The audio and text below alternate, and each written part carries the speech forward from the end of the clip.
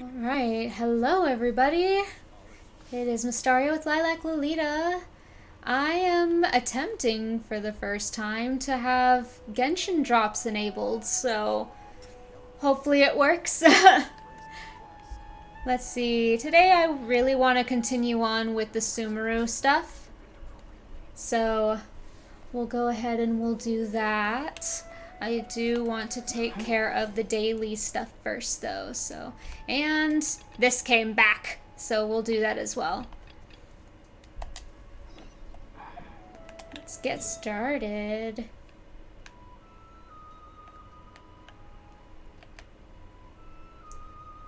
Let's see, all the way over here. Okay. We'll start with that one.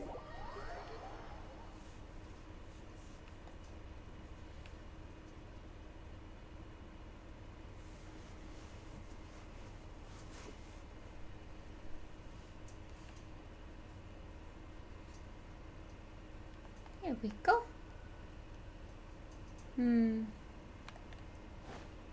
Yep, this one first.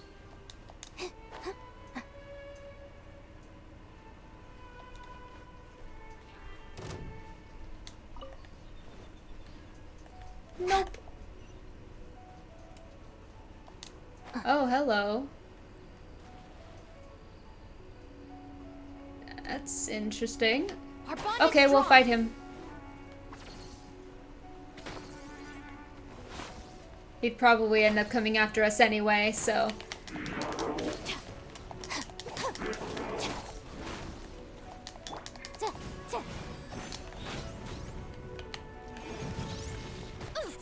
Oof. Oof.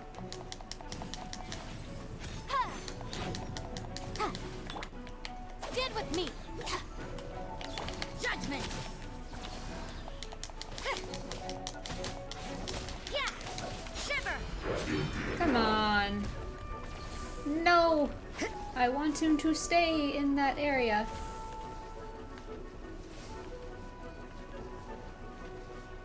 Actually, that's pretty convenient. Motion to compel. Yeah. Dissipate. Out of my way.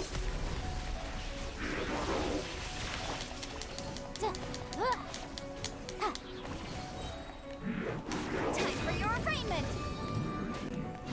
Oof. Yay, we win. Give me that chest. Huh. Yes. Let's appraise the value on this. And back to where we were going. Our bond is strong.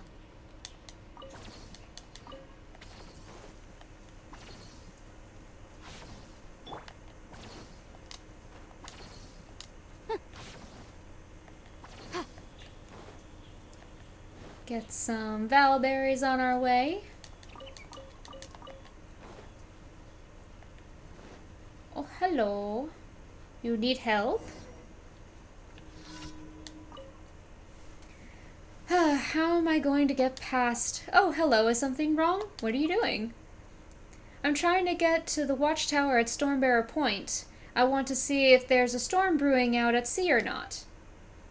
But there's a group of monsters blocking the way up ahead. I don't know how to get past. Don't worry, I'm not about to ask you to go to the watchtower for me.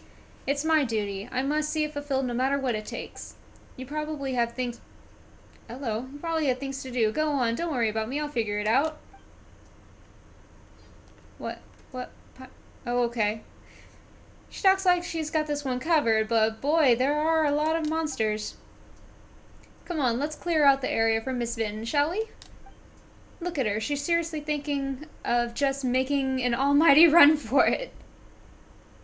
I've never seen such dedication in all my life. That would be the worst thing that could happen. Let's not let it happen that way. Come on, get rid of these monsters. Don't worry, we gotcha.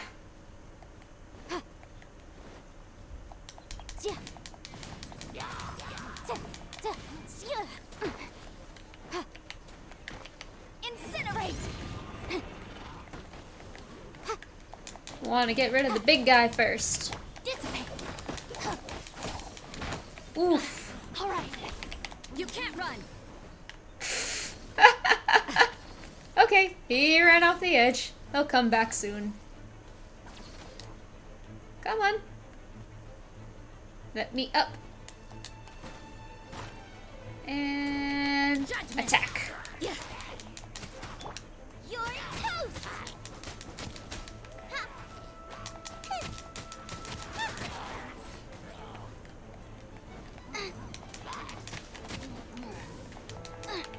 Nice and spicy.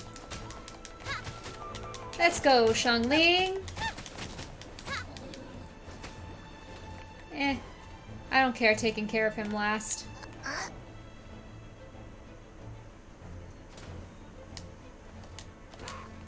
Just get the inconveniences out of the way. Our bond is strong. Yeah. Yeah. Yeah.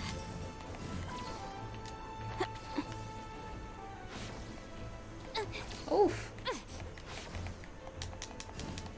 Yeah. Just a couple more blasts. And where's the other one? Where'd they go? Oh, there they are. Motion to compel. Inadmissible evidence. Stand with me.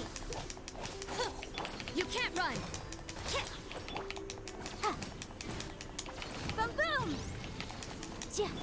Lightning purified. Yeah. Did we get them all? Yeah.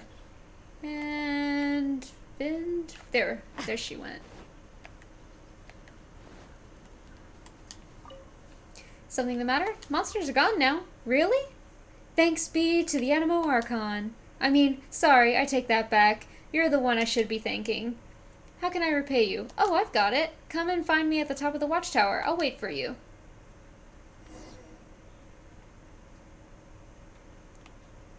Just... Are you sure you're not gonna wait for me?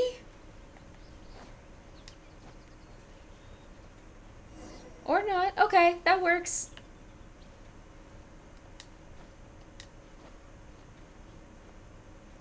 Up we go. One more. I wonder how many times have I actually climbed this tower? Calm seas and no wind again today. Generations of my family have kept watch here on behalf of Mondstadt, looking for any signs of an oncoming storm. It was Lady Vanessa who first entrusted us with this task. Since Lord Barbados began protecting Mondstadt, we haven't seen a single storm, and the watchtowers have slowly fallen into disrepair. Even so, I still cannot bring myself to stop coming here to this watchtower. You're really dedicated. Thank you, but on the subject of my duty, I would prefer never to have to fulfill it. Anyway, thank you for your help. These windwheel asters are for you. In the past, my family would look at how well the windwheel aster grows in an area to determine how strong the wind was there. The windwheel aster can grow neither in places with no wind nor anywhere that's plagued by strong storms, and can only flourish in places like Mondstadt, where the wind is gentle and nourishing. Let's hope they continue to prosper here forever. Okay. Yes, some more primos. And then there was another one nearby. That one's closer. So all the way over there.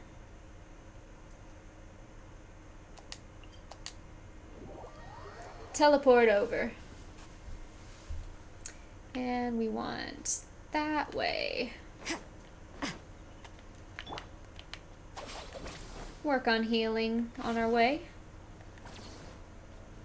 Hello, Harry.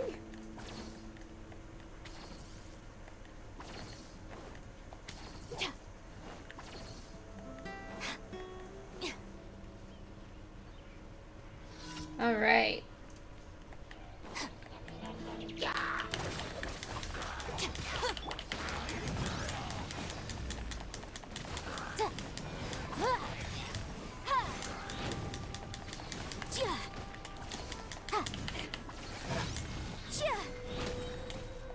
easier than I figured. I mean, Time for your the enemies do seem a lot weaker when it comes to the commissions, and I'm fine with that.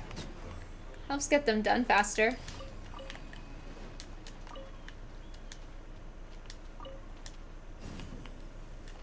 Give me that, Miss Flower.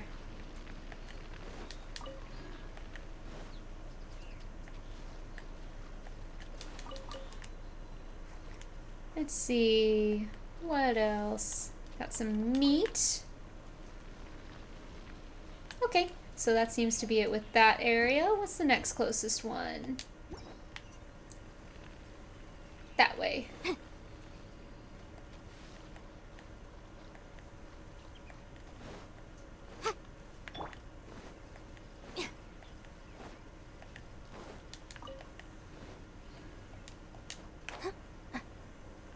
Ooh. Valberries. Gimme.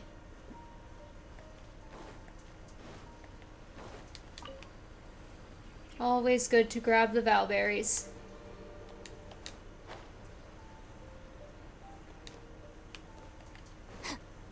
Got some more over here. And down there.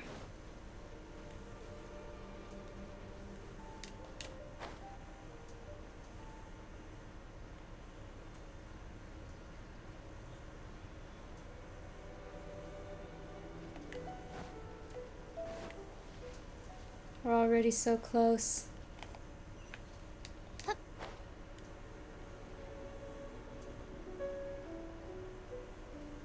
I love gliding through Mondstadt. It's so calm.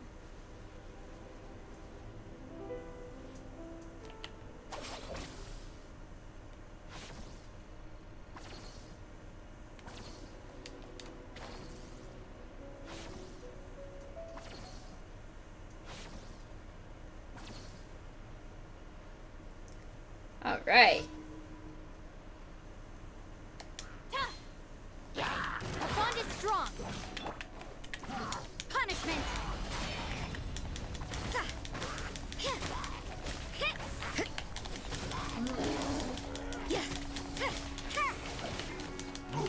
Motion to compel.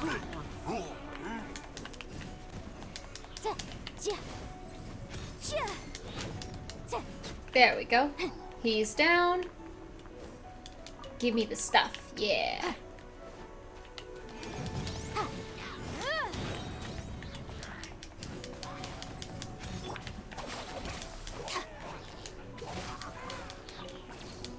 Lots of stuff.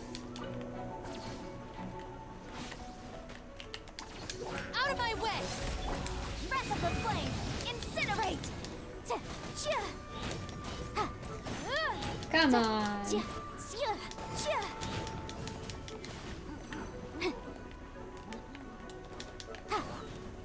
Motion to compel!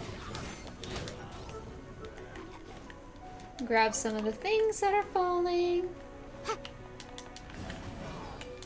Incinerate! Inadmissible evidence! You can't run! There we go. Any other drops I missed? Ooh, some fish.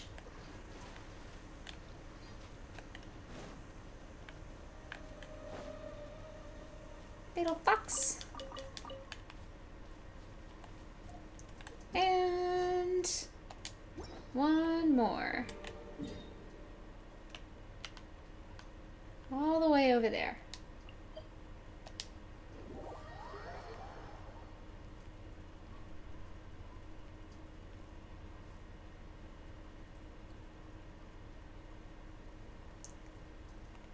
Awesome.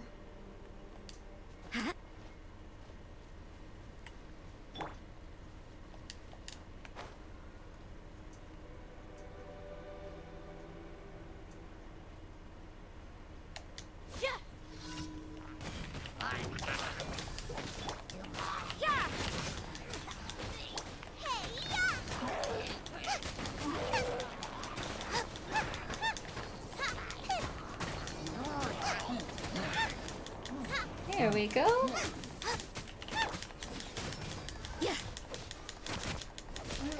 That took out quite a bit of them. Yeah, give me all the drops.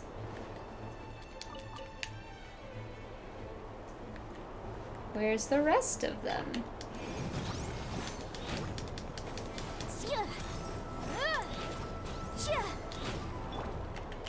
You can't run. Dissipate. Come on.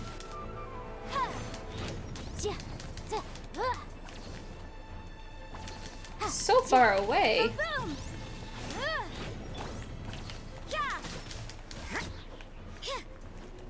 There we go. Now the reinforcements. You can't run. Shiver. Our bond is strong.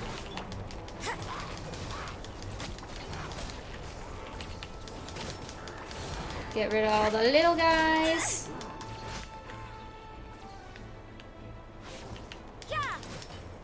Breath of the flame. I'll settle this. No and now. Judgment. Here we go.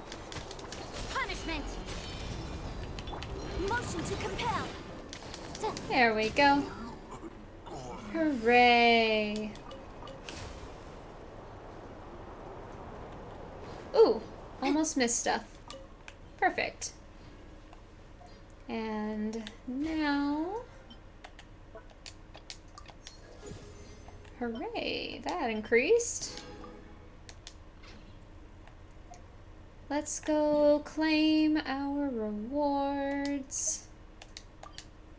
And get all of that set up. Get that out of the way.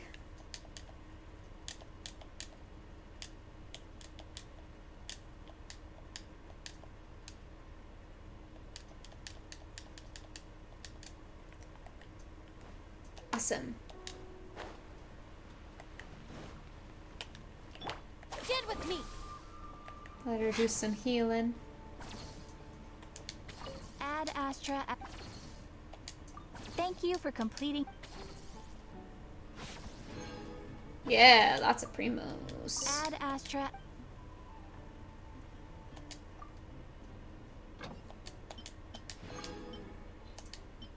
Alright.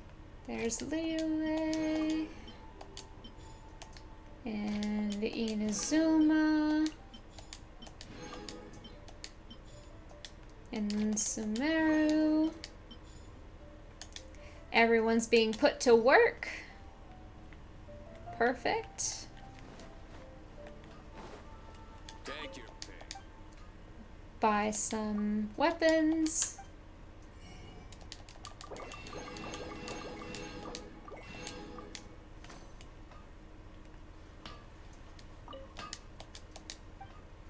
Give me what you have to sell.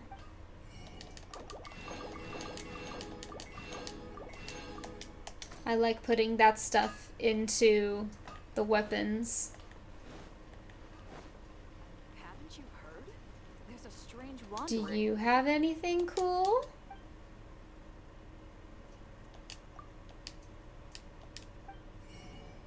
Nope, just Mora. And I don't care about that right now. Okay, so that's it for everything here.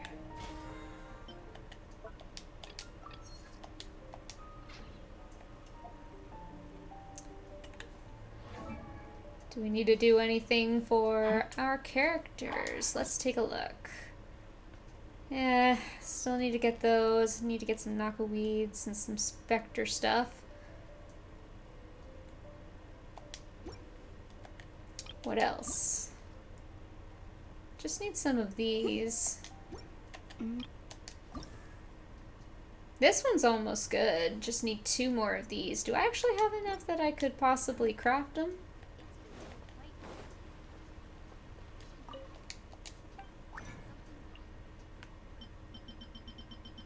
I somehow doubt it, but... Ooh! Dang it. Alright, so we'll do... Actually...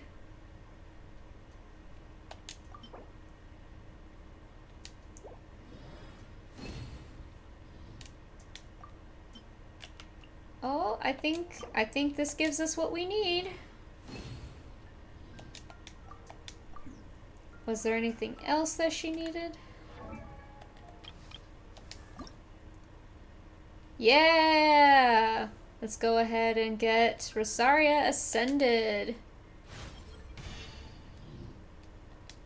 Oh, finally.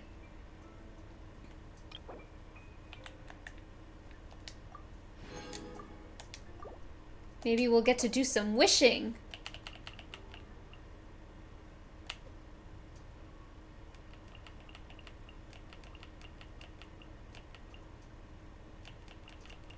Wow.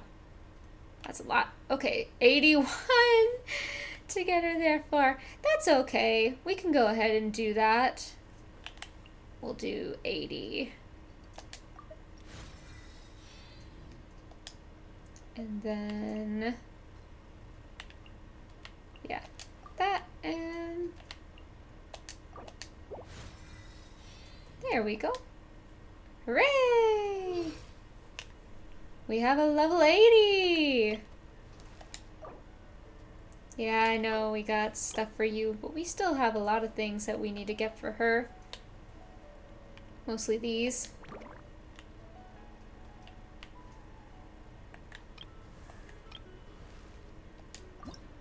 The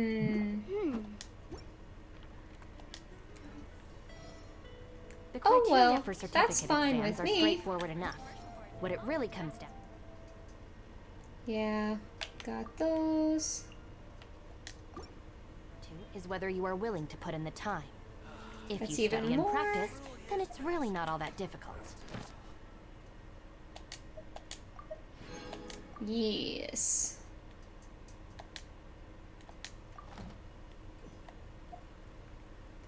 Alright, so let's actually see what we're at in terms of... we got a lot of primos and we got a lot of fates. That's very nice. Very, very nice. We can hold on to that though. Hold on to it for now. So, at this point, we still got these. Work on them later. Let's go ahead and go to Port Ormos.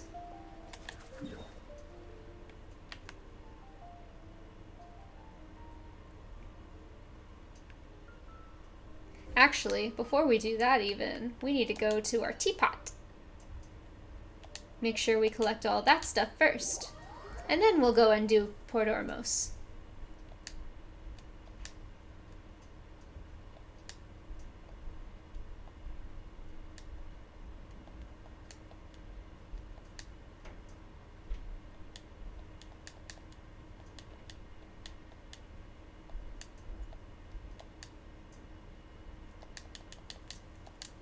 Into our teapot, our magic teapot. Yeah, I don't have anything planted, I believe. Maybe you're not used to the...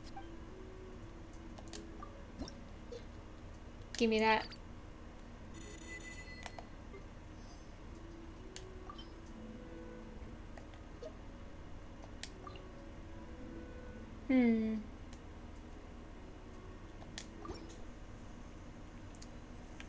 We still need more things. What can we get from the Realm Depot?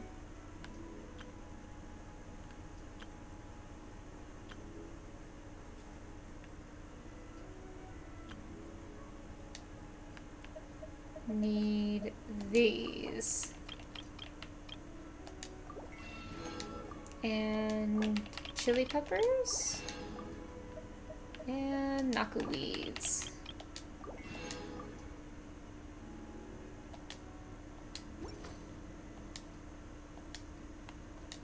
If you ever have any questions... Let's get everything planted.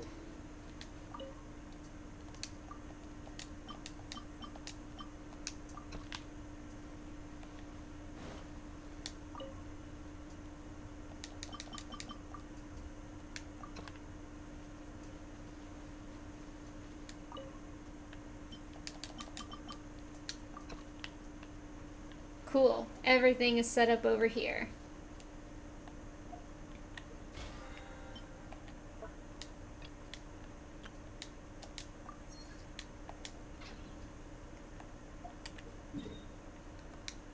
Alright. To Port Ormos.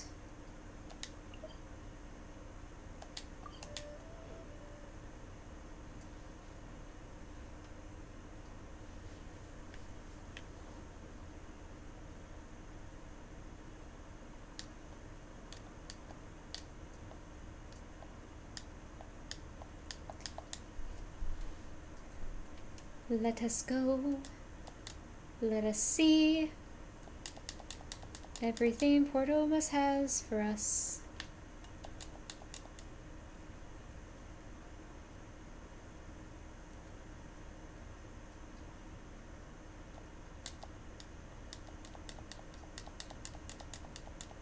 Come, come, let us go. We need to go this way. Follow the sparkle trail.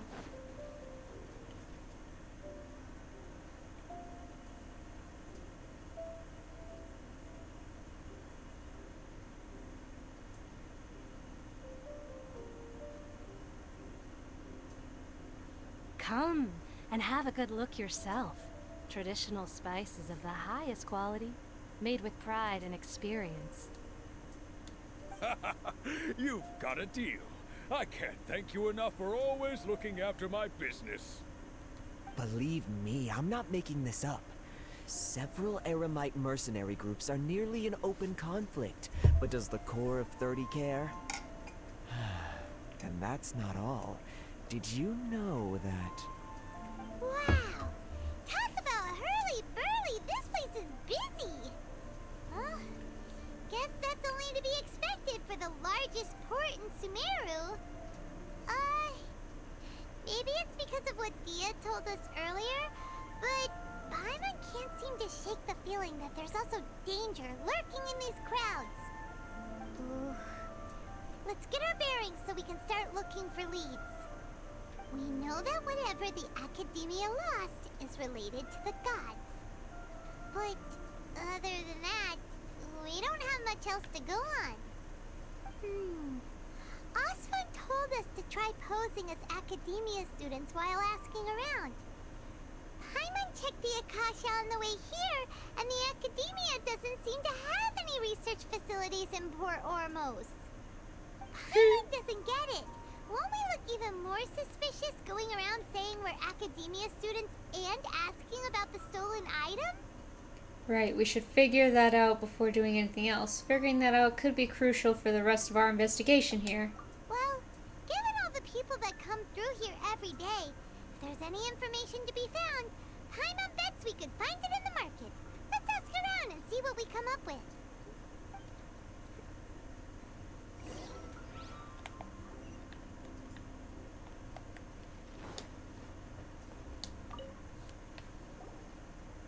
Welcome.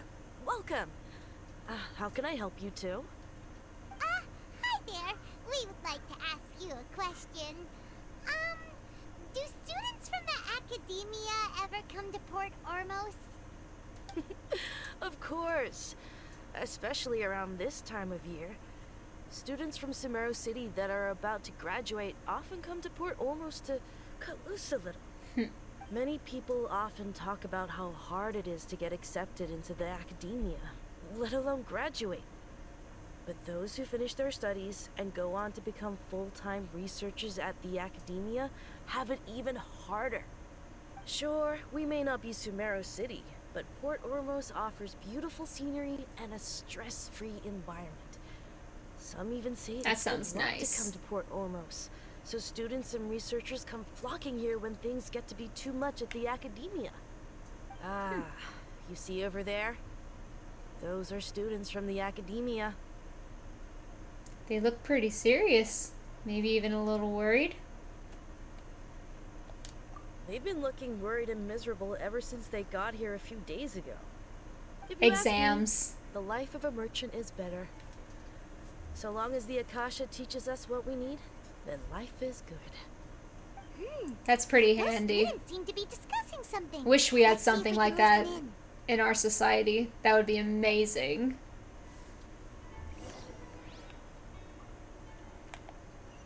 Who else? It's no good. I've tried asking around, but I haven't been able to learn anything useful. Not to mention that a bunch of scary-looking Eremite mercenaries have been posted along the streets now. There's been a lot of fighting between the different Eremite factions in Port Ormos. If we choose to move on our own, then it would be wise to steer clear of them. Especially the group that's constantly shouting some stuff about King Deshret and some resurrection. I've even heard that the Citadel of Regzar is starting to get fed up with them. What was that group called again? Ein something or other? They're called Ein El Akhmar. Today, I heard that the thing we're after might be in their possession at the moment. Wait, come again?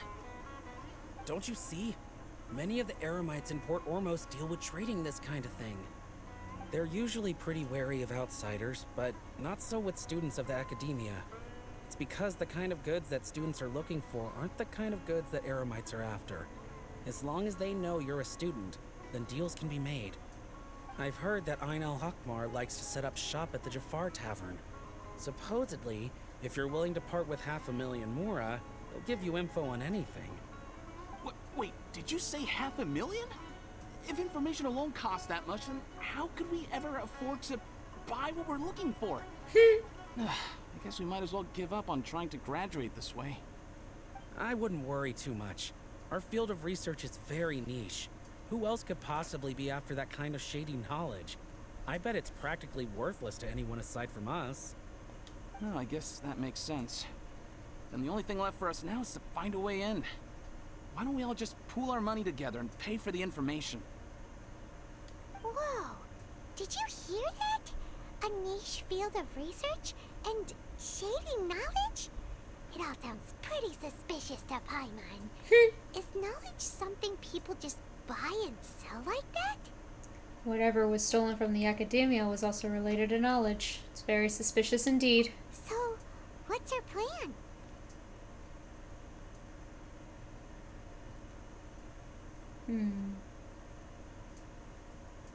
Let's try talking to one of the Eremites. Didn't you hear what they just said? Buying information is going to cost us 500,000 Mora! Have you lost your mind?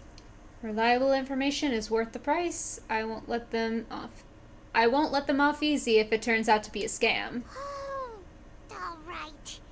Paimon never thought she'd agree to parting with that kind of Mora. But if you know what you're doing, Greedy. then we should give it a shot. Oh, Paimon. So very, very greedy.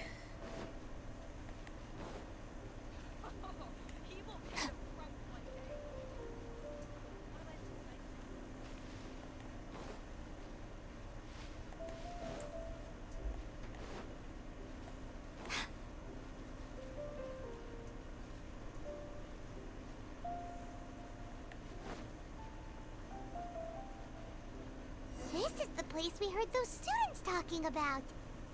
Find a place Let's find to a seat sit. somewhere and see if we can spot the group they mentioned. Sit down and wait for some time. Oh, you've arrived. Please, take a seat. So, they think that they can go toe-to-toe with the boss? Ha! Once we reclaim the power of King Deshret, they'll be the first that the boss punishes. They're nothing to be afraid of. Our main rival now is the Caracal Battalion.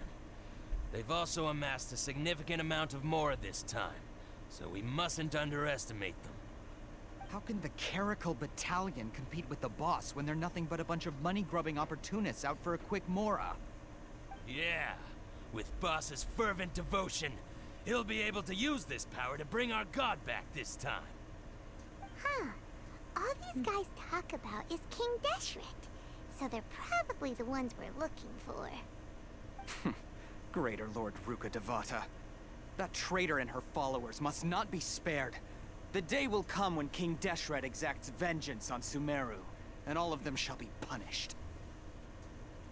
Greater Lord Rugadevata, a traitor? Yeah, Paimon was wondering what they meant too. We should ask about that if we get the chance later.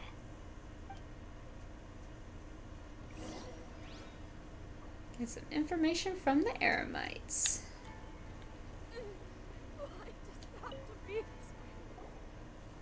Someone's upset in there. Who are you? What do you want? I'm a student from the academia. A student? What's a student from Sumeru City doing in Port Ormos?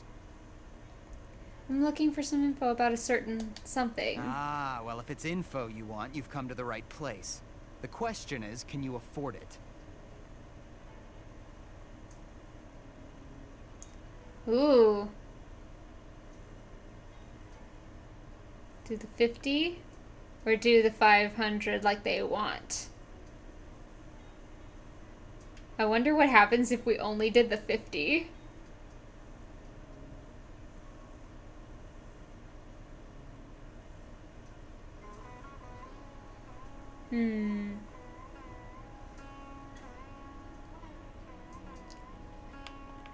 That's a good question. Should I take the risk and do the 50, or should I go ahead and do the 500 and beat him up if he tries to scam me, which he probably will?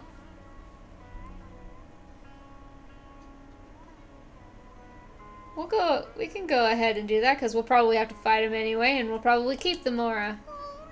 Paimon can't stand to see so much Mora go. But there's no other choice right now. Here, this is the merchant's address. Whatever you're looking for, you'll find it there. Well, what are you waiting for? I just have one more question. Oh, that's right! We heard you mention King Deshret just now. We're actually interested to know more because we're, archaeology students! Way to not be discreet. Since you've already handed over the Mora, I guess I can throw in a little extra info. As you can see, members of Ain al-Ahmar are devout believers of King Deshret.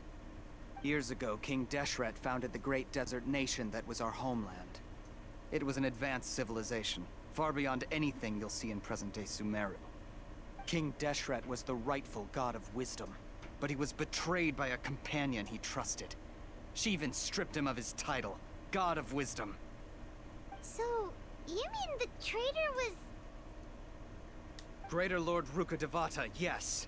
That shameless wretch destroyed King Deshret's civilization, and our ancestors were forced to flee to this land where we were made to suffer the tyranny of our enemies. Furthermore, she conspired with the Academia to cover up the truth of her actions, and create the merciful and benevolent facade for which she is now known. Ugh, just thinking about it sickens me. But the story doesn't end there, oh no. King Deshret isn't truly dead. The voice of the Oracle has been heard in the desert, prophesying his resurrection. Mark my words, our god shall return. And when that day comes, all followers of the traitor and all the desert dwellers who have forgotten their true god will suffer retribution together. If what I'm saying makes you shiver with fear, it might not be too late for you to become a believer of King Deshret. King Deshret is returning. Can you tell us more about the Oracle? I don't have anything to say to you Academia people about that. I think this conversation has reached its end. Dang. Not just yet. Maybe I should have done the other. This man is a fraud. Elhatham! Elhatham! You again? Deranged Academia lunatic. Yes, it's me again. I already warned you that if you weren't willing to sit and discuss things with me, I'd take measures to make things uncomfortable for you. Listen to me. That address he gave you is fake. Or at least, you won't find a merchant waiting for you there. This group has been boasting all around that they can provide information on a certain item as a means of luring people into their territory. Once you show up, they keep up the act until they have hard evidence that you want to purchase said item. Then they use that to squeeze you for all the Mora you're worth. Hey! Shut it, Alhaitham!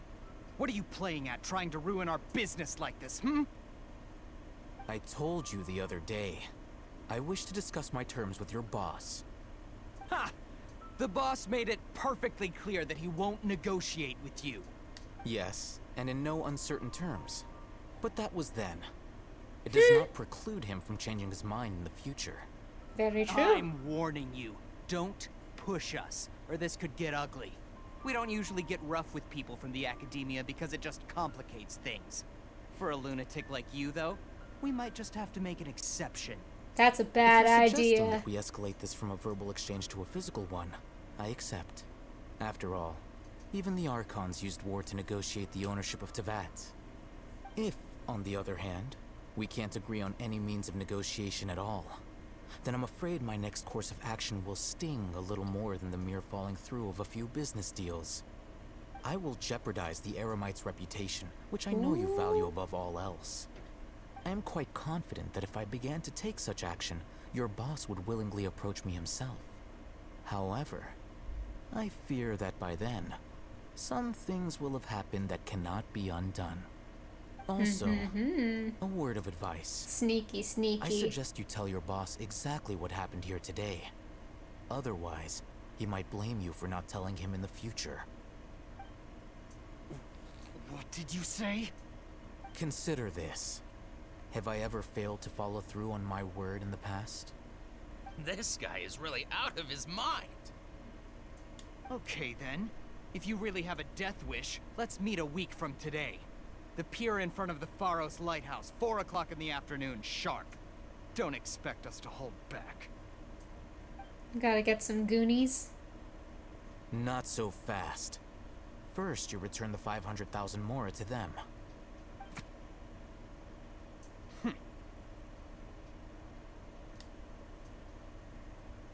Please, I beg you, don't provoke them. We can't afford any trouble with this crowd. They haven't even paid for their food yet. Ah, Mr. Iman. There appears to be fewer staff in the restaurant recently. This wouldn't happen to be because they're all busy spreading the word to the students, would it? Well... Someone who chooses to do business with a group like that really can't afford to get so flustered the instant someone confronts them about it. Consider the meal compensation for our silence. I'd say you're getting an excellent deal. Whoa, did you see that? He not only got us our Mora back, but sent the Amorites running too. Plus, he seems to know a lot about what's going on around here. Let's catch up with him and ask some questions. He went that way! After him! Should I adjust the shipping schedule? I'll hit them! Wait up! It's Alhaitham, right? What do you want? Thank you for your help back there. No need for thanks. My goal was to get to them, and you two gave me just the opportunity I needed. We're even. Oh, I advise you to keep your distance from them. Since they weren't able to make off with your Mora in the end, they might harass you again in the future. Alright. Goodbye. Hold your horses! We still have something to ask you about! Since you tore through their scam right in front of them, you must know the real story about certain something, no? Who exactly are you two? And why are you inquiring about that? I'm a student from the academia. A student. Right. Look, you should know that those thugs conducting business with you had nothing to do with your lie. Perhaps we can also talk terms. Know a thing or two about swordplay? Let's talk terms. Huh? Oh, yeah! She's really strong! Weren't you saying something about a physical exchange? We can help with that. She doesn't even have a vision. Forget it. Maybe not, but she can still use elemental energy. Otherwise, there's no way we'd go asking for info from from guys like that. Those hot-headed thugs are definitely gonna bring a lot of backup for your next meeting. Even if you don't go alone, you won't regret taking us with you.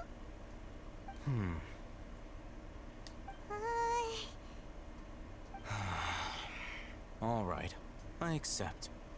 Got a pen and paper? If you're searching for someone who sells that kind of merchandise, I'll give you one of their addresses, and you can try your luck. We'll reconvene at the appointed time by the pier. It doesn't matter if you show up or not.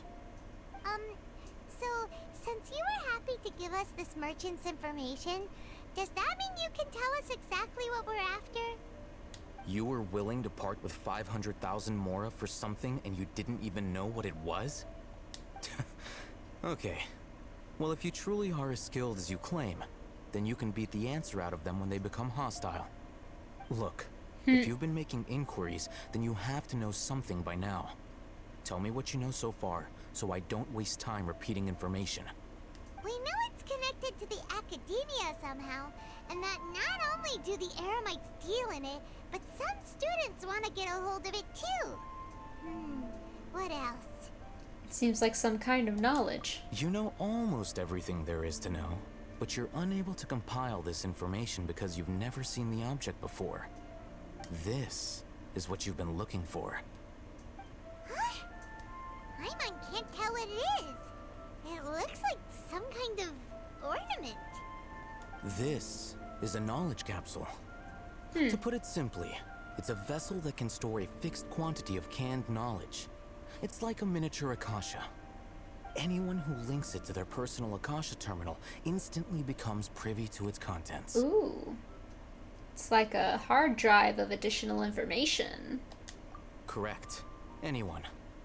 Unlike the Akasha, which heavily regulates who can access what information, knowledge capsules confer their contents without any requisites.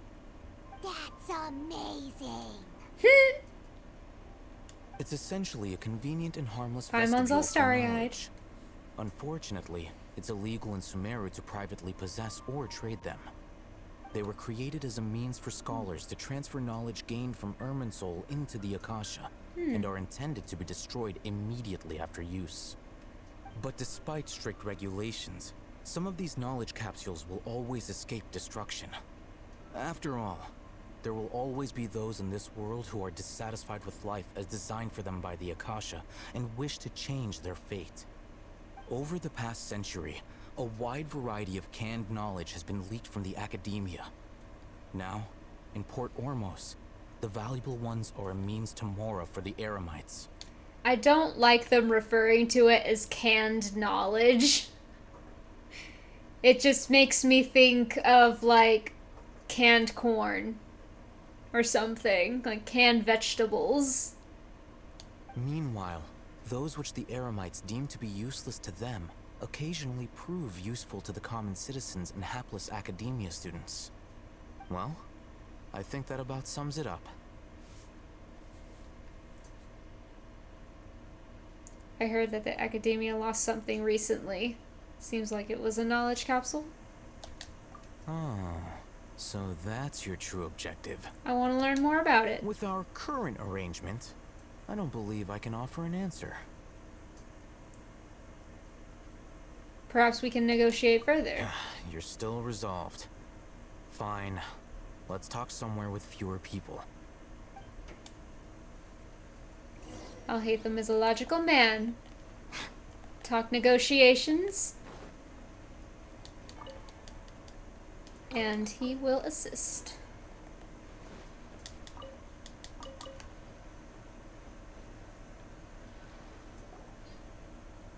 Let's continue our conversation here. If you wish to learn more about the knowledge capsule that the Academia lost, then you must help me with something. What is it? I need you to find someone named Dory, a traveling merchant. Dory! Unlike the peddlers who hawk inferior knowledge capsules, she often has quality goods in stock. Some say that as long as there is profit to be made, there is nothing she won't dare to sell. She's guarded against people from the Academia because most of her wares don't comply with Academia regulations. I think she blacklisted me. I met with her informant, but it soon became clear that they had no intention of letting me get any further. Become one of Dory's customers and earn her trust. This is my condition for further collaboration. Why do you want us to meet with her? Until you complete this task, you don't have question privileges. Fine. So how do we go about doing this? You two are outlanders who haven't been here for long, so Dory should view you as safe clients. I'll give you the informant's address and their contact password. Beyond the password, though, I have no way of knowing what other tricks she might have up her sleeve. You'll have to improvise. This is kind of nerve-wracking. The true challenge begins after you meet her. She has a keen nose for Mora and a shrewd eye for wares, and she only likes customers who she deems to have good taste. I'll prepare some funds for you. Buy her highest quality wares and earn her approval. What? We only just saw a knowledge capsule for the first time. We don't know how to tell which ones are good and which ones are bad. Is that something we can learn quickly? That's true. Have you two heard of elemental sight? I can use it. Oh? That's a surprise. Guess I'll have to hold you in higher regard. Anyway, that ability should resolve your issue.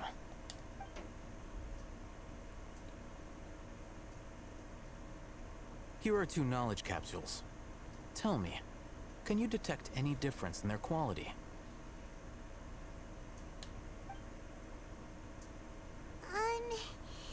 They look the same to Paimon. Try inspecting them with elemental sight. Ooh. How'd it go? It's Did so you see funny. anything? In my head, I was thinking the left one is the one. The one on the left shines brighter. Rumor has it that higher quality knowledge capsules generally appear brighter when viewed through elemental sight. I mean, it That's still because shines a knowledge little originates from brighter Irminsul, even without the root of Dendro the power elemental itself. sight. The more powerful the knowledge, the richer it is in Dendro energy. However, some canned knowledge with a high concentration of elemental energy is of little use in contemporary times, so those capsules are of little value. Using elemental sight is merely a stopgap measure, but it should suffice for earning Dory's trust. That sounds pretty impressive. Here's a sheet with the informant's location and contact password, and here is the Mora for purchasing canned knowledge.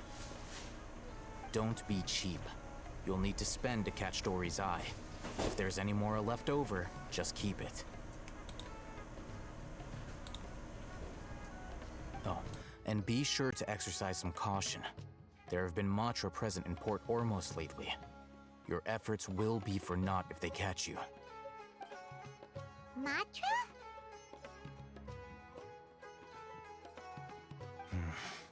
They belong to the Academia's regulatory body. They also handle cases of illegal canned knowledge transactions.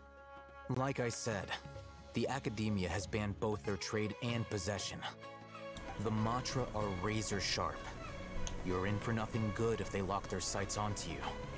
If you two want to back out, now's the time. I'll help you find Dory. Okay, then we have a deal. If you succeed in your dealings with Dory, come find me at the Wikella Funduk. We'll have an open discussion then. Looking at what Al Haytham wrote, Dory's informant is a traitor near Old Ormos. Let's follow these instructions and try to get in contact with him. He's very close. Hello. What are you two looking to buy?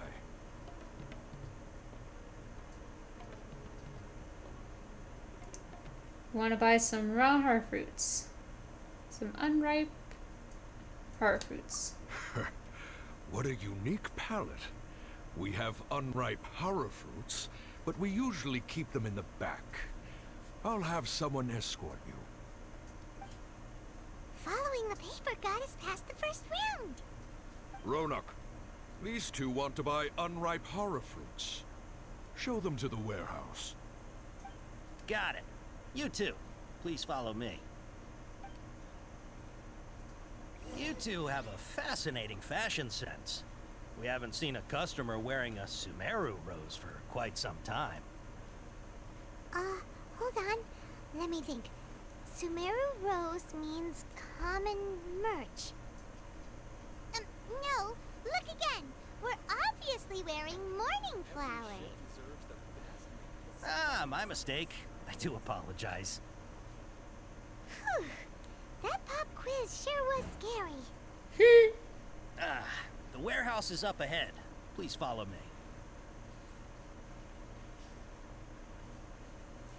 Walking so slow.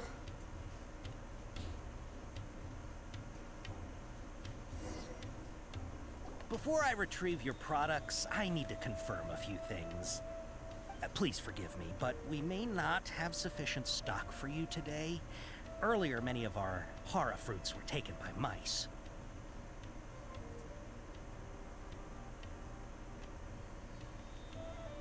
Taken by mice. Oh.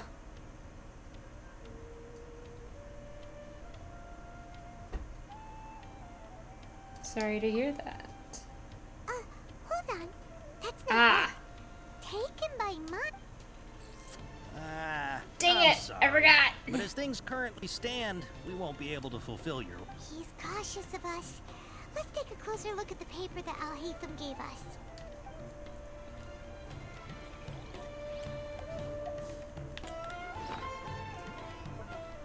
Where's that paper?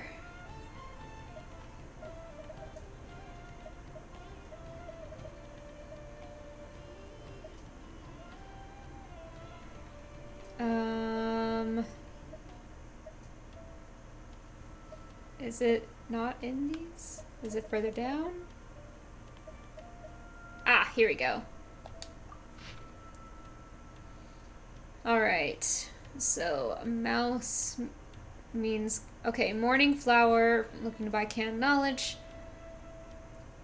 Sumeru rose, looking to buy products legally available on the market. Mouse, customer, Rishbolan tiger, Matra. Okay. Mouse, customer, tiger, Matra, taken by mice, sold to customers, taken by Rishbolan tiger, confiscated by Matra. Pack in Sumeru city style, purchase in small amount. Pack in Ormo style, purchase in bulk. Complimenting a customer of skill. Complimenting a customer of skill corresponds to hara fruit that causes dizziness and ringing in the ears. Complimenting a customer of erudition corresponds to hara fruit that causes heat stroke. Okay, erudition, heat stroke, skill, light issues. Alright, so we want mouse, customer, tiger, Matra, and Ormo style. Okay, let's see what that does. Before I retrieve your products, I need to confirm a few things. Please forgive me, but we may not have sufficient stock for you today. Earlier, many of our hara fruits were taken by mice. Congratulations to you. Thanks. If better goods come in, you'll be the first to know. You look like you have some skill. Why don't I pick out some fruits that'll make you dizzy? I prefer something that causes heat stroke. I didn't really understand that part. Try it. Dang it! No, that's not it. The paper said that heat stroke is the answer to erudition. Okay, okay. He's cautious of us. Alright. I think I get it a little better now. Please forgive me, but we may not have sufficient stock for you today. Earlier, many of our hara fruits were taken by mice. Congratulations. Thanks. If better goods come in, you'll be the first to know. You look like you have some skill. Why don't I pick out some fruits that'll make you dizzy? With a side of tinnitus, please. Yep, that's the right answer. But eating hara fruit that makes your head and ears ring sounds like a bad life decision. Would you like your really hara fruits does. to be packaged in the Sumeru city or Port Ormo style? Ormo style. Wow, you two sure are generous customers. We'll be sure to package your products beautifully. Okay, everything has been confirmed. Miss Dory is waiting for you up at... Shoot, it's the Matra! Run! What? The Matra? Where? Al-Haytham said we're done for if they catch us. We gotta get out of here. We don't know this area, so let's follow that informant. Okay, we go up.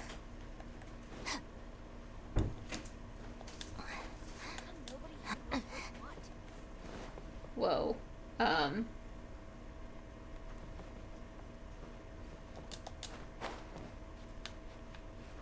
I want to see higher up.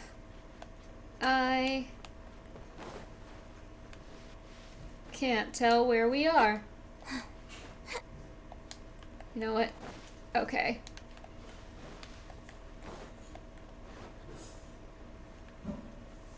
What's the way that they say to go?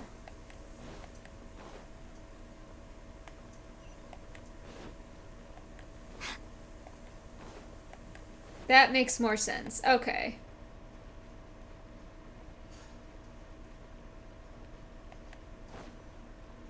There we go. He ran that way!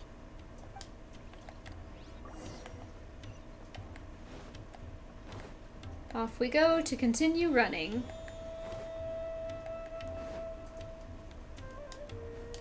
But I want this.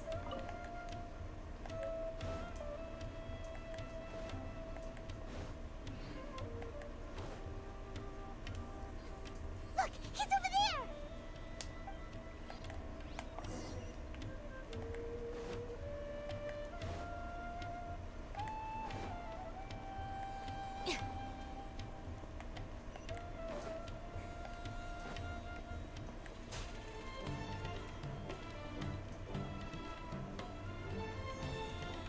Here we go. Hey! If you're hiding from the Rishbaland tiger, come this way! That must be Dory. Password. Huh? Oh, that voice came from behind the building on the right! Here, over here. You can stop running now. Dory! So you were the one who was calling out to us just now. But, are we definitely gonna be safe here? These two good customers wish to buy some horror fruit, Miss Dory. And if there's nothing else, I'll just excuse myself. Oh, very good. Thank you. Her glasses are interesting.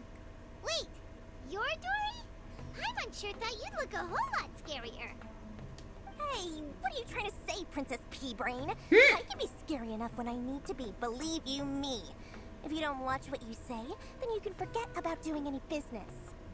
But it seems you two have actually done pretty well so far.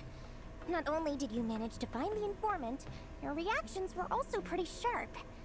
You don't really look like criminals or anything, but I bet my Mora that you've been involved in some shady dealings, haven't you? Hyman's not sure if that's supposed to be a compliment, but we'll take it. I can't risk doing business with people who start huffing and puffing after just a few paces. No matter how much Mora they might have. Not only will they get caught by the Matra, but they'll also get us into trouble. As decent folks trying to run an honest business. We don't need any of that. Wouldn't you agree? So that's why I prefer to have customers like you. Honest business. It's She's your first time here, selling but illegal don't worry, things. I won't ask too many questions. Even if you wish to buy enough knowledge capsules to decorate your house with, please knock yourself out. As long as you have lots of round, shiny Mora, then we're all good. Can you show us your products? Ah, yes, of course, of course. Go ahead, help yourselves. Voila! Wow, she has a trove of canned knowledge. Whew. She'd probably be in serious trouble if the Matra caught her with all this. I'm glad she's thinking and not speaking it. Customers. Don't worry, I'm not interested in your reasons for buying. I can, however, offer some suggestions. Take this one, for example. An analysis of the sociological ideology and dialectics of the Hilichurls. Only 3 people in all of Tevat have ever studied it, making it extremely rare. It's on sale now for 350,000 Mora. Yeesh. Who would want to be an expert in that topic?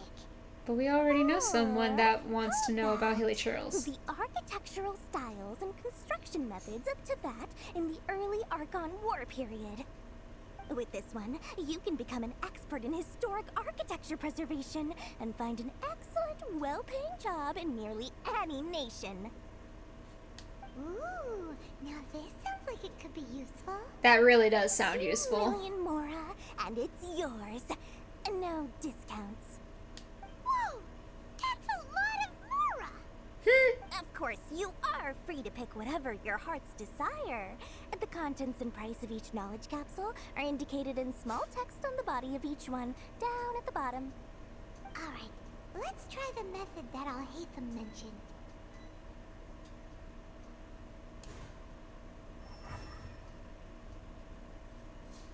Alright. So the middle 3 there. I'll take this one. And this one. As well as this one.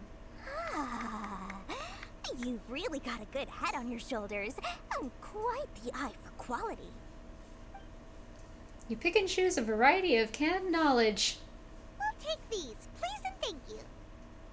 My oh my, you are blessed with a taste for both the exquisite and the extravagant. Customers like you are a rare breed. 1 in 100. No, 1 in 1,000 even. Listen, I have a special offer for you two. If you spend just 100,000 Mora more, you can pick any knowledge capsule of your choice up to a value of 1 million Mora. Say what now? Hey, did you hear that? Spend another 100K and we get a capsule worth a whole million! Calm down, Paimon. But all the canned knowledge we just bought is easily worth 500,000 Mora. If we spend just a little more, we can get something worth 1 million Mora. Isn't that a fantastic deal? Think about it. We've gone to all this trouble to get this canned knowledge. And so far, everything we bought belongs to Al-Haytham. Aren't you even the least bit curious about how this whole canned knowledge thing works? We're talking instant knowledge here. Don't you want to try it yourself? I think you're the one who's curious. You just want to see me try it. Come on, come on. We still have around 100,000 of Al-Haytham's Mora left. So let's put it to good use by finding something useful for you. Ahem. You've got a deal, Dory. We'd like to spend an Paimon! 100,000 Mora. Oh, Paimon! Then please, select from this fine collection of canned knowledge over here. Hold on a second. Paimon thought we could choose whatever we wanted. Why can't we choose the ones from over there? Oh, but my dear customer, the knowledge capsules over here are worth 1 million Mora each. I'm sure discerning customers like yourselves will be able to find something to your liking. Please, take your time. Uh-oh, Paimon has a bad feeling about this. Let's use Elemental Sight again to check these. Alright, I'll have a look.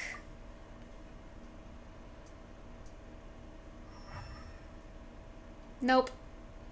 All bad. So, what did you see? They all seem to be equally bright. So, they're all worth about the same amount? Well, anyway, the Mora's already been spent, so let's at least try to find something useful. No! Let Paimon take a look here. An introduction to traditional Sumeru brewing techniques, the art of growing spices, an overview of ancient runes. Oh, how about this one? Sword fighting techniques 8. Why? Not sure we'd ever find volumes 1 through 7, but at least this knowledge should be useful, right? Let's go with this one. I have no choice in the matter. Whatever makes Paimon happy. Dory, we'll take this one. All right, very good. I'm expecting some new goods in the next couple days, so be sure to check back again soon. Whether it's canned knowledge or anything else you need, bring your Mora to Dory and doors will open. Ugh. Our dealings with Dory went smoothly enough. Let's head to Wakala Funduk and meet up with Al-Haytham. Ugh. Hopefully now he'll finally tell us about what the Academia lost. And we're just gonna glide down.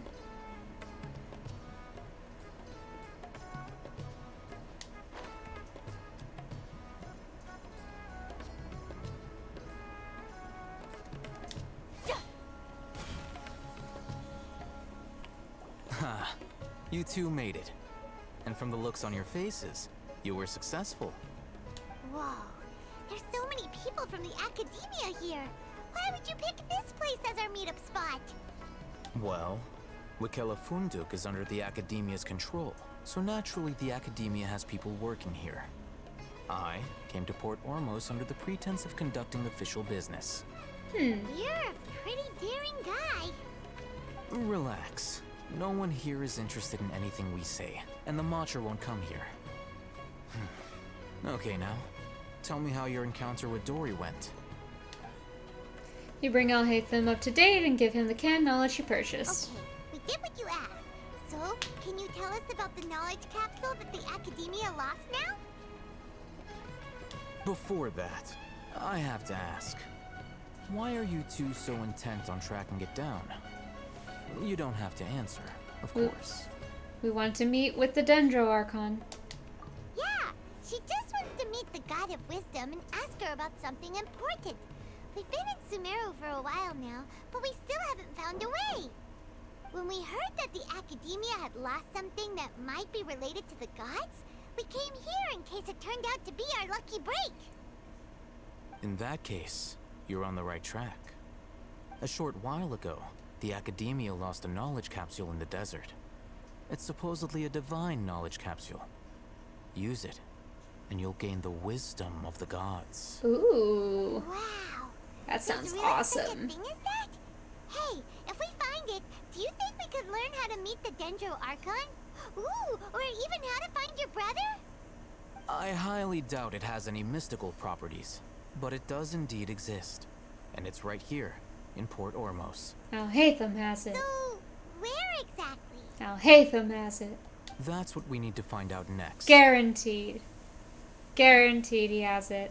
Your goal is to find it too? I won't deny that.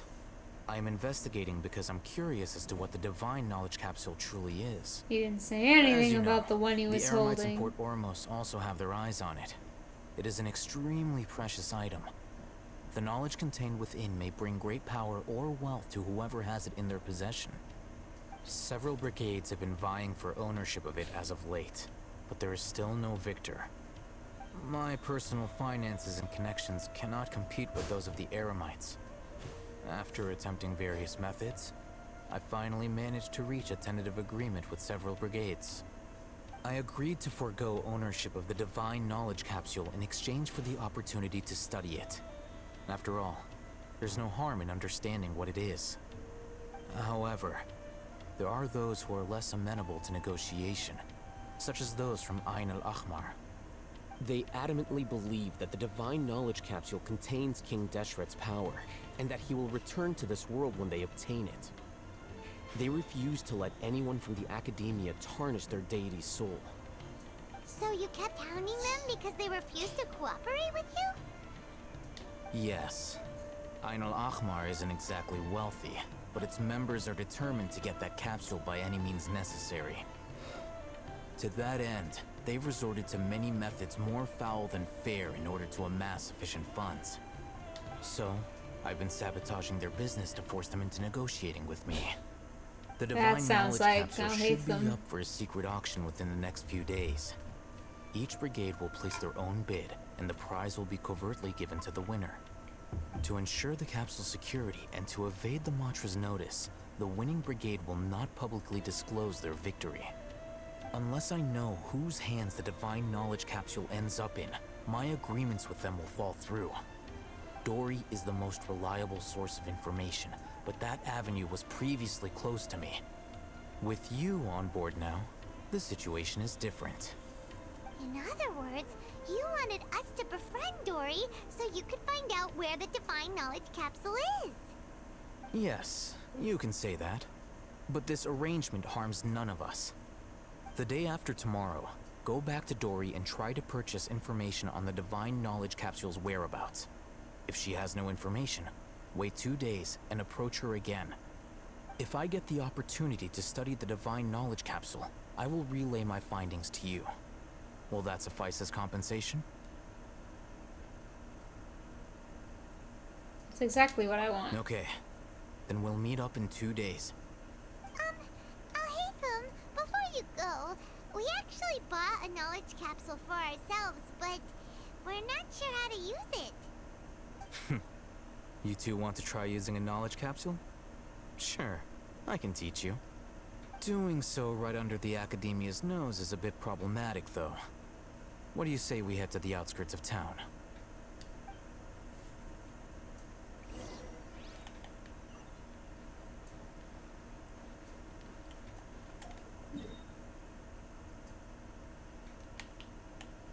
Really? I haven't opened that one yet? Alright, well. We'll just get there the old-fashioned way. It's not that far.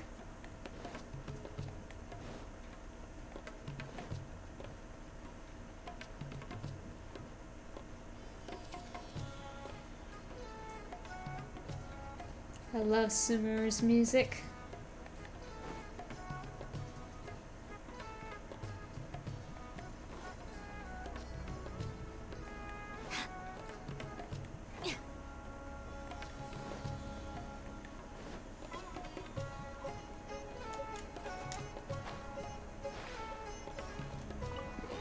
Yeah.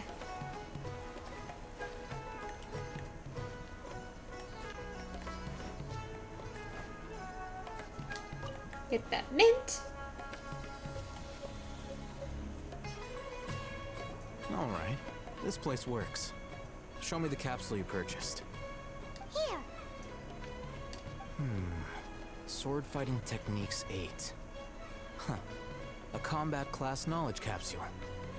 This class is something of a rare find these days, since most have been taken by the Eremites to augment their battle capabilities. Really? Ah, yeah, what a great buy! If you want to determine the efficacy of this capsule, I can evaluate your combat ability. However, effects will likely be minimal if you already possess a high amount of strength. We can conduct a controlled experiment where you fight 2 battles, one before using this knowledge capsule and one after. While you fight, we can use an Akasha terminal to monitor your various physical parameters. There may be variances in your physical strength between the 2 tests, as well as a disparity in your opponent's abilities. But don't worry, I'll run statistical analyses afterward to mitigate any confounding effects. Cool. Wow! Haytham! You must have been one of those guys at the Academia who got top grades on everything. Hyman's curious about something, though. You definitely weren't one of those students who needed canned knowledge to graduate from the Academia, right? So, why are you risking getting caught by the Matra for this capsule? I'm also curious about When this. you're unable to understand a researcher's actions, most cases can be attributed to curiosity. This is but one theory. Sounds like you're trying to avoid the question. All right, let's begin the test. That's Just avoiding fight the as you normally question. do.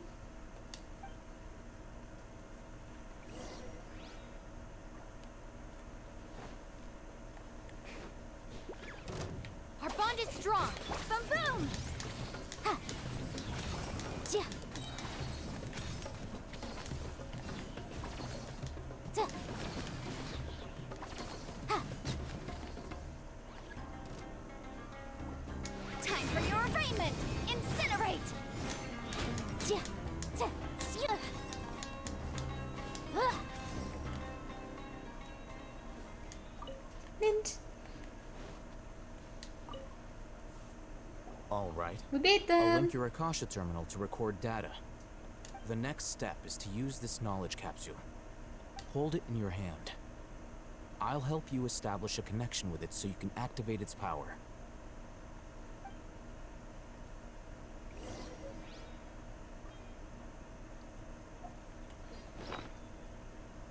Okay. Use.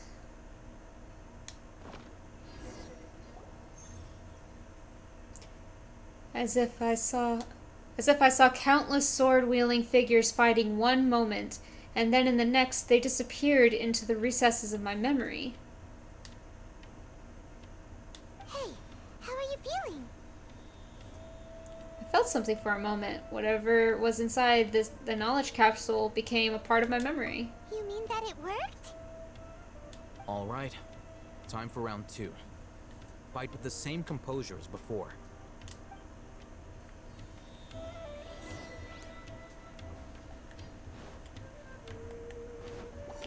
Motion to compel. Stand with me.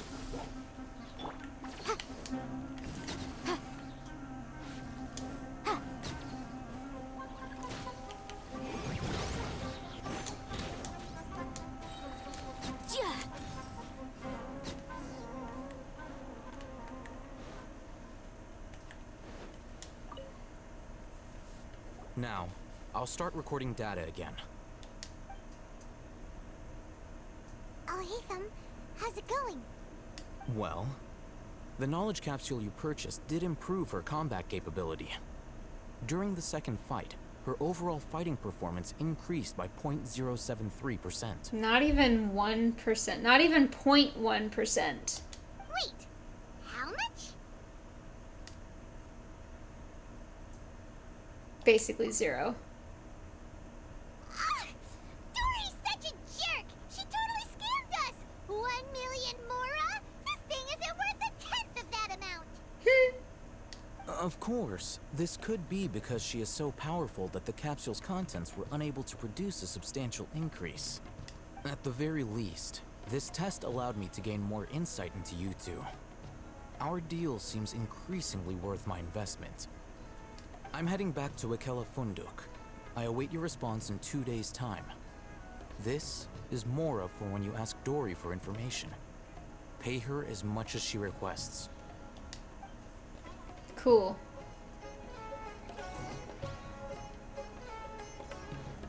Pretty sure we need to go back over towards Dory's spot, so we'll get a little closer.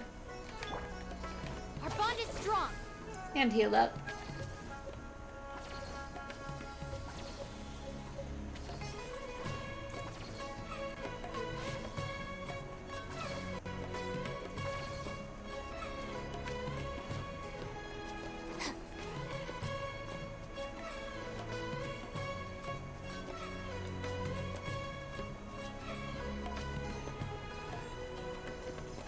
Alright, here's close enough. Wait, 2 days from now.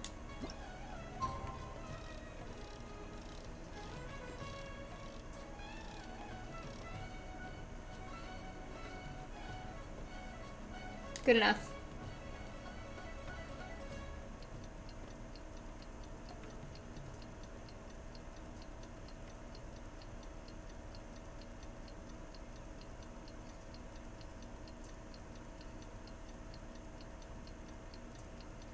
Long time.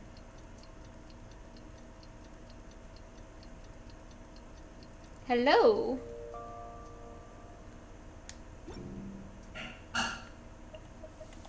Oh, got some achievement stuff. Yes, give me more. More primos. Alright, now where do we need to go? We need to go back to Dory. Ask her about where the divine knowledge capsule is. Up we go.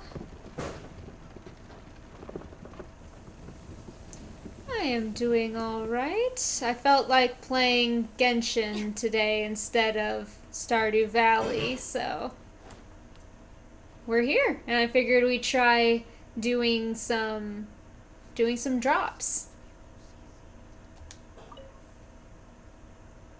Here, over here! Oh, welcome back, my loyal patrons. What can I do for you this time? You name it. Canned knowledge, supplies, or anything else you need. I'll find a way to get it. Where there's a waterfall of Mora, there's a way. Dory's so greedy. Can you really get us anything we want? Anything at all? I hear it's good. Aha! So it appears that canned knowledge alone is no longer sufficient for your opulent appetite. Then please oblige me. Tell me what you have in mind. I'd like to buy info on the whereabouts of the Divine Knowledge Capsule. Oh! I knew customers with pockets as deep as yours would undoubtedly crave something more profound than ordinary canned knowledge. But you know, that kind of information isn't going to be cheap. After all, I had to work really hard to weasel my way into the auction site. Not to mention that if anyone found out that I was the leaker, I would be in big, big trouble. But how can we be sure your information is accurate? Paimon's curious how you just happen to have this kind of info the moment we need it. Because to me, anything of value is what I consider to be my supply. Therefore, I must always be aware of what's hot on the market in order to secure more sales. She definitely is a businesswoman. Well, you've no need to worry about that. I used a camera to take a picture of the transaction. That way, no one can dispute it. Name your price. It's always a pleasure doing business with such sterling patrons. Now that you've paid in full, here's the scoop. The Divine Knowledge Capsule was purchased yesterday by a certain Misery, the leader of Ain el-Ahmar. She understands the power of free enterprise. Ain el-Ahmar?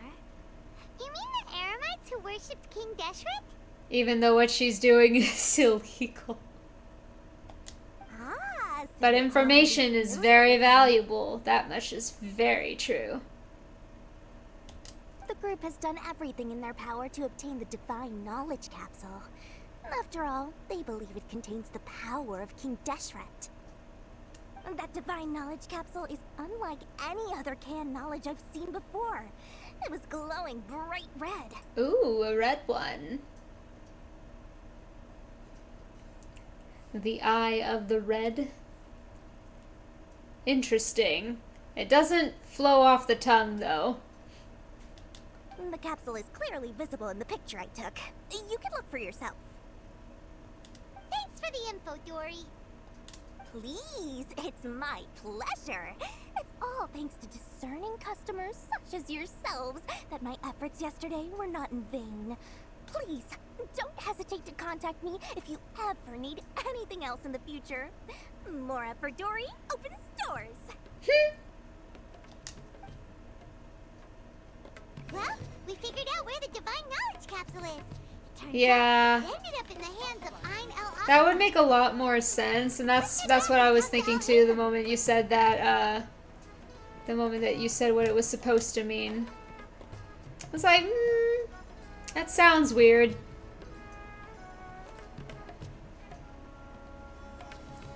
Al-Haytham! Al-Haytham, we got the info you wanted.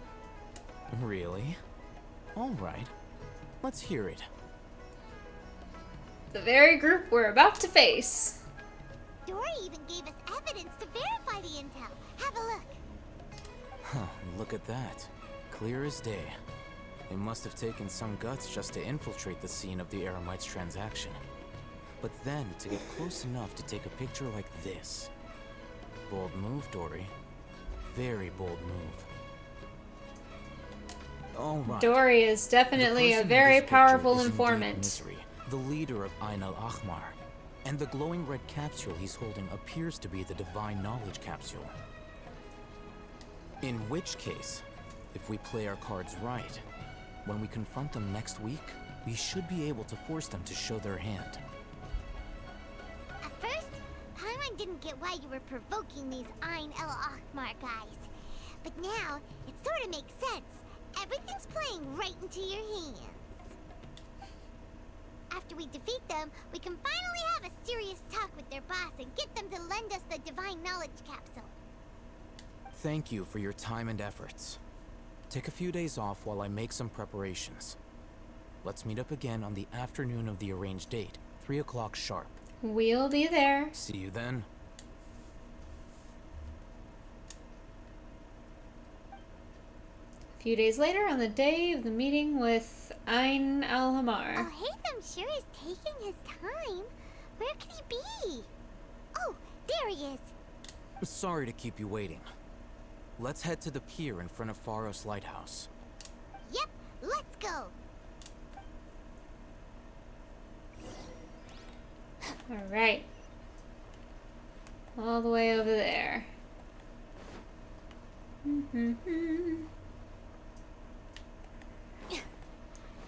we'll just go across. And we'll go across this way.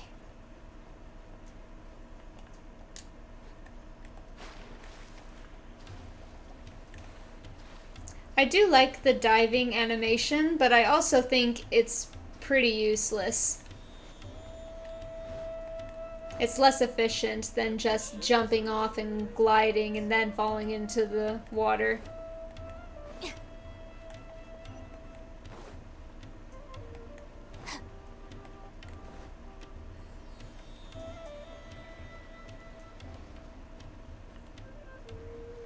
I thought I saw a different kind of sparkle.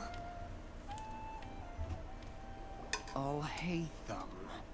I knew you were crazy, but I didn't know you were crazy enough to actually show up.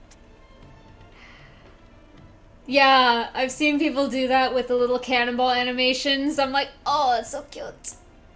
I don't think I have any of the little characters though. Makes me sad. I really want Klee. I think Klee is absolutely adorable. She's so precious. It was I who demanded that these negotiations take place. I was more worried that you might go back on your promise. But to your credit, it appears that you're sticking to your word. Yes. This is turning into quite an occasion. I also brought some backup. I assume you don't mind. Backup? Aren't you the brat from the restaurant the other day? You've come to support this lunatic because he helped you out? Fine. Your funeral. I'm not going to mince my words. Once we're done with you, you'll be nothing more than fish food. Get 'em, boys! Yeah, that's not gonna go quite the way you want it to, my guy. Good luck, you two. I love that she just has bombs. That's close enough. Lightning, purify! Incinerate! Inadmissible evidence! I like that they bugged for a little bit. Dissipate!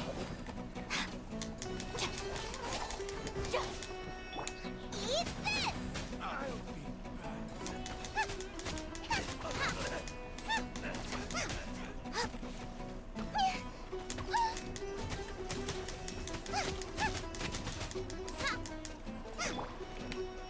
They are bugging out bad.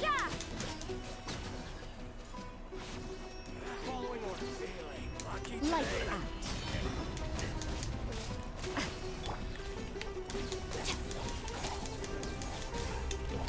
Stand with me. Boom boom.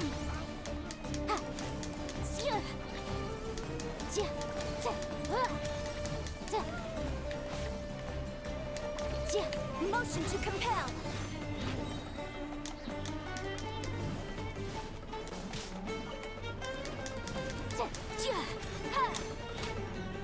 There we go. Academia scum!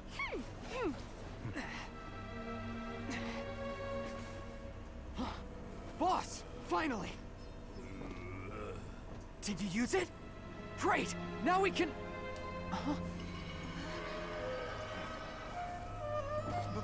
Boss?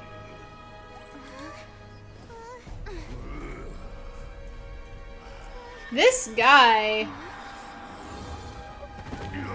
guy's going crazy. I just imagined him like he just found out some bad news. He's like on the ground. No! What's wrong? What happened to him? His Akasha thing turned red. Akasha connection. Now. Ooh.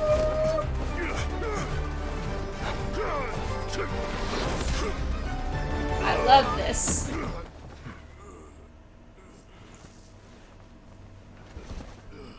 Target acquired. Arrest him.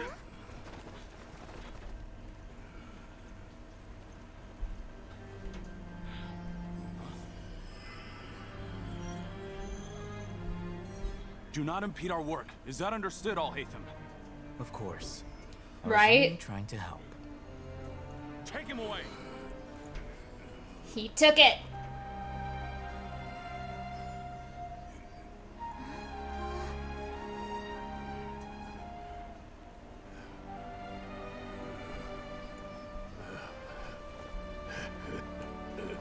Man, I love the Genshin animations.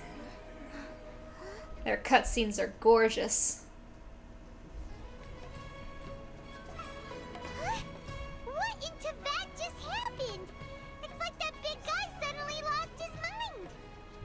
It looks like he used the Divine Knowledge Capsule. You mean the Divine Knowledge Capsule did that to him?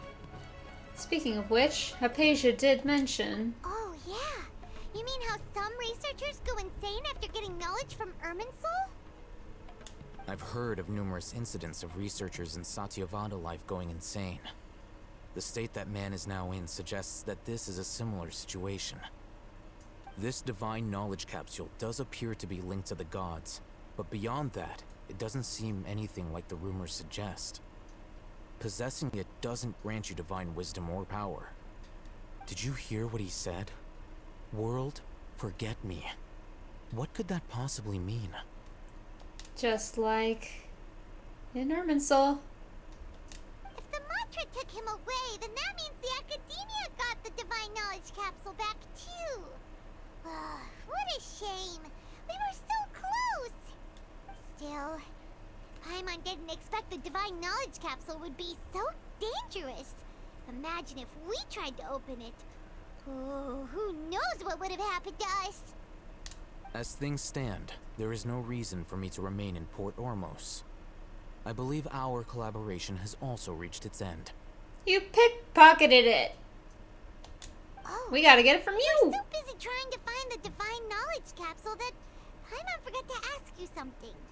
Since you're a member of the Academia, do you have any idea how we could go about meeting Lesser Lord Kusanali? Truthfully, I don't. Lesser Lord Kusanali appears to exist outside of Sumeru's entire administration. Most of the time, you wouldn't know she exists at all. Moreover, since the Academia possesses the Akasha, a symbol of our deity's wisdom, scholars have no reason to desire to make contact with the deity herself anyway. Everything about Lesser Lord Kusanali is such a mystery! I'm heading back to the Academia. How about you two? It's almost the day of the Sub-Zero's festival. Maybe we should head back too. You get to see Milu dance? Over the past few days, so maybe a little rest and relaxation will do us good. Let's return to Sumeru City. Then we'll part ways here, Alhaitham, until we meet again.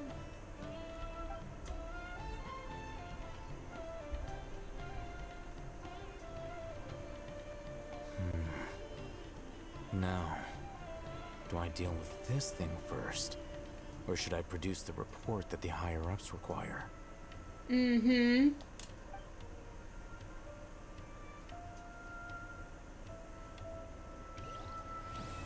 Yeah.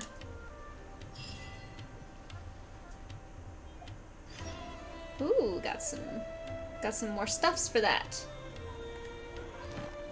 No, that didn't give us anything. Our Conquest Interlude Chapter Act 2. Perilous Trail. What are we on? Not even there. Yeah, we don't have that.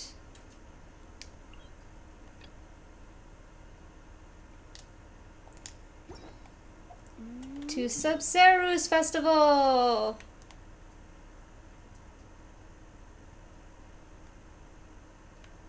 Why is it not letting up?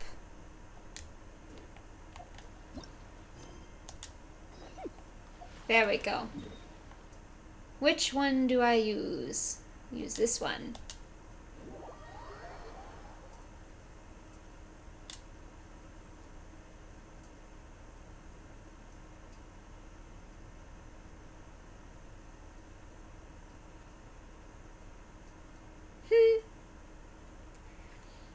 I really like the Sumeru stuff so far. Like, I've been running around Sumeru, but not taking it completely seriously. But now that I'm actually in the story, that definitely makes me happier to do everything else that they want.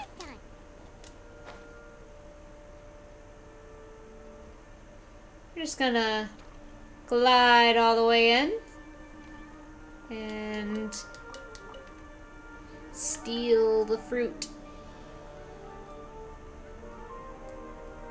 Yes. And get to see so many more of the characters. Just as promised, Traveler and Paimon.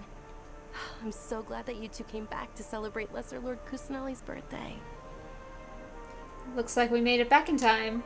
Indeed. The festival's tomorrow. We've been preparing for so long that I can't help but feel a little nervous. There's no need to be nervous. Paimon's sure that Lesser Lord Kusanali will feel everyone's gratitude. Thanks, Paimon. I hope that everyone who comes to the festival will also have a good time. Speaking of which, did you manage to make your way to Port Ormos? Discover anything over there? Of course we went. A lot of things happened there. Unfortunately, we didn't find any new information on Lesser Lord Kusanali. I see. Sounds like you two had another exciting adventure. If there is another chance, I would love to join. My lady, if you went to Port Ormos in your current state, we'd both be in for a lifetime of trouble. Dia! You were eavesdropping! It's called covert protection. Keeping an ear out for what's going on around my employer is part of the job. It's alright, Dia. I merely said I would like to go. I know better than to think my body could handle it. I feel sorry for Dunyarzad. I've been doing nothing but causing trouble for you. So Dia, please take some time to relax. I'll be fine. Even when you put it that way, it still doesn't feel right. Don't worry, my guardian knight. Okay, fine, but only tonight. Tomorrow's a big day, and many no-good scumbags are gonna try to take advantage of that. Oh, you two must be exhausted from your long journey back to the city. My apologies for not realizing this sooner. I've already prepared a room for you to rest. Please follow me. Whoa, you're so thoughtful. Paimon's so ready.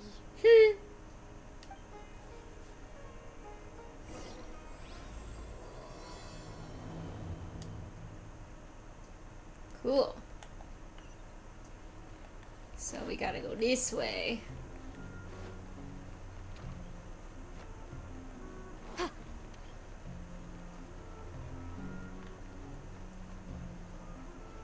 Ooh, give me the stuff here. Sensetyas.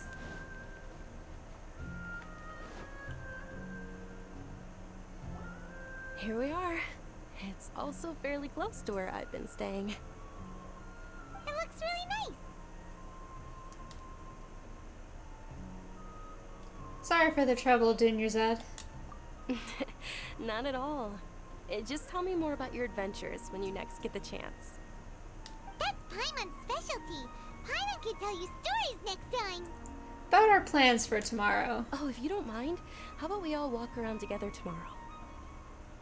All of my friends will be working the festival, and Dia's still insisting on her covert protection. Yeah. It'll be pretty hard to relax and enjoy the festival if Dia's constantly hovering over you, right? I'll keep you company tomorrow. Then let's meet at the nearby bazaar first thing tomorrow morning. Have a great night. It's a deal. Good night, Dunyarzad. I may be too excited to fall asleep tonight. See you tomorrow. Paimon started to really look forward to the Sub-Zero festival too. Will there be lots of yummy food? Oh, Just like Paimon, to want food. It's just gonna keep Paimon up all night. The earlier we sleep, the better. Let's go inside, traveler.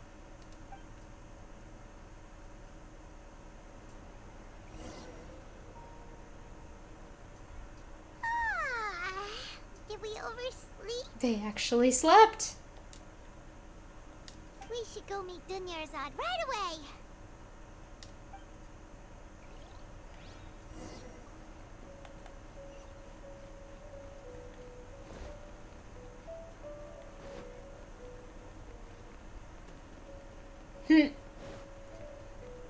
All the free food. Oh, I was trying to get the shiny stuff. Traveler, Paimon, I've been waiting for you two. Good morning, Dunyarzad. We must have overslept a little bit. Not at all. I arrived early. Today is finally here. I must cherish every moment as if it were gold. You've worked so hard for this day. You gotta enjoy it to the fullest. You know it. It's just that, as expected, I had some trouble falling asleep last night. I'm hoping my body won't be too much of an issue today. Well, shall we? Let's start with the stalls over there. What? Many vendors came out of the blue to support the event, and they insisted on covering costs themselves. Let's go give them some business. They paid for everything out of pocket? Oh, sounds like they're not in this just for the Mora. They all said that contributing to a lively festival atmosphere is more important than money. Especially since we don't often get to celebrate Lesser Lord Kusanali's birthday. She walks like a princess. Food over that way. Let's go take a look. This is a stall offering foods from the Haftmewa feast. Oh, you could tell straight away. I thought most people nowadays wouldn't know. Mushrooms, flowers, and all kind of fruit? It's all vegetarian stuff. Aw, Paimon's a little disappointed. So, what's the Haftmewa feast you mentioned just now? It's another Sub-Zero's festival tradition. People used to set their tables with 7 different foods. Generally speaking, the most common selections were foods like Rukashva mushrooms, Nilopala lotuses, Sumeru roses, Sunsetias, Kapalatas, Hara fruits, and Zaytun peaches.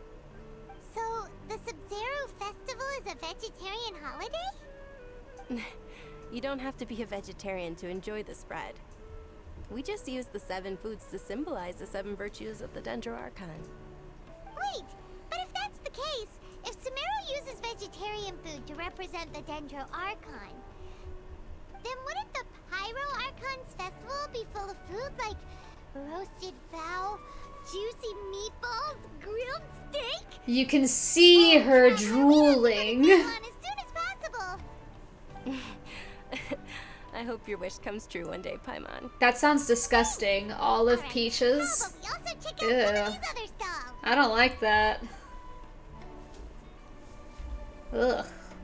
I don't like olives. Dear customers, but, would you like to try your hand at alchemical divination? What's alchemical divination? Those two things sound like they'd be fun to try together. Right? I thought the same when I first heard about it. It is said to be a mysterious craft invented by none other than Lesser Lord Kusanali herself. So, how does it work? It's quite simple. After you give me any 2 alchemical reagents, I'll use them to perform a random transmutation. Cool. Sure sounds random. So random that it will probably fail. That is precisely what we need. After the transmutation fails, your one and only diviner here will interpret the remnants. Some reason I don't buy it. Well, according to Lesser Lord Kusanali, everything is interconnected, and all that occurs can be traced back to fate. You could say this is a pearl of old wisdom. Why does everything sound so much more credible when Dunyarzad says it? Are you guys working together? So that's the true wisdom behind it. This young lady sure knows her stuff. So, how about it? Want to give it a try? Alright, I guess I can give it a go. What shall we pick? I'ma pick one of these. And... oh, do I only get 2? Oh no. I want another one. What should we pick? with the little star. Ooh, like the different flowers. Yeah, let's do some flowers.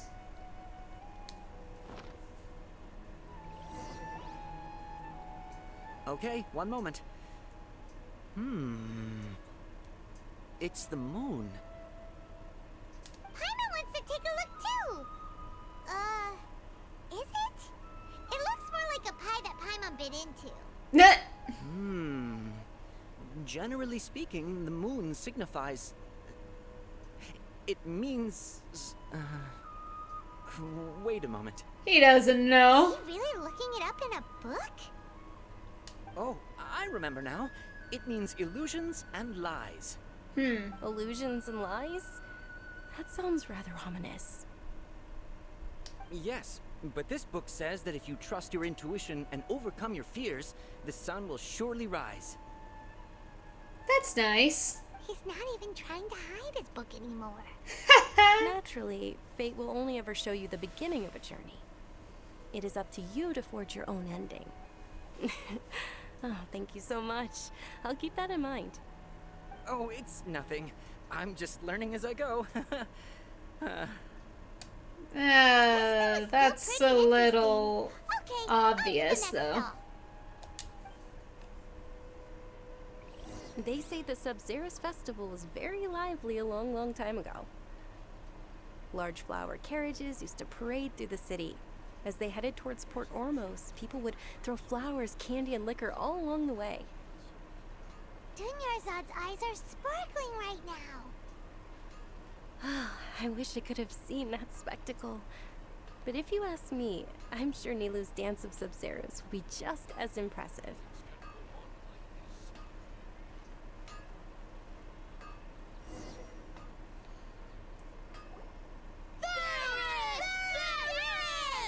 This guy is dressed up all sorts of flamboyant and extravagant. Yalda candies. Huh? It's a weird guy with a weird hat. Hey, it's Dunyarzad! That kid has purple hair. Miss Dunyarzad, the children love you even more than the Yalda candies.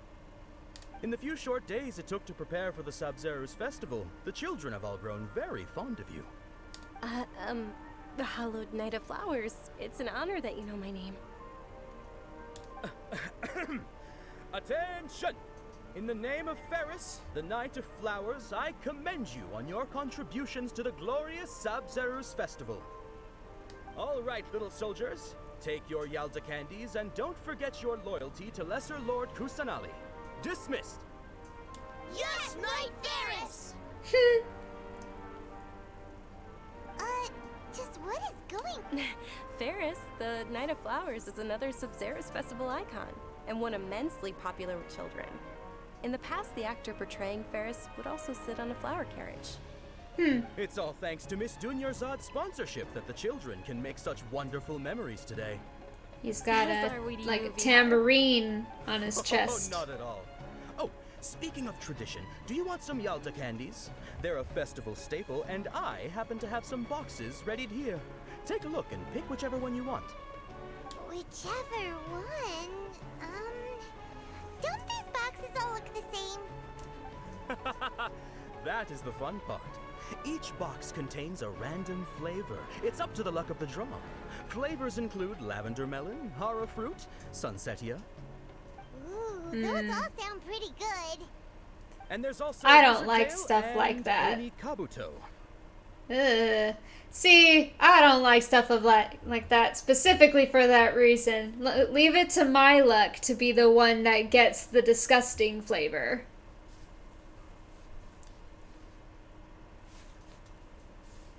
Right? She definitely does. Huh? What's up with those two flavors? Onikabuto is a little spicier than Lizardtail. Dunyarzad, you tried them before? Traveler, help Paimon pick one. Paimon wants the Sunsetia flavor. I doubt I'll be able to get the exact flavor you want. Don't blame me if I choose the wrong one. It's alright. Paimon believes in you. I also believe in your intuition. Great. These boxes of candy are numbered 1 to 5 from left to right. Which one do you want? We'll just get 2. No. I don't want that one. I thought he said from left to right.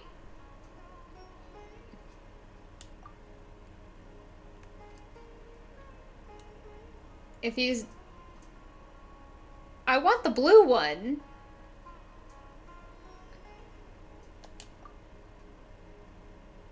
The heck?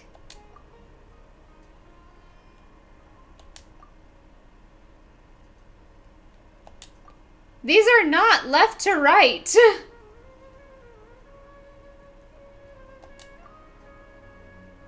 Yes.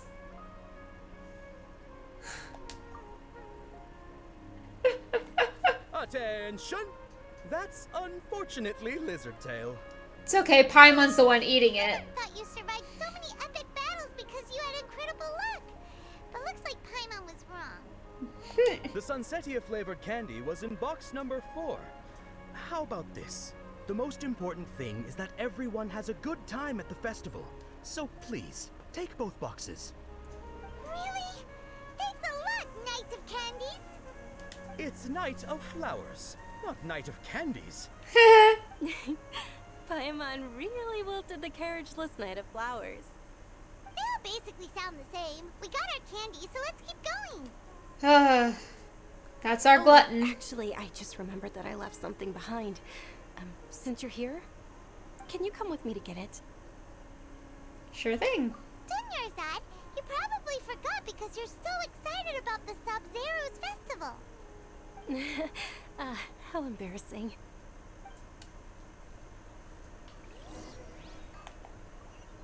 Alright. Wait, before we go... Give me all this extra stuff.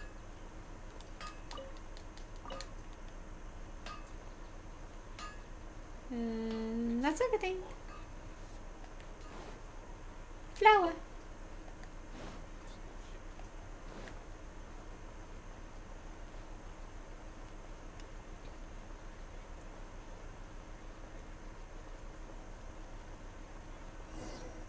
Yeah. Always gotta steal from the blacksmith. We're too late. Who knew the little lady was such an early riser? I know, right? Hey, wait a minute. Boss, isn't that her? Up to no good? That most certainly is. We're in luck. She's walking right into our clutches. You're cruising for a bruise. Those Eremites don't look like they're up to any good. Who are you? I don't believe the Homayanis hired you. That's right. We haven't received any of their mora, but I wonder how much the Homayanis would shell out to get you back. They're a gang of kidnappers! Traveler, hurry and protect Dunyarzad! Professional here, ready to go.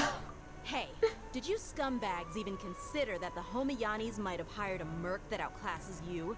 Woohoo! You're Dia. Dia the Flame Main.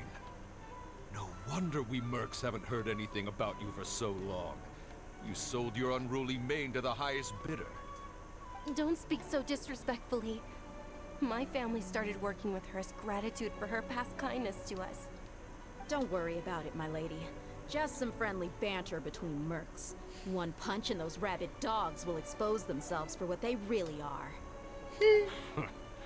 Aren't your claws all dull by now? Don't get too cocky. You all look weak to me. Traveler, take Miss Dunyarzad to a safe location. No, we're gonna stay and help. There's too many of them.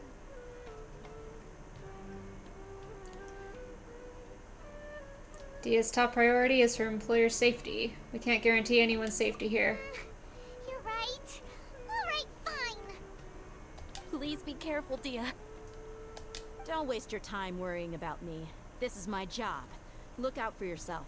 After I've wiped the floor with them, I'll go find you all. So we get to fight as Dia for this?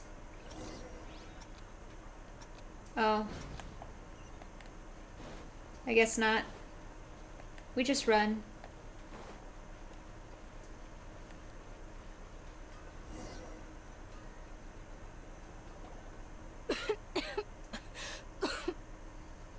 Dunyarzad, are you okay? You look a little pale. Are you in shock? In shock? I'm fine. My body always reacts like this whenever I exert myself too much. You sure you're okay? I'll be fine after some rest. I'm more worried about Dia. After all, none of this would have happened if I hadn't insisted on coming out today. She's protecting you because she agrees with you. Yeah, don't worry.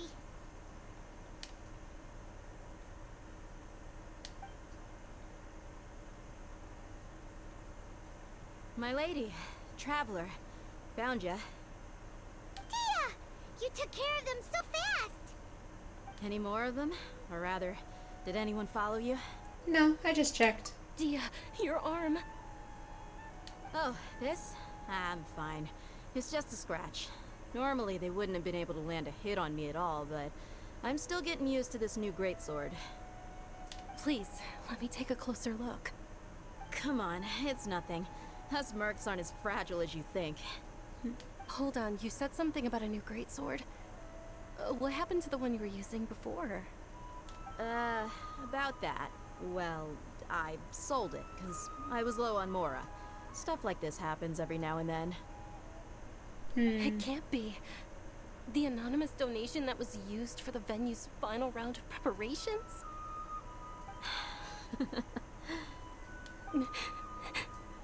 Aww. Hey, Miss Dunyarzad, I wasn't trying to make you cry, and I'm not gonna lose my commission because I made my employer cry, am I? Okay, making your employer cry won't affect your commission, but selling your weapon without permission and getting hurt? I'll have to reevaluate your performance. You're so unreasonable, my lady. Thank you very much, Dia. Don't be like that. I get embarrassed really easily. Dia really has a great personality. Are you feeling unwell again, Dunyarzad? My lady, your condition.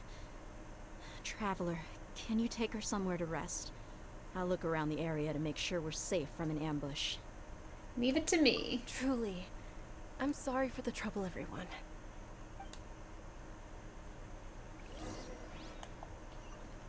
We go this way.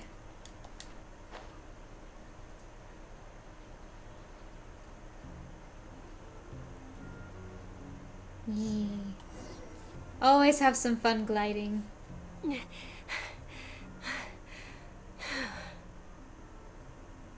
you feeling better, Dunyarzad?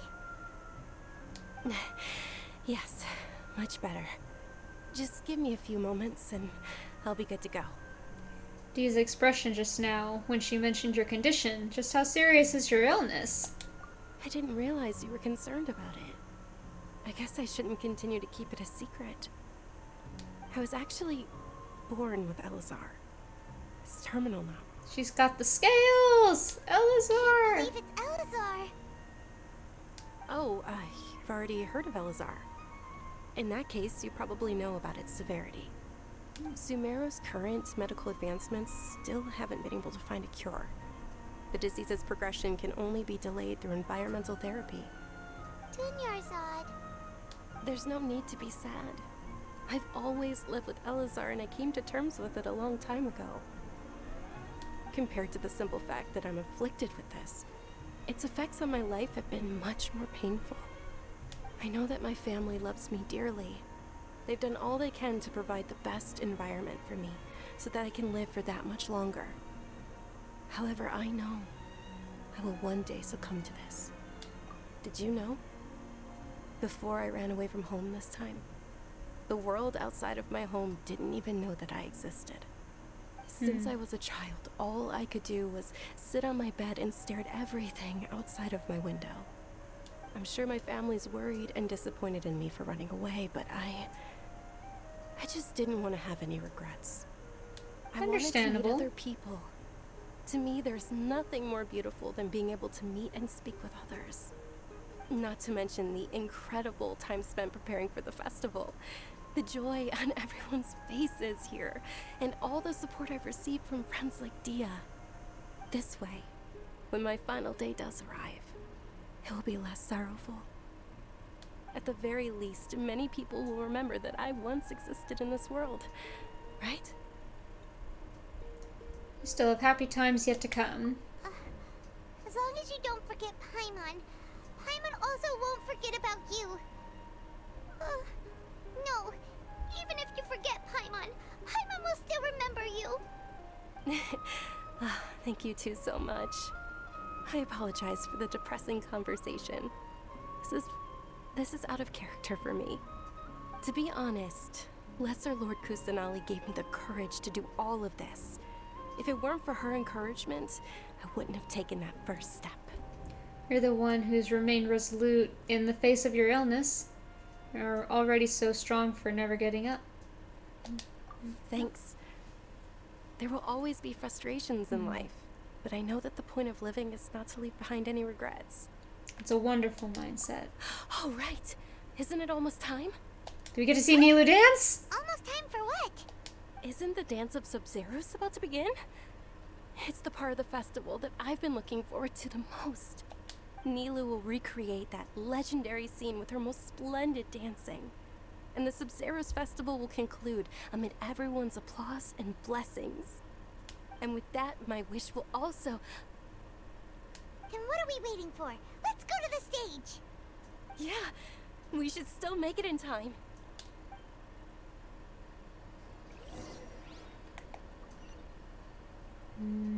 Up there.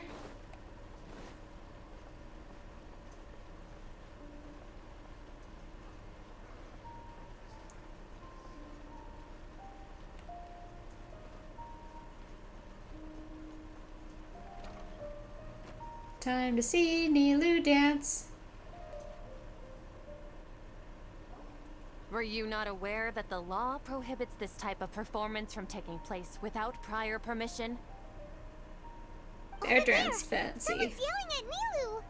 They're dressed I think very I just saw fancy. the Academia's Grand Sage. Why is he here in person? But the Dance of Sub-Zeros is one of the key parts of the Sub-Zeros Festival. If we can't perform it... The Sub-Zeros Festival. The law also prohibits the private hosting of large-scale religious festivals. Only the Academia can host such an event. If you continue to resist, we will have to order an investigation into every single event organizer. The Grand Sage has already granted you much leniency. I advise that you exercise tact. How did things turn out like this? The Academia was originally responsible for the Sub-Zeros Festival, but they failed this responsibility for many years. I need to speak with them. Don't go. They have the final say in all of this. If we force their hand too much, the situation may get ugly. This is a hard pill to swallow, but you're right. Things would only get worse. Art, dance. Aren't you ashamed of pursuing such frivolous and meaningless activities in this land of knowledge and reason? Our Archon created the utopia that is Sumeru City for all scholars who sought validity, verity, and truth, while people like you wish to defile it. It makes it more fun to learn. I believe that our Archon never rejected the arts. Even the goddess of flowers dedicated a dance to her. With your lack of intellectual credentials, I do not believe you are qualified to debate with me. What you should be doing is finding workers to tear down this ridiculous eyesore. Ooh, I want to sock him. When we return, have the scribe draft an ordinance before the next Nyargarbaha Day that prohibits public art performances. We will announce it to the public later via the Akasha. I don't Understood. like him. I will inform him when I return. The Sub-Zeru's festival. Go celebrate the birth of that god to your heart's content. Nilu, are you okay? Oh, Dunyarzad. You all saw that just now? The Grand Sage He ordered us to stop the does. performance. He very much does. Let's go somewhere the academia can't find us and perform there. But how do we let everyone know? And what about the atmosphere on the stage? Or we could get people to block them off so they can't interrupt the performance. No.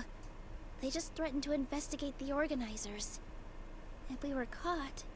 Nilu, it's alright. Don't worry about it. But you've been looking forward to the Dance of Sub-Zero so much. And I know how important this festival is to you. I don't want you to have any regrets. It's okay. Seeing you care this much about my feelings is more than enough. It would be too risky to continue the Sub-Zero's festival at this point. I don't want to get everyone in trouble. If you say so. But you can sneak out for the next Sub-Zero's festival, right? We'll make sure the next one is a smashing success. The next one. Yes. Okay. It's a promise. It will be a smashing success. I can't believe this is how things turned out. Those heartless geezers. Is there anything else we can do? It really is okay. There's nothing we can do about it. Still, I'd be lying if I said I had no regrets. I would have loved to see Milu's dance. Forced to come to an unfortunately abrupt end. I don't like it.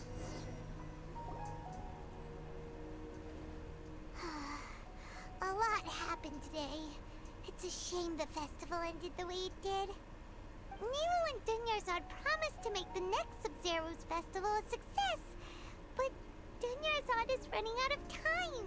I'm sure she knows that very well. Yeah. Ooh. All connections have been secured to construct the most stable framework possible. The project has entered its most critical phase. Power has begun to flow from...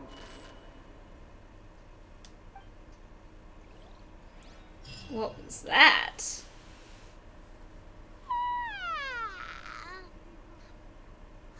Oh, we're gonna be late!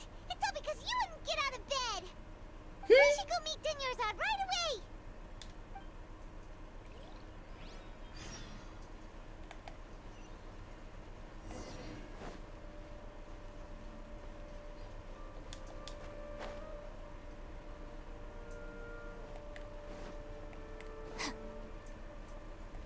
What is happening? Good morning, Dunyarzad. Sorry we're late. Not at all. I arrived early. You seem kinda tired. Did you not get enough sleep? I'm doing well. There's no need to worry. Shall we go? Let's start with the stalls over there. What's happening? Traveler? Why are you just standing there? Let's get going! Wait.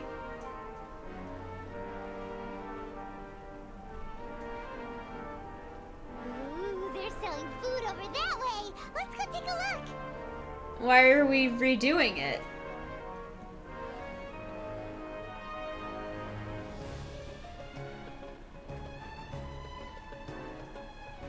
It's fine. Everything is fine. Sure. Sure. This is offering foods from the Haftmewa feast. You are quite well informed, miss. They're all plants! Oh, actually, what is the Haftmewa feast? It's one of the Sub-Zero's festival's traditions. People used to set their tables with 7 different foods to symbolize the 7 virtues of the Dendro Archon. Starting.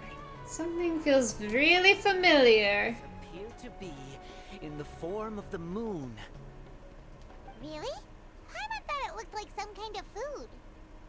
The moon signifies... It's escaping me for now. Is he really looking it up in a book? Oh, right. But if you trust your intuition and overcome your fears, the sun will surely rise. Is this deja vu? Understood.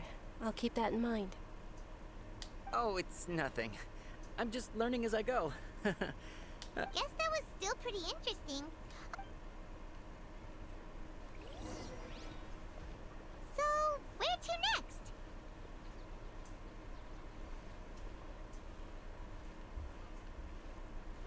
She's so silent.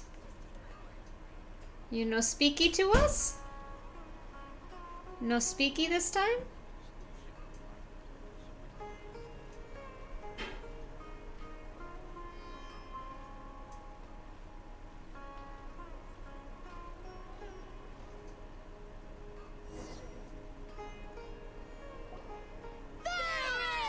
All right, soldiers. Now that you have your... Yes, Knight Ferris! What's going on? Is this a... Ferris, the Knight of Flowers.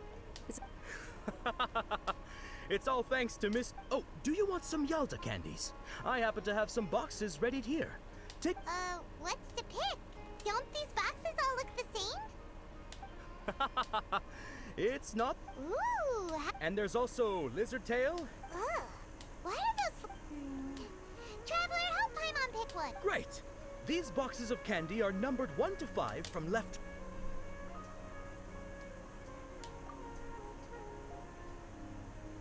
Ah, excellently chosen. Number 4 is indeed Sunsetia. Paimon bet you had incredible luck, and Paimon was right! That just now, I don't think that was luck.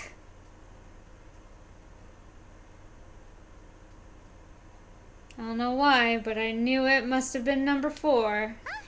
How's that possible? It's obviously random.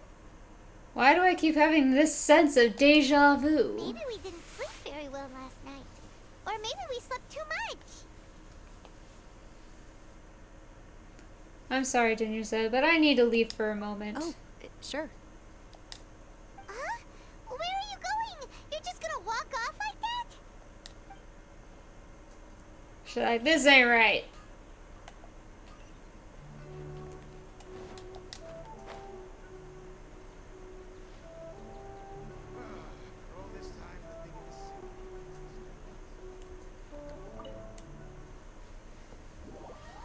Should I? This isn't right.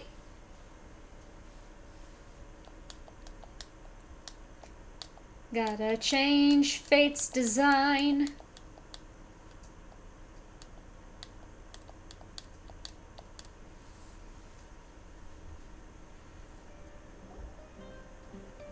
A feeling of deja vu? Oh, Paimon knows what that is. It's when you feel like you've already experienced whatever is going on. In that case, Paimon also felt something like that today. But that's just our brains playing tricks on us, isn't it? Memories So why'd you from run here in another such life. a hurry?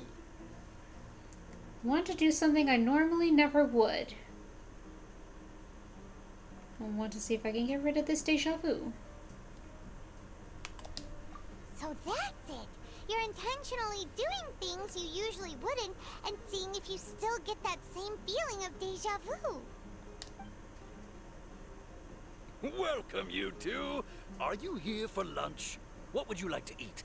1 charcoal baked Agilanac cake, please. That's a very hard Like word. you from these parts, but I gotta say, you got good taste. I'll give this order to the kitchen.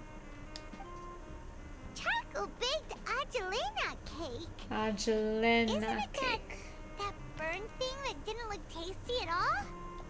Oh. She was like, yep. Paimon understands what you're trying to do now. You'd never normally order something like this.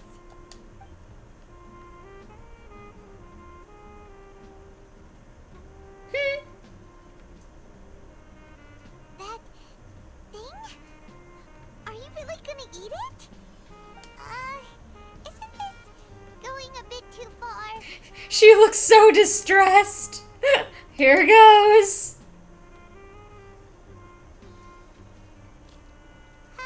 They should have done better with that animation, though. Face is telling Paimon that it tasted awful. No, it actually tasted really good. Then, you mean... I've definitely eaten this before. That's impossible.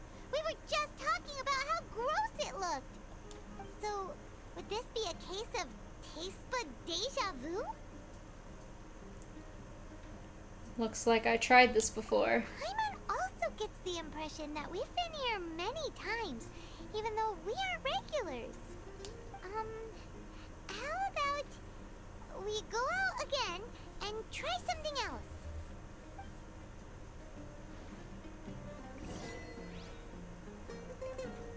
Could this constitute a fourth wall break? Wonder. Buy some stuff. 'Cause we're regulars.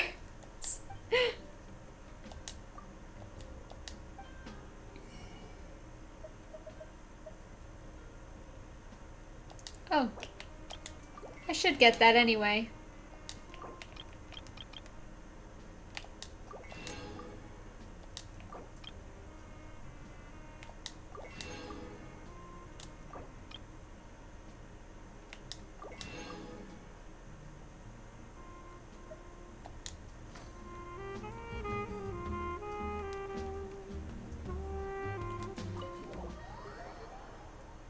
Right? Where's our regulars discount?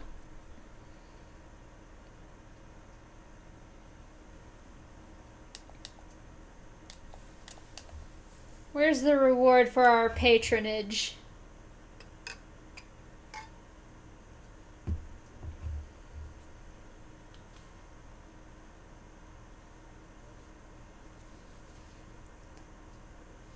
I wish they played music or something, or had like another animation for the transition. That would be really cool.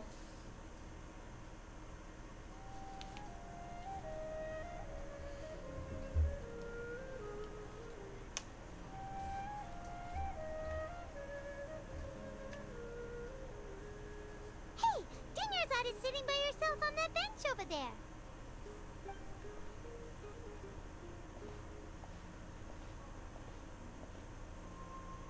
What a coincidence, Dinyarzad.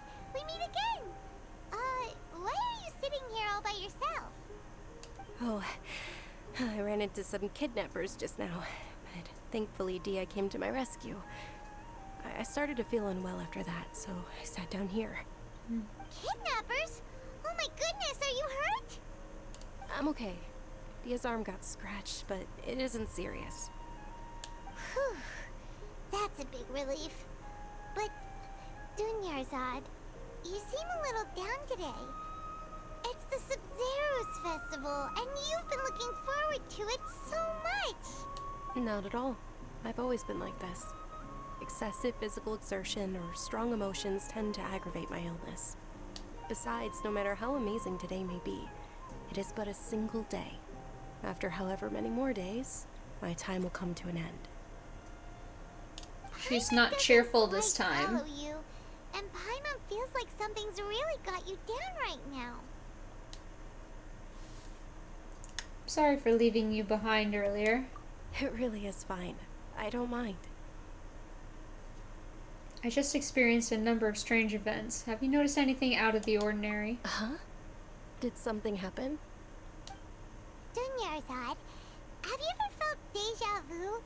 You know, like when you've already experienced something that's happening right now? Deja vu? No. But my days have been the same for years now. Even if I were feeling deja vu, I suppose I would already be used to it. Oh, Paimon sees. Then, is it only the two of us? It's almost time. Huh? Time for what? Nilou's Dance of Sub-Zeros is about to begin. Let's go. How do we stop the sage?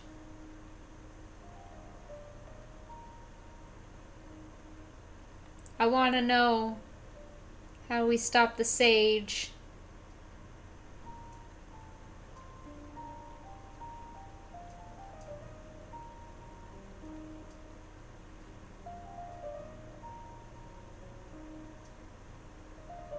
With your lack of intellectual credentials, I do not believe you are qualified to debate with me.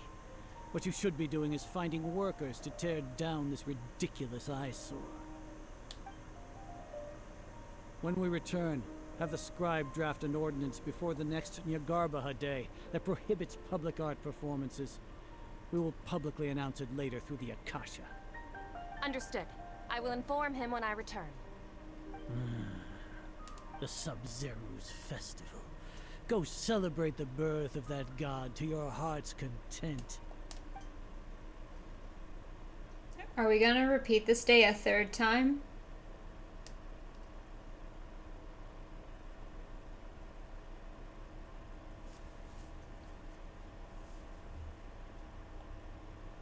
Milu, are you okay?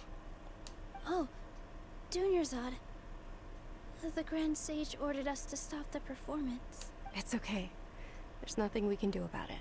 But you've been really looking forward to this. It truly is unfortunate, but I don't want to cause trouble for anyone. Didn't the Grand Sage say that he might investigate the organizers? True, but... well, okay. The next festival. I probably won't be around by then. She's so negative and hopeless this time. No, nothing. I'll be heading back to rest. Thank you for your help, everyone.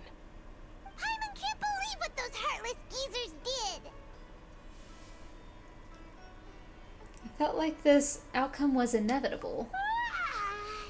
Did Dunyarzad already go back?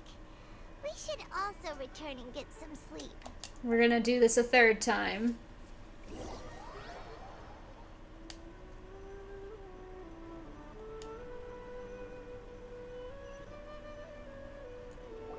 Turn her off and back on again. So, in the end, you still couldn't figure out what that deja vu feeling was all about? Maybe it really was because of exhaustion.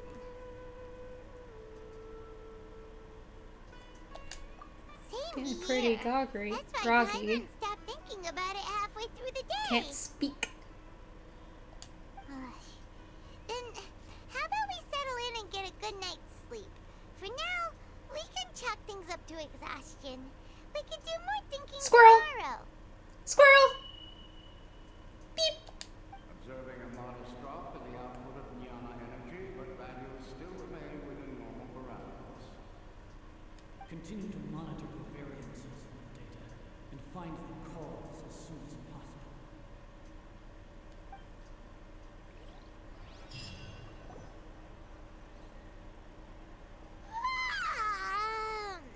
Why does Paimon feel so tired after so much sleep? Who is analyzing us? Anyway, we should go meet Dunyarzad right away.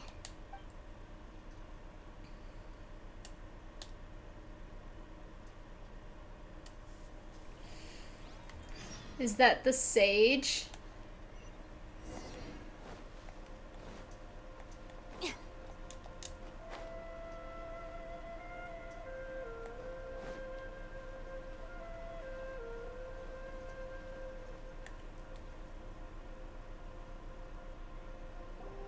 Good morning, Dunyarzad. Sorry to keep you waiting. Not at all. I arrived early. She's getting even sadder. Huh? Paimon thinks you sound kinda tired. Did you not get enough sleep? I'm doing well. There's no need to worry. Shall we go? Let's start with the stalls over there. Great idea! Let's get going! Traveler?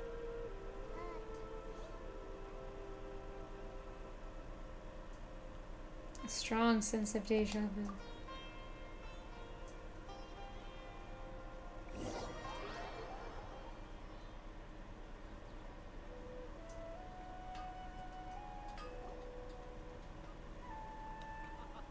It's all thanks to Miss Dunyarzad's sponsorship that the children can enjoy the sun.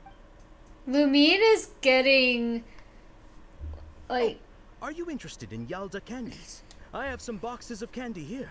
Pick whichever one you want.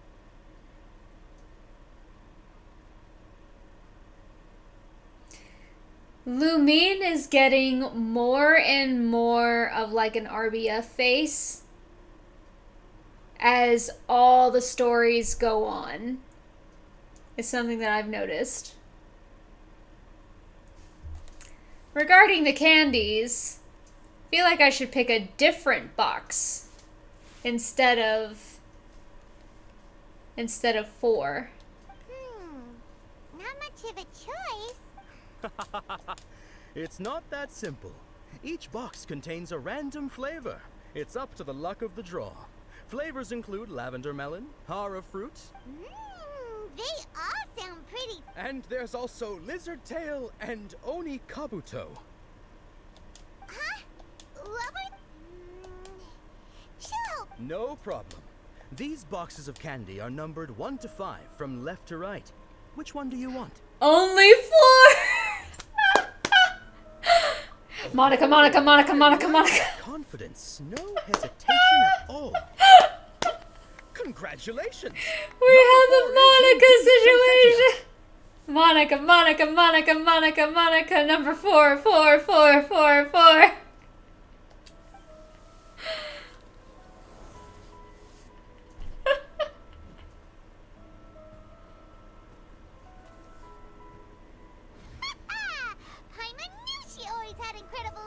I love how it's like, it's tilting, like it's a horror movie. 1 is lizard tail, 2 is hara fruit, 3 is lavender melon, 5 is oni kabuto. Does it matter which one I say? 1 is lizard tail. Paimon's not really... Oh! Wait. How did you know? Don't tell me that you already knew which flavor was in each box. What? She was right about all of them? That couldn't have been luck. How is this possible? I packed all those boxes this morning and they've been sealed ever since. You couldn't have known beforehand. Mind reading? X-ray vision? Or some kind of magic trick? This is way too freaky. Tell us what's going on. Since when did you get superpowers? Traveler? Nahida! Nahida! Hey, where are you going? Nahida! What's going on? Did you see something? Run! Run after Nahida! It's kinda rude, you know.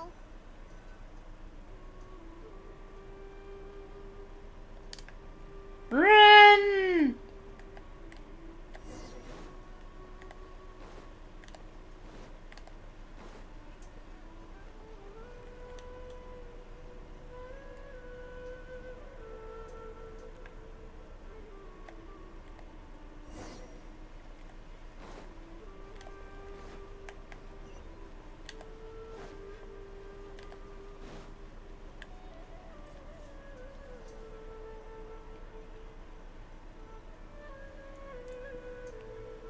Pretty spot.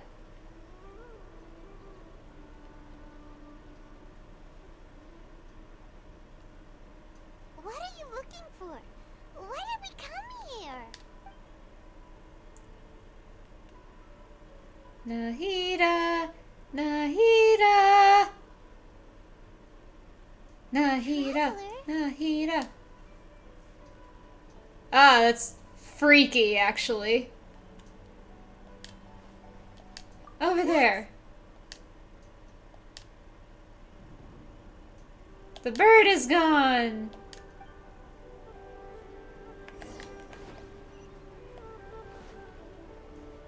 Nahida!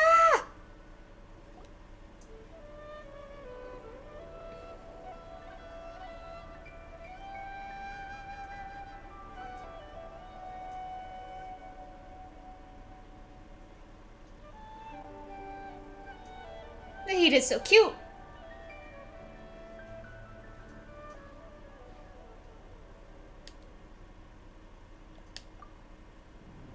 Ah! Look! Isn't that Dunyarzad? What? What's happening here? Why are there two Dunyarzads? You already know that this isn't your first Sub-Zero's festival, don't you?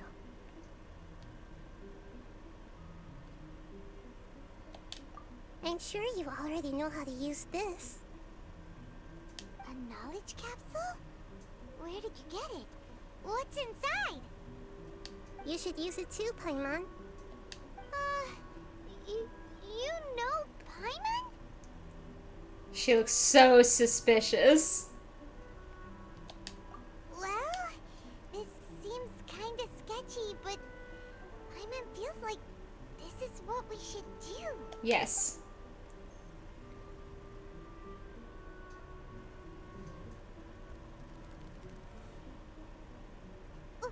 What the? So many days worth of memories. This is our 20th time at the Sub 20th? Festival? Huh? No. The 30th? 40th? Just how many times have we been to the Sub-Zero's festival? Have we been trapped in a single day?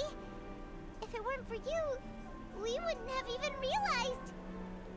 What the heck was inside that knowledge capsule?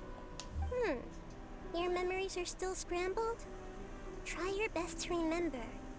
This isn't the first time we've met, and I answered that question a long time ago. Let Paimon think. Oh, it's coming back. Meeting you was the real catalyst for restoring our memories, and the knowledge capsule was just your means of showing our minds the way. What about everyone else? Why are you only helping the two of us? Your sense of deja vu is stronger than everyone else's, yes? As for Oh, she's so cute. You two received the blessing of Dendro, and you also have special, sensitive constitutions. It was as if a single sheet of paper was separating those memories from your consciousness. What's wrong with the Dunyarzad over there? A familiar question. I think this is the 7th time you asked that. As you can see, she isn't doing well. You probably sensed it too. The Dunyarzad you were just with is different from the first Dunyarzad you met. That first Dunyarzad is in front of you right now, and she doesn't have a lot of time left.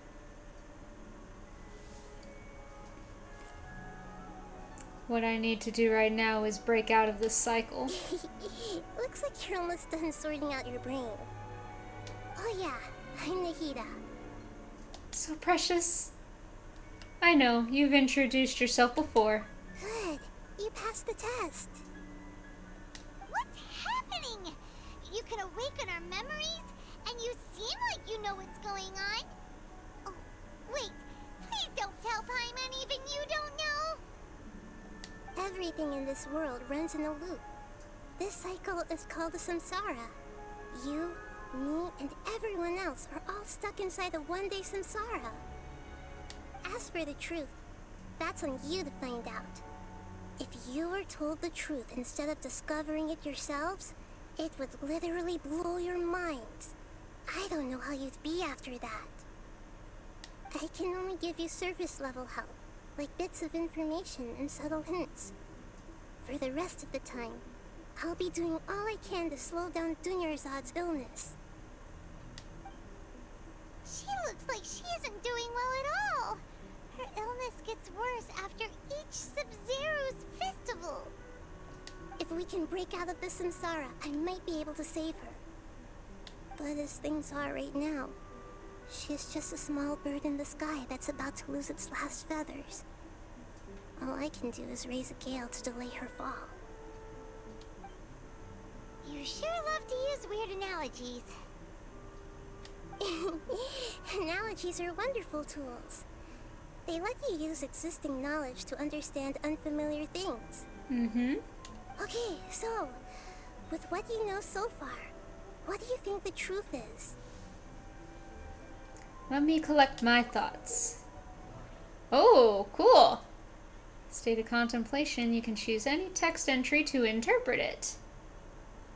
This interpretation process involves analysis of the text entry. You may submit that text as a conclusion. This is cool! Some text entry can be associated with one another once interpreted. Select Associate to choose the other text entry, then select Trigger Association. You can gain new text entries by performing accurate associations. If one of the text entries on your current page can be used as a conclusion, then select that entry before choosing Submit Conclusion.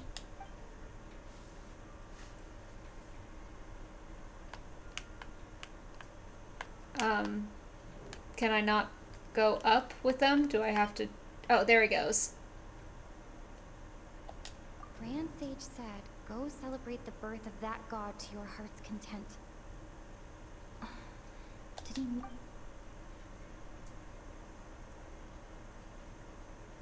That doesn't sound right. I need to carefully think things through. Can I listen to all of them? I want to listen to all of them. The moon, illusions, and lies. What do they all mean?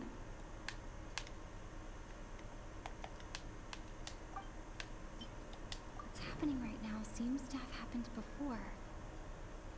This feeling has been getting stronger and stronger.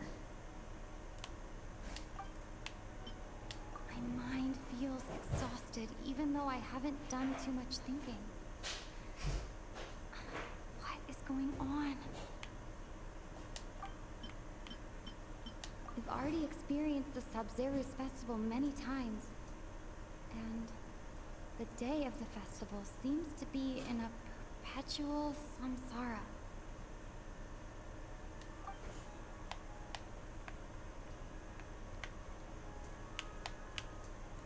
Okay. So...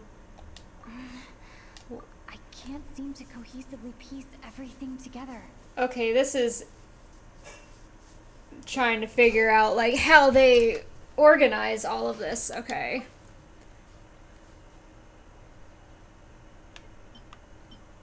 Do I... Okay, so right now it's kind of doing like a checking off the boxes.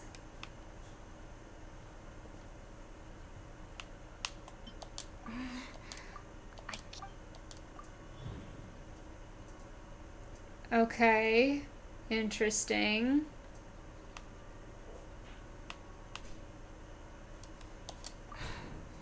That should be it. The flow of time is endlessly cycling within one single day.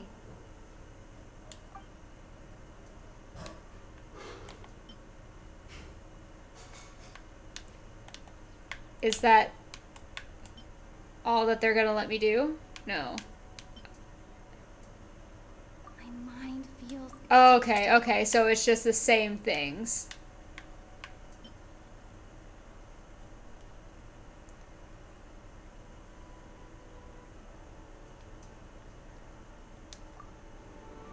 A time loop. You've given similarly wrong answers in the past. Still the wrong answer? A simple time loop can't explain some of the phenomena. Okay, I think I kind of understand how their system is set up now. Hurry and find the truth before today's festival ends.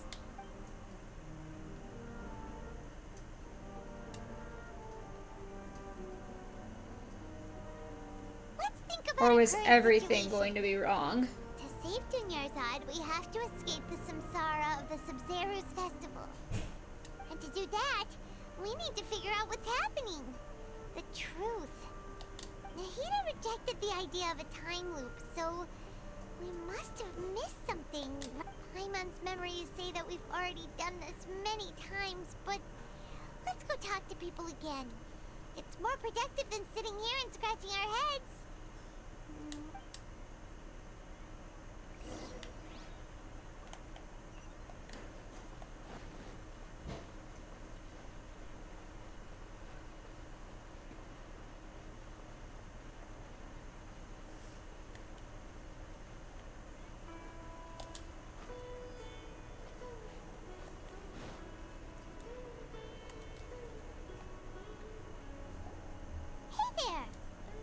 it's you guys again. Where's your cultured friend? She's feeling a little unwell. I see. Did you come back to buy something? I guarantee the freshness of my products. I harvested them from the forest just yesterday. Do you ever feel like you're reliving the same day? What brought this about? Get straight to the point with I these hurried people. back from the forest yesterday, and I'm selling produce here today. I haven't felt anything strange. To put it another way, if you really think about it, was yesterday truly yesterday? Did you actually come back from the forest yesterday? What kind of philosophical nonsense is this? Are you two daydreaming?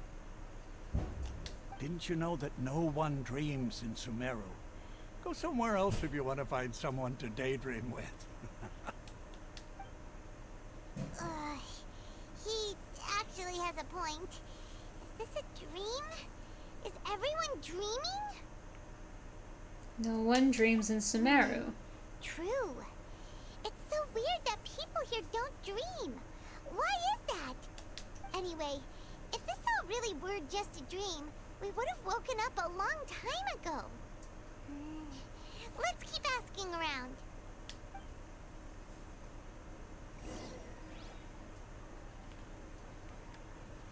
You're next. Oh, it's you two. Was my divination so accurate that you felt compelled to compliment me in person? We did run into a Oh, I situation. knew it! I told you, the god's divination is highly accurate. You just hadn't fully understood its significance yet. You're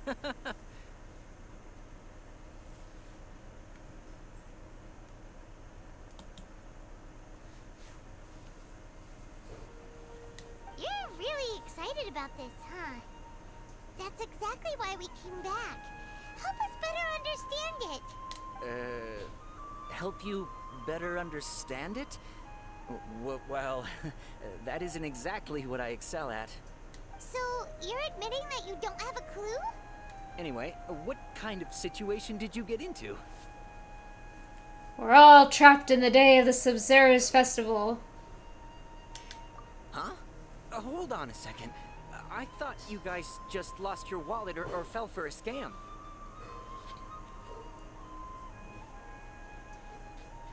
You feel targeted?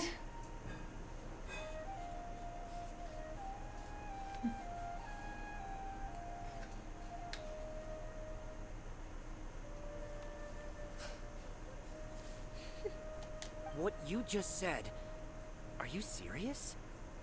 Does that kind of thing actually happen in real life? I knew you weren't going to believe it. Marvelous. Truly marvelous. I believe you. Recall the interpretation of your divination. The moon, illusions, and lies. It really felt like an omen. When you say it like that, the divination does sound like it's related to what's going on. Can you read any more into it? I believe that the Archon's revelations are never more than vague hints. Anything more specific is beyond the reach of mere mortals. Deja vu while wishing. Right? Right. The book only says, if you trust your instincts and overcome your fears, the sun will surely rise. So that's how it is. Looks like fortune-telling is just fortune-telling. It's no good for practical problems. We haven't don't made know. any progress. Who else can we talk to? Try talking to Dia again. Paimon remembers that we tried talking to her a couple of times, but she always thinks we're playing pranks on her. You think she'll brush us off again? Let's try taking her to see the real Dinjazad. Yeah. If we tap into Dia's strong sense of responsibility as a mercenary, then she'll definitely take us seriously. Yes. At this time of day, Dia's probably just finished beating up those kidnappers. Let's go find her. She just finished taking out some trash.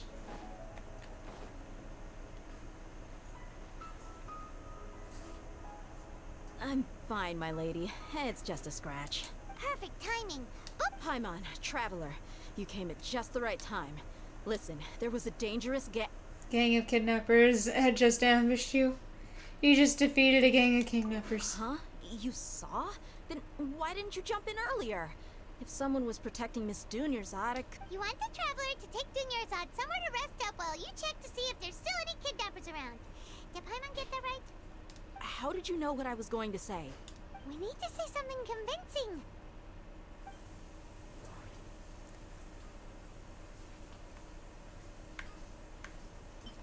I wanna know what they say about him. People in Sumeru don't dream. What a strange phenomenon.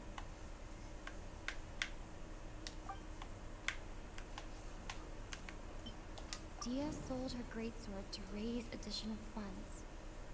And then she was injured because she wasn't used to her new weapon. I mean, I'm pretty sure that's the one we need. Tell her, Traveler! You got injured because you aren't used to your current greatsword. You sold your greatsword to support the festival. I didn't tell anyone about that. Including Miss Dunyarzad. You couldn't have known. And just now, you literally took the words right out of my mouth. What's going on? Alright, so this is the situation. Yeah! MC voice Kinda there. hard to Don't believe use that it you in the just told me. story, right? First, let me make something clear. Most of us desert dwellers might not be the scholarly type, but we do have basic common sense. Haven't you noticed something off about Dunyarzad? She's quieter than usual. Uninterested in anything and really gloomy. Yeah, she isn't the same as before, but her parents said that this is how she was like at first. At first? At first? I don't quite understand what you're all talking about. I'll go rest on the bench over there. My lady, are you angry? Come with me. I'll show you some evidence.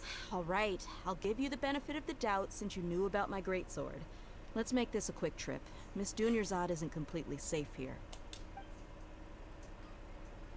Don't worry, that's not the real Dunyarzad. We're gonna take you to her.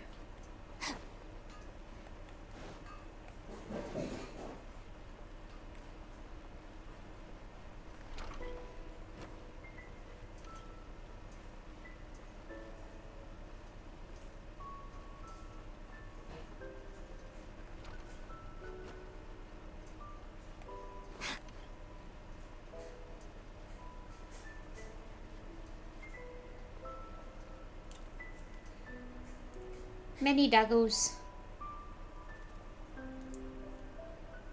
Nahida! We brought a friend! Are you busy? I thought I told you that it won't help to bring anyone here. We just wanted her to see the real Dunyarzad's condition. The real Dunyarzad? Where and who are you talking to? Huh? I told you that you two are special. Other people can't see me or Miss Dunyarzad here.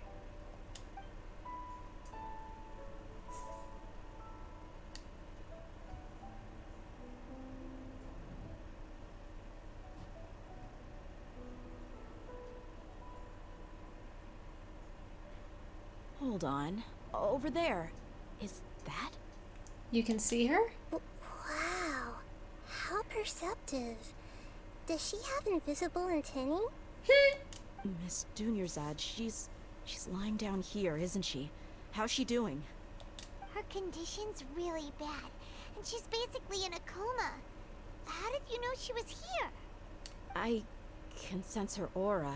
There are also lingering feelings of something like regret or disappointment. What happened? Do you believe us now? The Sub-Zero's festival has been repeating itself.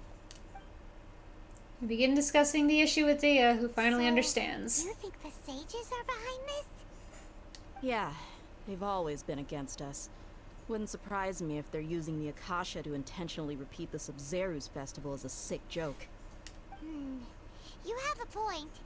Aside from the Dendro Archon, the Academia's sages are the only ones in Sumeru who could pull off something like this. But didn't Nahida also say that this affects everybody? Like the whole world? So wouldn't they also be in this loop? Maybe there's more to the Akasha than we know. Nahida, can you tell us anything about the Akasha? Right! Didn't you awaken our memories using something that looked like a knowledge capsule? That means you must know something about the Akasha! I love Nahida's hair. The Akasha relies on the power of a gnosis to operate, as it is the manifestation of the God of Wisdom's power. It compiles the wisdom of the entire populace, and it grants knowledge to the people. A gnosis could do that? No wonder the Akasha is so magical. It's being powered by the gnosis of Sumeru's Archon. So, this Nahida you mentioned, what did she say?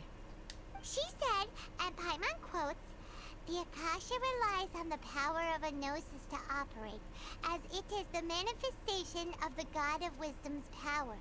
It compiles the wisdom of the entire populace, and it grants knowledge to the people." Compiles the wisdom of the entire populace and grants knowledge to the people. Wait. What's up? I get the grants knowledge part. That's what people have always used the Akasha for. But compiling the entire populace's wisdom? How does that work? Did she mean that the sages enter new knowledge into the Akasha? Most information in the Akasha comes from Irminsul. Oh yeah, that sounds about right. What do you think? What do you mean the sages? They're clearly the good guys. No. Never.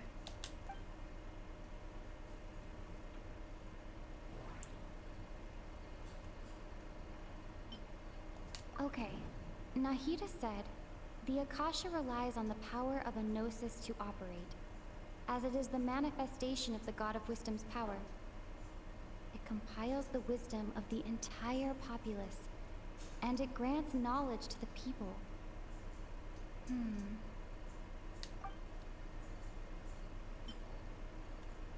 People in Sumeru don't dream.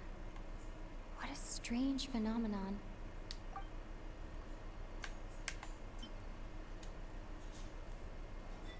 That doesn't sound right. I thought there was a way for me to associate things. My mind feels exhausted, even though I haven't done too much thinking. What is going on? You mean the Akasha is causing our mental fatigue? Huh. Now that I think about it, my head's been feeling unusually heavy. Lumine does have a very nice voice. When the desert dwellers set off on their quest for knowledge, a sage once said, knowledge always comes at a price. Compiling the entire country's knowledge. You think the Akasha pulled a 180 and is extracting information from us? How did it do that? Who knows? The Akasha can put knowledge into our heads, so who's to say that it can't also poke around in there? We don't know any specifics. I don't like that. And that definitely sounds like something a corrupt government would do. What's the point of doing something like that? Just think like about a dictatorship. If you could combine the knowledge of every single person in Sumeru, then you can basically turn Sumeru City into a single massive brain. This hive mind could make breakthroughs in problems that even the smartest geniuses can't crack. An excellent deduction. And the analogy comparing Sumeru City to a massive brain? I love it. In that case, we should take off our Akasha terminals right away. Maybe that'll solve this problem. I don't think it'll be that simple. Yeah, I was only wearing this for show in the first place. Didn't expect the sages to cook up such a conspiracy. Mark my words, when this is over, I'm getting evidence and exposing this whole thing to the public. Everyone removes their Akasha terminals. How does everyone feel? Actually, I also noticed something else. Huh? What is it? I feel like at the end of every day, there's always the sound of a beep. Oh, that! Paimon knows what you're talking about. It's a single soft beep that sounds like it's coming from the Akasha terminal. The sound of a beep. Could it be a prompt tone for when the Akasha is operating? I heard the same sound in Port Ormos. That's probably an important clue. We weren't using our terminals, but we heard a beep anyway.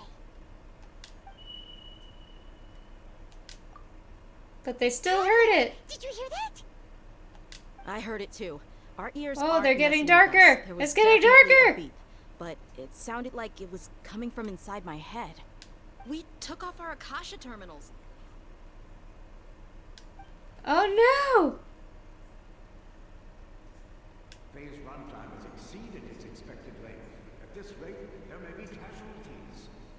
But we cannot lose all our progress.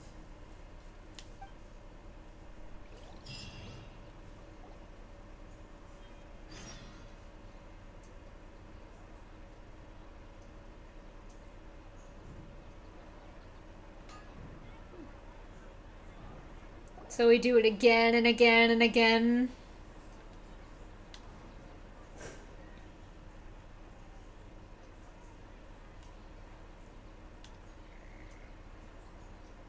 Paimon remembers everything. These kids won't stay up late, right? Good. You adapted quickly this time. At the end of last We night. definitely took off our Akasha terminals last night, but we still heard that beep. Why is that? We've been implanted with another form of the terminals. We failed at severing our connections with them. But now we can at least confirm one thing. The Akasha definitely has something to do with whatever's trapping us in this cycle. Lumine looks so done with everything. She's like, ugh, I can't believe we're doing this again. Oh, Paimon doesn't get it. Why would the Akasha go this far if all it wants is everybody's wisdom? Honestly, Lumine's face just looks like she's becoming less and less. Yeah, she looks like she's ready to kill somebody. She looks like she's losing her humanity. It's extremely difficult for lab rats in an experiment to understand why they're being treated the way they are. If we're lab rats, then what are you? Nahida, you've never told us anything about yourself. I guess I'm the moon. The moon? Wasn't that the result of our divination? Anyway, knowing who I am won't help you get closer to the truth, so you should focus on other things. Don't get distracted and miss any clues. Like you saying that you're the moon? Okay then. Dia helped us a lot yesterday, so let's go. Heh.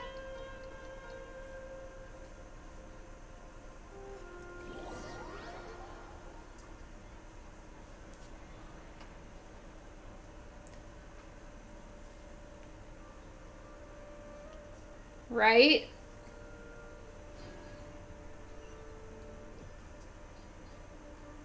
Nahida did say that she can only give little surface level I've already hints. taken care of those kidnappers. My lady, did you get hurt? Something's not right. Dia? What's wrong? Why are you both gawking at me like that? You didn't get hurt this time. Huh? What do you mean this time? Why are you so surprised that I managed to get out unscathed? Those kids were amateurs. Aren't you still getting used to your new greatsword? Ability. Shh! How did you know about my greatsword? I haven't told anyone about it. Please, don't tell Miss Dunyarzad. So Dia's lost her memories after all. Did anything feel strange Anything during your battle? strange? You already know that I got a new greatsword. If I had to say something, it's weird how such a new weapon could feel so familiar. It's as if I've already used it to fight a countless number of battles. You're saying that although you don't remember using it, your body feels like it does? That's right. Both mercenaries and warriors heavily rely on muscle memory. Only knowing the theory of battle won't get you anywhere.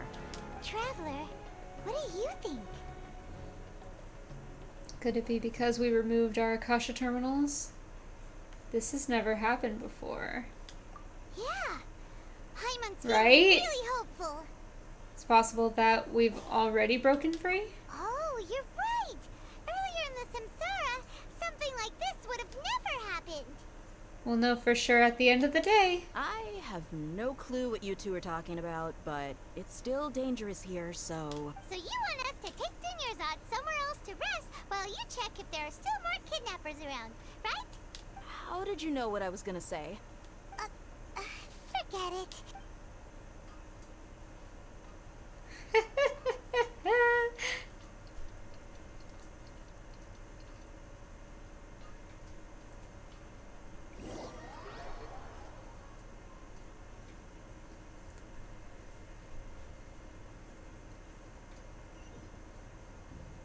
So did we break it? Whew. No? It's finally nighttime. Aside from Dia not getting injured, everything seems to have stayed the same. Listen, Nahida, we found out that Dia got out just fine today, even though she got injured every other time she fought the kidnappers. Do you think the Samsara has been broken? Have we saved Dunyarzad? Really? Good job on all that progress. Get some good sleep tonight. Hey, what kind of an answer is that? Tomorrow will come. Everyone assumes this is common knowledge, but the only way you can know that for sure is if you experience tomorrow. How many todays has it been?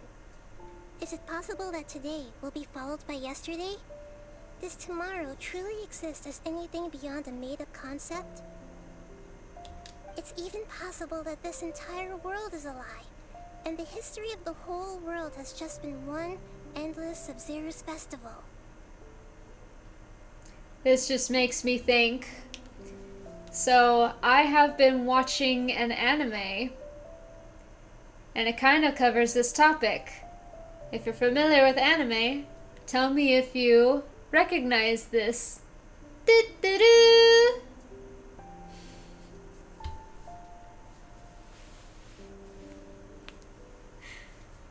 Nahida thinks Earth is flat, confirmed.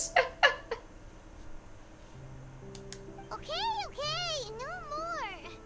Paimon's brain is already shut down. That's why it makes no sense to waste your energy thinking about things you will learn tomorrow. Get some good rest. You know, use the bathroom and flush your anxiety dookie away. Anxiety dookie. It's from an anime. I'm not familiar of anything else that it's from. Do-do-do.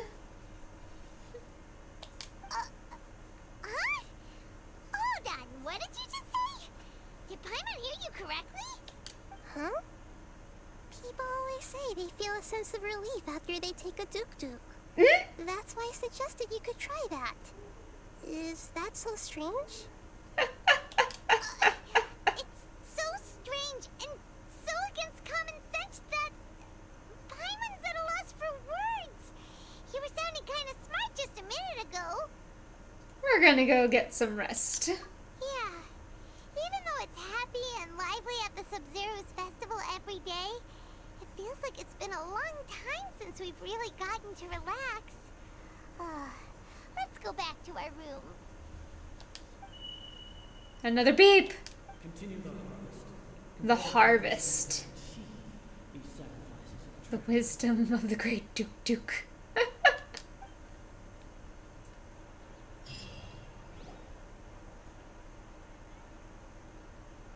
We're still in the same day. Nahida, As expected. you already knew last night that we didn't break out of the Samsara?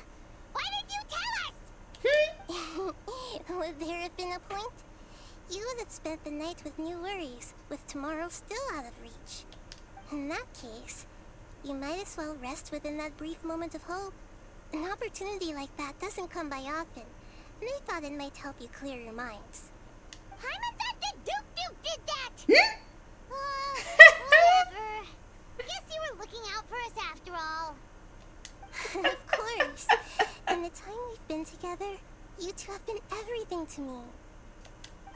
You wanna just give us free character review then? Join our party?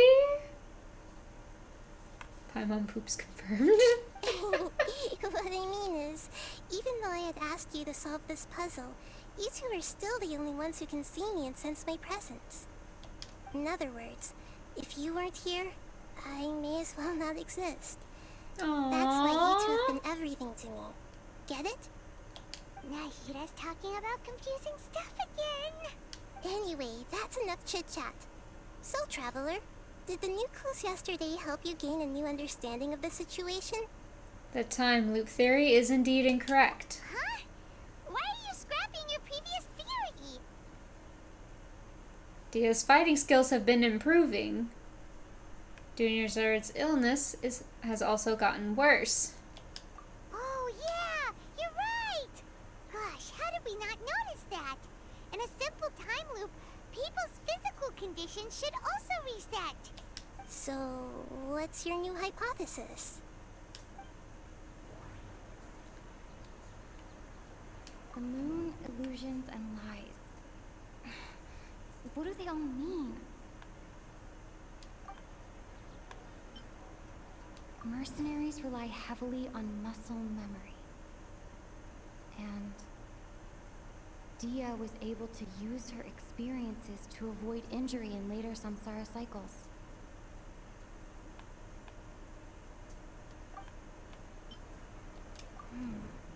The beep is a prompt tone for Akasha operations. We still hear it every night, even though we removed our Akasha terminals.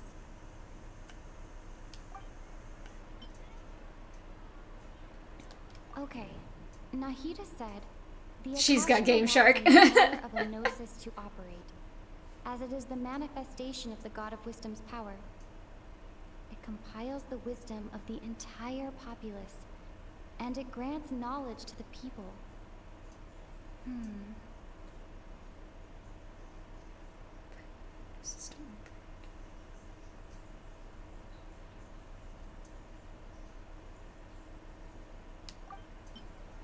We've already experienced the Sabzeruz festival many times, and the day of the festival seems to be in a perpetual samsara. I'm gonna try this one. That doesn't sound right.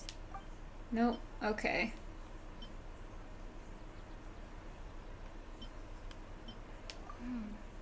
The beep is a prompt tone for Akasha operations. We still hear it every night, even though we removed our Akasha terminals. Hello. Welcome to the stream.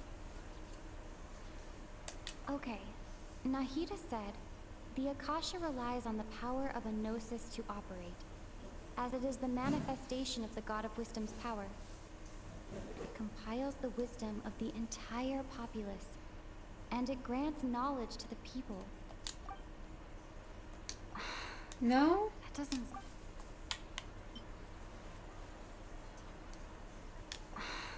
Really?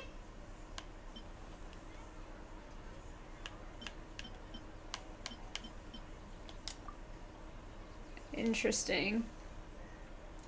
Bodily memories. I can't seem to cohesively piece every... Bodily memories. I can't seem to... Okay. Bodily memories with the Akasha sound.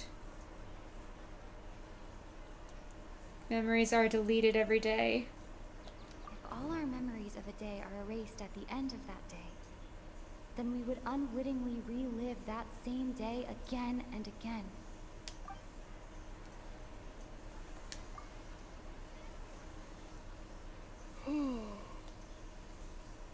Our memories are being erased at the end of each day. Oh, then the beep we hear every night could just be indicating the deletion of our memories. Waifu simulator? No. But there are many waifus.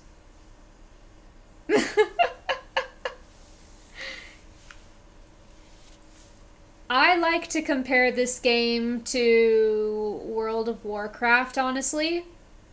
Mixed with gacha. The gacha system.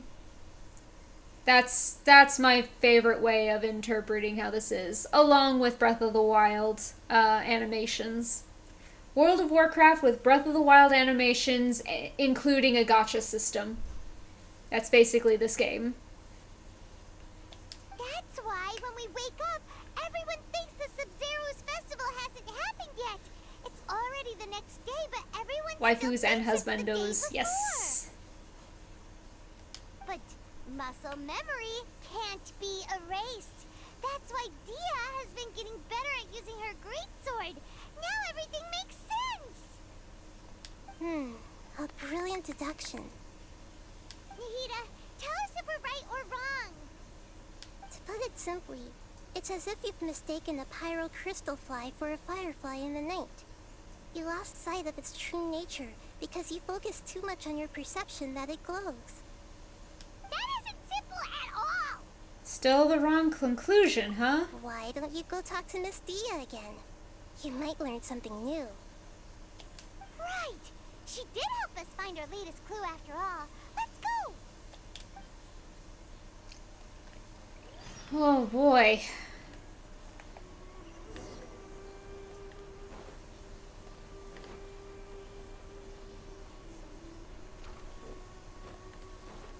So much.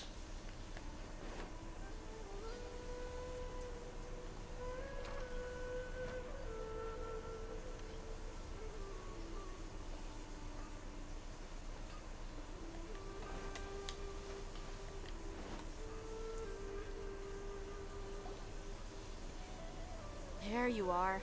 Really took me a while to find you. As expected, Dia also didn't get hurt today. Get hurt? Why would I? Don't underestimate me. Well, you're still getting used to your new greatsword. Huh.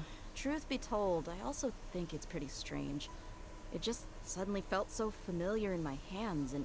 Wait a second! How did you know I got a new greatsword to begin with? I didn't tell anyone about it.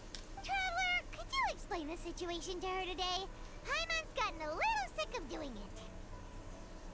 Let's just get straight to the point. Oh, that works.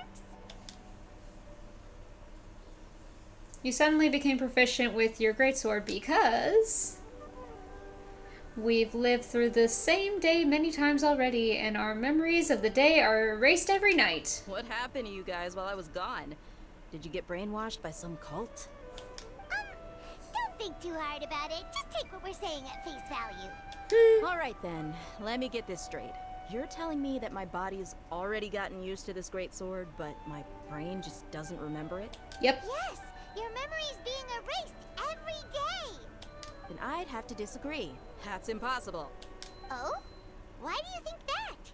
If we've actually been reliving the Sub-Zeru's festival day after day, then what happened to the things we used, the money we spent, the food we ate? Common sense says my wallet should have emptied itself a long time ago. There's no way I wouldn't have noticed that. But if the sages were behind this, if they utilized the entire city's resources as well as information supplied by the Akasha... Right! They could use the Akasha to record what everyone did that day, and then use the city's resources to replenish everything! It's not very likely, but it's also not impossible. No, it is impossible. I've got proof. You have proof? Where? You two are surprisingly serious about this nonsensical discussion. Fine, I'll play along for a little longer. Come with me, Miss Dunyarzad. Please come along as well. I still can't guarantee that this area is safe. Oh. Paimon can't believe it's Dia who wants to show us something this time. 2 days ago, we were the ones taking her to see Dunyarzad.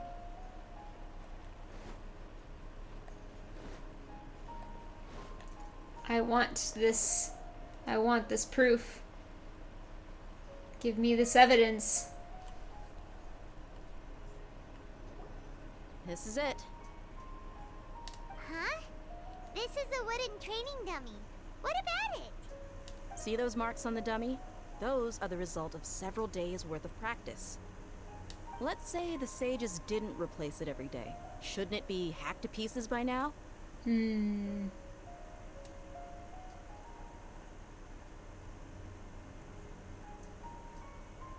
He wouldn't be able to keep a straight face to pull a prank like that. I see through him too easily. That's why whenever Apollo wants to do a surprise for me, he has to plan things days in advance. Like, he has to be like 10 steps ahead. That's true, but... It's kind of funny, actually, but I love it. Then the sages would have had to reproduce every mark I left during previous training sessions. I'm a professional fighter. My martial school has always emphasized the importance of refined control. The force, you gotta be extra angle, prepared. and entry point of each strike is calculated and deliberate. That's why I remember every mark on the dummy, as well as my state of mind as I made each strike. It's just as they say, each swordsman has their own unique style, and even the same swordsman can't make the same cut twice. It would be impossible to copy these marks. Is it really impossible? What if they use some fancy machine to carve every single mark? People often say that a camera's photo can never replace an artist's painting because the former has no spirit to it. The same thing applies here. At a mere glance, I can differentiate carved marks from the results of combat training. Seems we'll have to abandon this theory. Whew. Hope that cleared things up for you. Hey, is this that new brain exercise game that's been super popular with the scholars lately? It's surprisingly fun. Anyway, it's getting late. I should escort Miss Dunyarzad to Nilu's stage. See you later. Well, back to square one. Is our memory deletion theory also wrong? But at least we've reached some other conclusions in the meantime.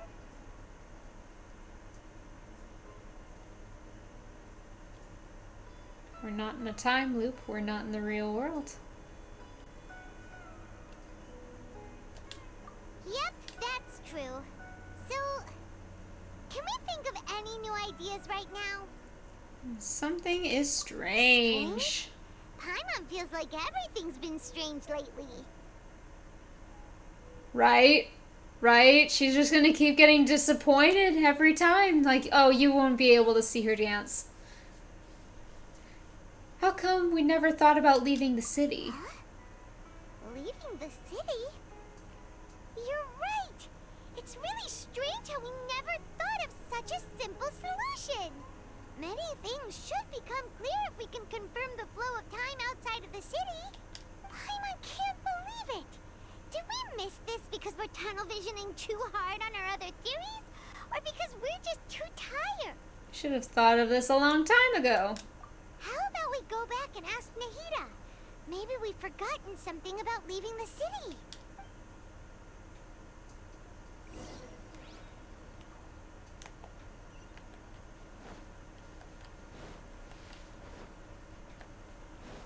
Nahida, tell us if we can leave the city. We ran so fast she didn't generate before us. Nahida, we're back! You're back early today. Did you find something new? Sort of. We're mostly sure now that we're not in a time loop. And we also aren't in the real world. But at the same time, we have a new question. What will happen if we try to leave the city? Have we ever tried leaving the city? Leaving the city. As far as I remember, you've mentioned your plans to do that twice before. We did? But we don't remember anything. What happened after we talked about those plans? What did we say when we got back? Let me think. I don't think you ever actually told me what the outcome was. Oh, it's probably more accurate to say that both times you never came back the whole night. But you two sometimes stay out the entire night anyway, so at the time, I didn't think too much about it. It is true that sometimes we lose track of time during our investigations. Before we know it, it'll already be the next day. But still, neither of us remember anything about leaving town. Really? That's kind of strange. I like I this. should have already awakened all your memories. I really do like the mystery, detective, and puzzles in this.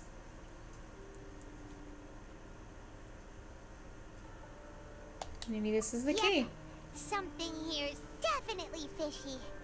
Let's get to the bottom of this tomorrow. There's that beep again. Our memories are back! Let's go and try to leave the city today. About that. Well, where should Paimon begin? Paimon, what do you mean? Traveler, aside from your memories that were just restored, I have another message for you. From who? Listen to it and you'll understand. Can't go back. There are countless spaces here. Our Sub-Zero's festival in Sumeru City is just one of them. This is my own voice. Traveler, you should be missing 2 days worth of memories. Paimon will fill you in. It's time to carry out our plan from yesterday. Let's go and try to leave the city today. Let's go!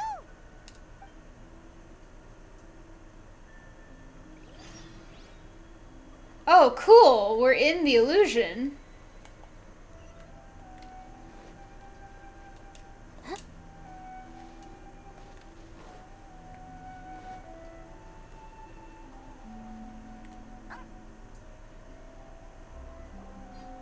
Why can't we leave the city?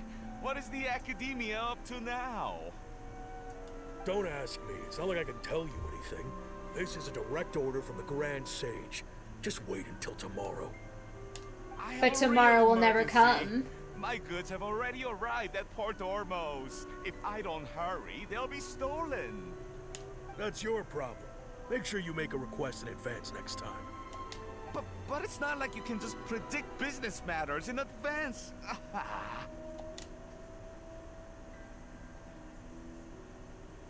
It looks like the Academia already announced a lockdown for Sumeru City today. How completely unsurprising. Let's go and question them. Hello, sir. Why can't we leave the city today? Here we go again. Don't ask me. I don't know either. We just received an order that no one is allowed to enter or exit Sumeru today. They didn't tell us anything else. Of course, the Academia wouldn't share their plans with a pawn. Angering me won't get you anywhere. If I had that kind of insider info, I would have left this stupid post long ago. It looks like he really doesn't know. If we can't get anything out of him, let's take matters into our own hands. Why don't we climb over the walls? Those guards can't be everywhere at once. This poor guy keeps explaining the same thing to the same people every day. At least he doesn't remember that it's every day. This is a good spot, and the guard hasn't noticed us at all. Let's hurry! Stay here. Huh? Why? Are you going to leave Paimon behind? We need someone to stay and witness events from this side. But what if things get really weird out there and you get into some trouble? Then Paimon won't be able to help you. Oh, Paimon knows that Paimon can't do much, but we've always been together. If we leave together, it'll just be the same as before. Okay. Paimon will wait for you. The same Karen every single day. Oh my gosh. Yep, I wanted my glasses today. Welcome in. Paimon that you'll come back as soon as possible. Just a quick look. Okay, okay. And please, be careful. I feel like Paimon is getting more and more, like, clingy. She's getting more and more clingy to us. Let's go and try to leave the city today. Traveler,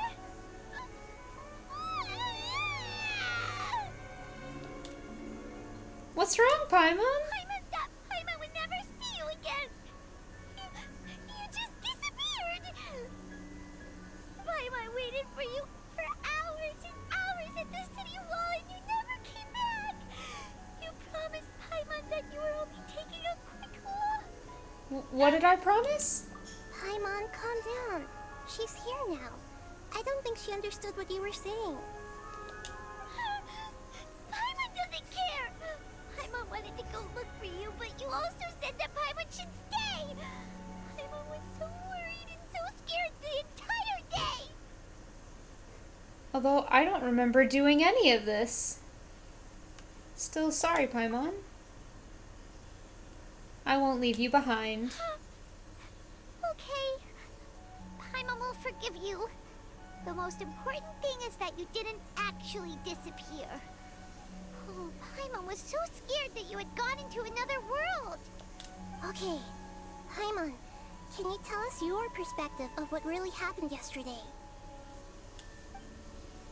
Paimon describes your plan from yesterday. I see. Using two people's different perspectives. After that, you left the city. Paimon kept her eyes on you the whole time, but then you disappeared in an instant. You sure that's what you saw? You weren't zoning out or anything? No way! Paimon was watching you with the fullest attention. What's your perspective, Traveler? You sure you don't have any memory of this? I don't even know that yesterday existed. I guess that explains everything. You also lost your memories the last 2 times you tried to leave the city. Those days' memories can't be awoken. So, if we leave the city, our memories will be completely erased? They're also erasing the memories of those who leave. It really sounds like something big outside of the city is being hidden on purpose. But this way, we'll also never discover what's outside. If our memories will be erased, can we leave behind something other than memories? Something like a message? But how can we send it back? Don't look at me like that. I'm not used to being stared at. Well... Okay. You want something that can pass on messages, right? Give me some time and take care of Dunyarzad for me. Yep, now we're talking.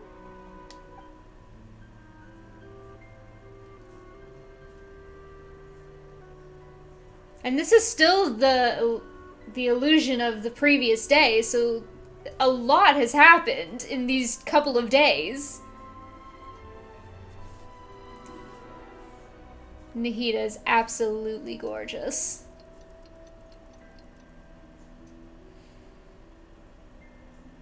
I'm done. Here you go. What? Isn't this just an Akasha terminal? I made some little changes. Akasha terminals are already capable of sending messages. I just tweaked it so that it could connect to any node. To make something like this? Nahida, you really know the Akasha like the back of your hand. Anyway, we can use this now to record a message, right? Yep. I'll help you save the messages. It should be pretty easy to use. I just can't guarantee the user's status and signal coverage when they're outside the city. We'll never know until we try. At least we're taking the initiative now. It's worth a try. Let's go then. Let's expose those sages. I still think you should stay. Alright. Paimon isn't as worried about being separated since it happened once yesterday. But Paimon still isn't happy about it. Paimon has some major separation anxiety. Okay. See you tomorrow, Traveler. Like a clingy cat. That covers everything that's happened so far. So that message was what I left for myself when I left the city. Yes. Although the signal was choppy and had some interference, we still managed to receive 2 messages from you when you were outside. Okay, now that you understand what's going on, let's hear the messages together.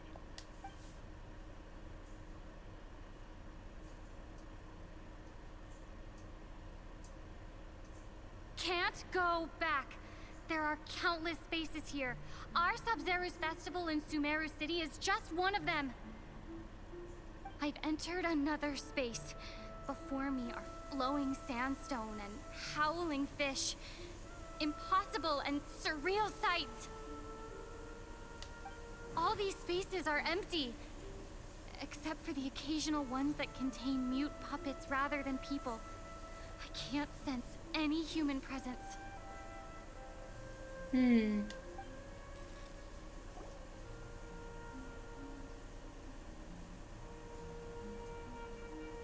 Oh, that's such an adorable vase.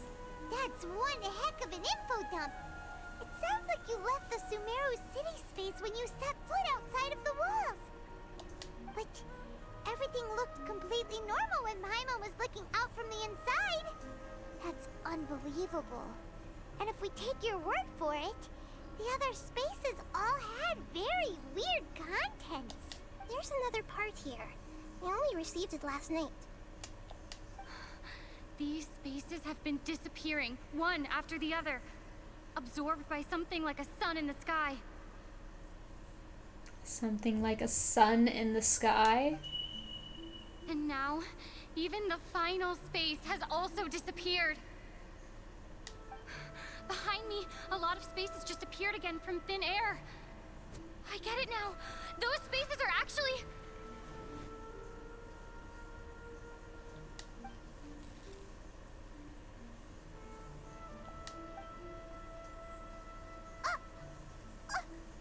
Why did the message end right there? What did the traveler want to say? What are those spaces? Probably because yesterday just happened to end at that moment. Ah, of course. Oh, right. Paimon did hear a beep from the Akasha. Did it come from here or from the message? The message. It should have come from the Traveler's Akasha terminal. After the beep, Traveler said even the final space has also disappeared. Traveler, what do you think that final space could have been?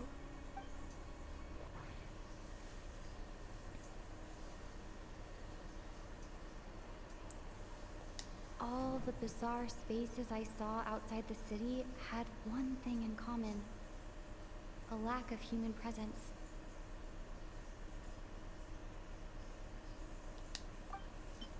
Was that space actually the real world? But wouldn't a real space just randomly disappearing like that be catastrophic? My impression is that each day in this samsara only ends at the sound of that beep from the Akasha.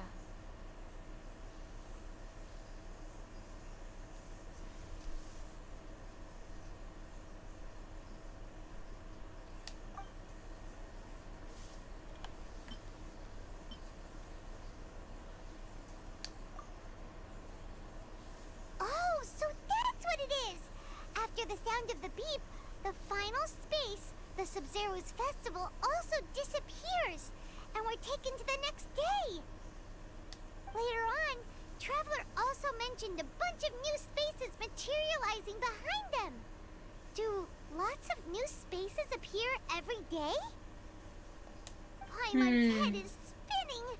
Just what are these spaces anyhow? Well, consider this.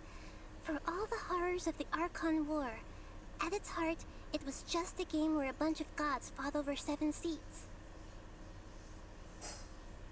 So no matter how strange or spooky things may look on the surface, maybe all they point to in the end is a small and simple secret. Wow, the Archon War, huh? That's an analogy and a half. A secret, huh?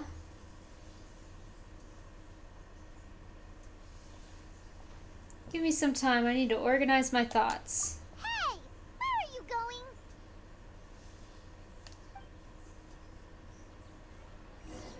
This makes me want to play, like, brain teaser games.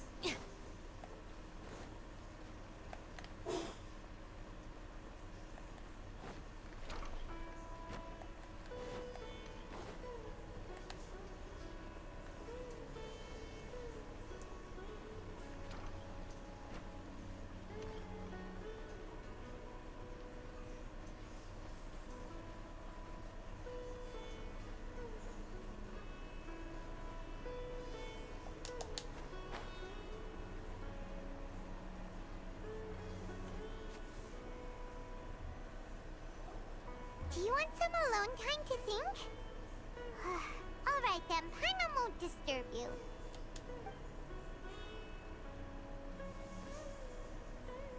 Are we gonna hear another beep?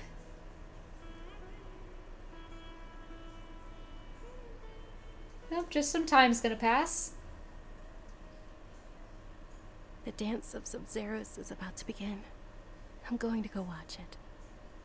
It's that time already? Okay. Why don't you go ahead, Dunyarzad?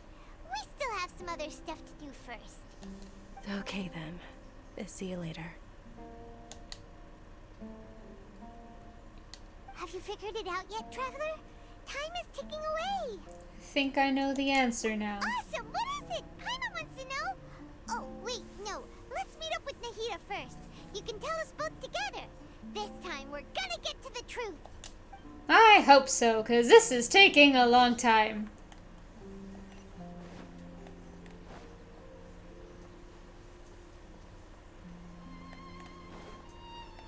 I want to watch the dance.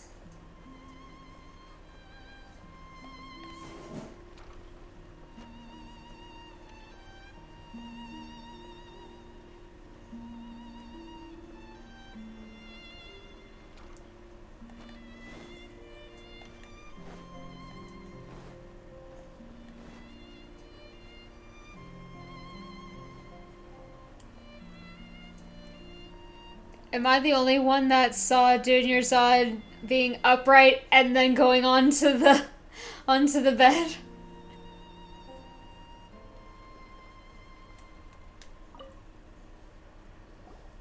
You're back. I've been waiting forever for you two.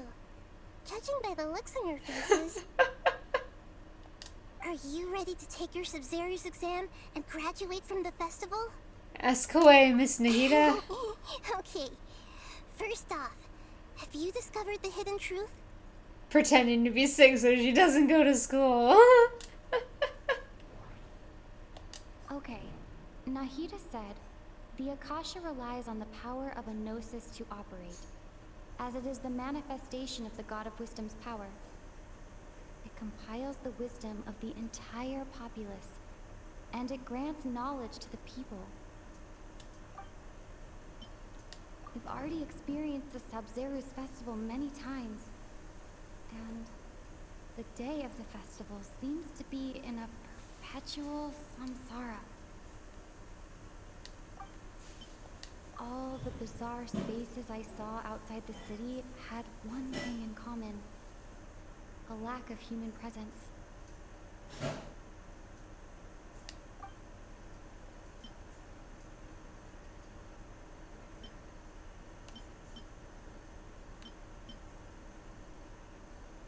People in Sumeru don't dream. What a strange phenomenon. Those spaces remind me of dreams, like the one I had in the Avidia forest. Except these have no sign of human presence.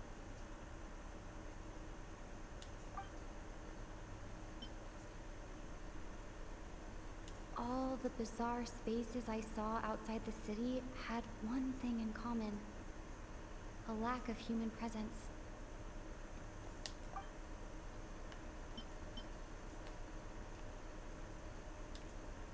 The moon, illusions, and lies. What do they all mean?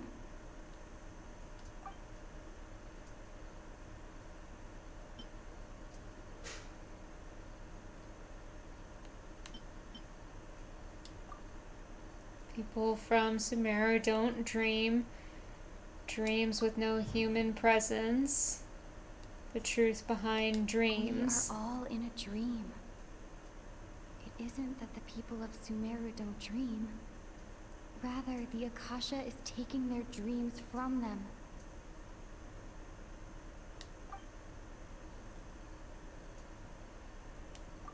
People in Sumeru think they don't dream. But the truth is, the Akasha steals their dreams without them knowing it. And those spaces with no human presence are stolen dreams without their host. That would explain why they sounded so weird when she was trying to describe them. Huh. So people in Sumeru do dream after all. In fact, we're all in one big dream together right now. Correct answer. Now, how did you conclude that the Akasha is capable of this? Akasha's operation requires a gnosis. The Akasha relies on the power of a gnosis to operate. The Akasha is a manifestation of the God of Wisdom's power. It is the manifestation of the God of Wisdom's power. It compiles the wisdom of the entire populace. And it grants knowledge to the people. Does it matter which one for this one? Because these almost all sound like the same thing. Guess it does matter.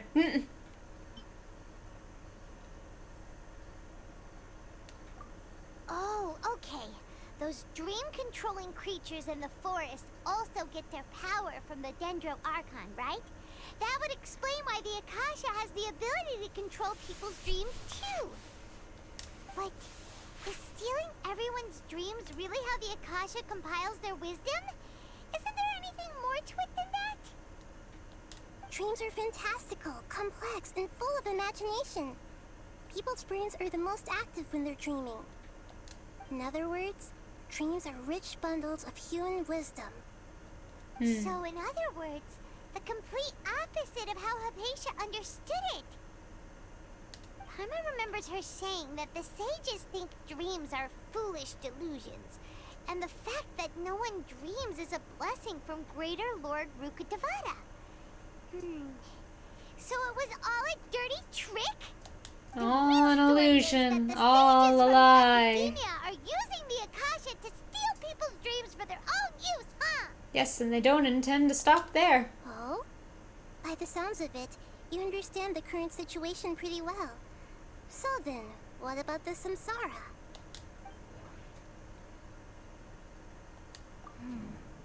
The beep is a prompt tone for Akasha operations. We still hear it every night, even though we removed our Akasha terminals.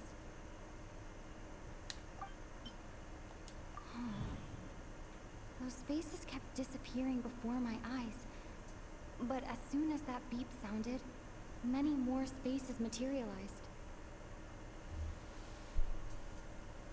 So it's all a lie!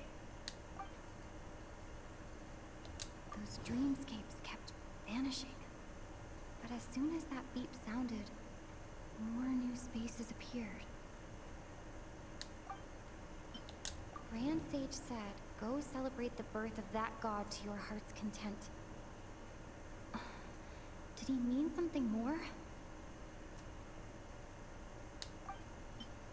My mind feels exhausted, even though I haven't done too much thinking. We've already experienced the Sub-Zeru's festival many times, and the day of the festival seems to be in a perpetual samsara. Alright. Grand Sage's speech. Appearance and disappearance of dreams. Appearance and disappearance of spaces. Those spaces kept disappearing before my eyes. No? That doesn't sound right. There we go.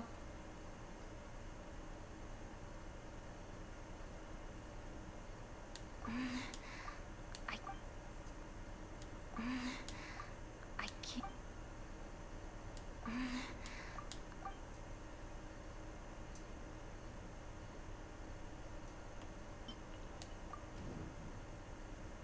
All right.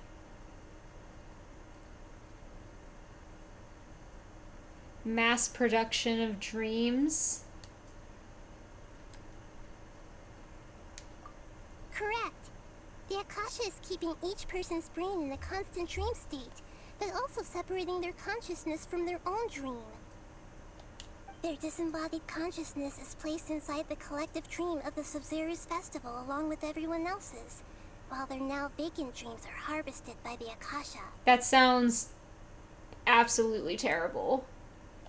No one is any the wiser as another day passes in the dream, and so begins another samsara cycle. People wake up to yet another dream about the Sub-Zeru's festival. The dreams that belong to them are once again harvested by the Akasha, and so it continues. So, this is like a dream factory, and the Akasha is a dream harvesting machine. Did Paimon get that analogy right? The Illuminati of Genshin. True. Very good, Paimon. Using analogies well is an excellent habit to get into. Okay, so that beep we keep hearing is actually from our real-life Akasha terminals. Taking off our terminals in this dream doesn't do anything.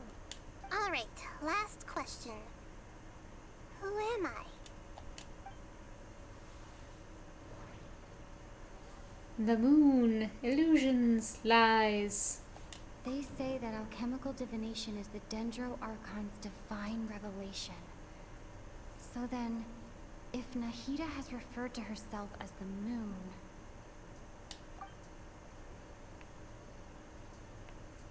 I want to know what they say about Now that this. I think about it.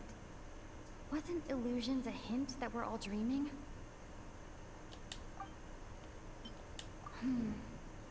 Now that I think about it, wasn't illusions hinting at the sage's deception of Sumeru's people?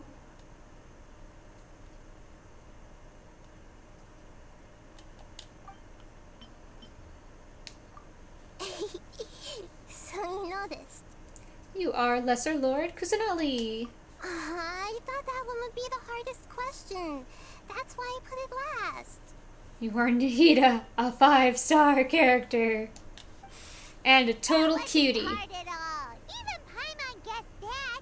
Everything about you is different. We just didn't want to expose you is all. Now that you mention it, Nahida, you've been hinting to us since the very beginning. It's funny. Thinking back to when we were asking all over the place for info about Lesser Lord Kusanali. Paimon didn't expect to meet you like this. But this doesn't seem like a good time. Yes, those can wait until we're back in real life. On the other hand, I'd be happy to answer any more questions you have about here and now. Gosh. Why couldn't she simply tell us the truth? She already told us that, honestly. How do the sages manage to keep people from noticing this? I want to know that. This dream we're in is completely based on reality. People have already experienced this Sub-Zeru's festival, so it would be very difficult for them to find anything that strikes them as surreal. Secondly, you're probably wondering why people don't have any memories from earlier samsara, right? That's because people don't remember their dreams most of the time anyway. And in any case, their actual dreams are being taken away from them by the Akasha. So whenever they wake up in this dream of the Sub-Zeru's festival, they don't remember anything from their previous identical dream. That reminds Paimon. Traveler had a dream when we were in the Avidia forest, but couldn't see what it was about after waking up. Is that an example of what you mean? Yes. Only after receiving the blessing of Dendro can a person gain the Dendro element's dream-enhancing power. That explains the feelings of deja vu. Meanwhile, everyone else has no idea that they are in the Sub-Zeru's festival samsara, while their dreams are stolen from them over and over again. About the side effects of a mass-produced dream. Can humans really keep dreaming forever like this? Will it ever end? And if so, when? You might say your mental fatigue has already answered this question. Eventually, there's only so much that people can tolerate. Especially those whose health is compromised to begin with, like Dunyarzad. This relentless exploitation takes an even harder toll on them. People's lives are at stake here, and nobody knows a thing! We've got to put a stop to this! Why is the dream about the Sub-Zeru's right? festival? Why did they have to base this dream on my birthday? Could it really just be a coincidence? Even you don't know the reason? Wow, now that's strange. The Academia sages are determined to harvest lots of dreams in a short time, no matter the cost. They have to be up to no good. Unfortunately, I don't know anything about it. Traveler, do you have any information?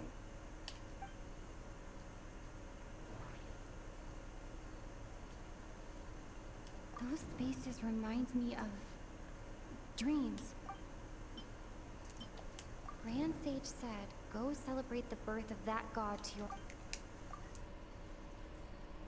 Celebrate the birth of that god? I knew at some point that had to be in it. It's too sinister for that to be left out.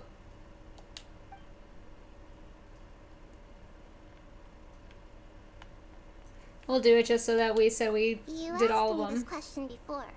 My answer was, now that you know this is all a dream, this answer should hopefully make more sense. Have you heard the saying, don't wake a sleepwalker?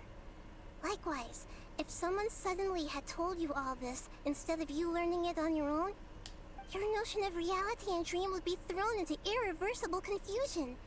I couldn't expose you to that kind of risk. That's why I could only give you very subtle hints and some suggestions. Long story short, I'm really sorry I had to keep you guessing.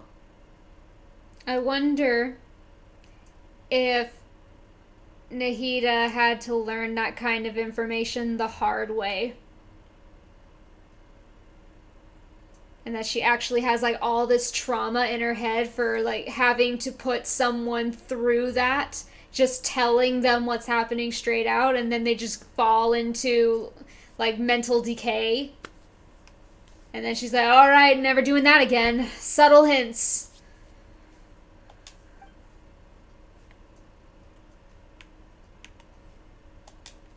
Deceiving the people of Sumeru with no regard for their safety. Right? No matter what they're trying to do, this is unforgivable.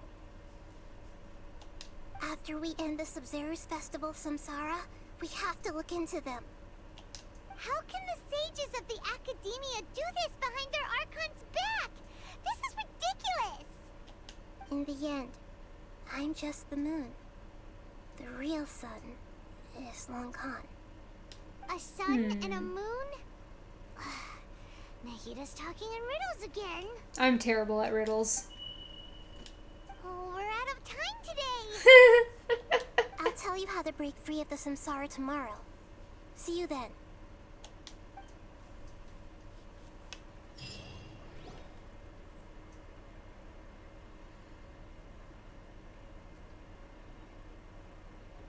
At least we woke up right in front of her. Wait, now that Paimon remembers everything, should we instead say good morning, Lesser Lord Kusanali?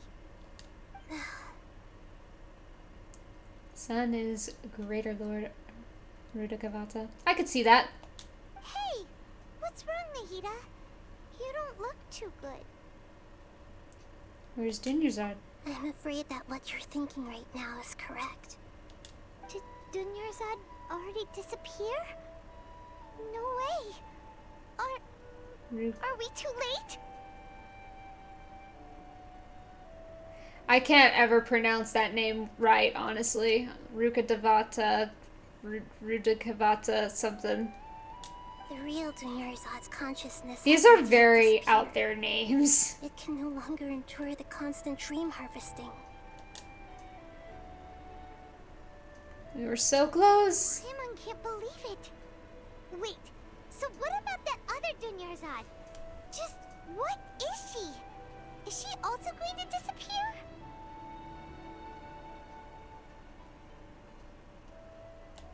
She's actually something like a puppet, but not completely. The real Dunyarzad's consciousness could no longer keep playing her role in this dream. So another Dunyarzad appeared to replace her in the dream. Just like the grass and the trees, that Dunyarzad is just a building block of the dream that helps to keep it going. But personality-wise, she's nothing like the real Dunyarzad. Puppets are stiff and can't copy a living person's vitality. After all, they're just there as filler. You know, speaking of which, the old Dunyarzad might not have been too different from a puppet. Dunyarzad I could see truly that. believed that she met you within her consciousness, and it was you who inspired her. So you do remember her after all. Yes. Back then, her family was overly protective of her. No one cared about her personality or thoughts. It was as if she only lived to stall her Elazar. That's a really sad existence.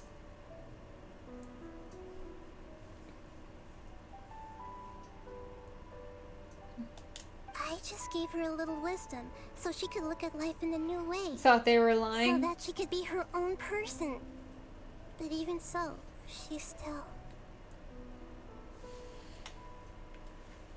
You're a kind Archon. Far from it. I'm still a long way off from being a real Archon. I couldn't even save her. If I were a competent Archon, I wouldn't have let my most faithful follower die at the Sumeru festival with so many regrets. Please don't beat yourself up over it, Nahida. It's the sage's fault, and theirs alone. I'm not beating myself up. All I did was to rationally observe the distance between myself and a real Archon. Don't be like that, Nahida. Even real Archons are still allowed to be sad.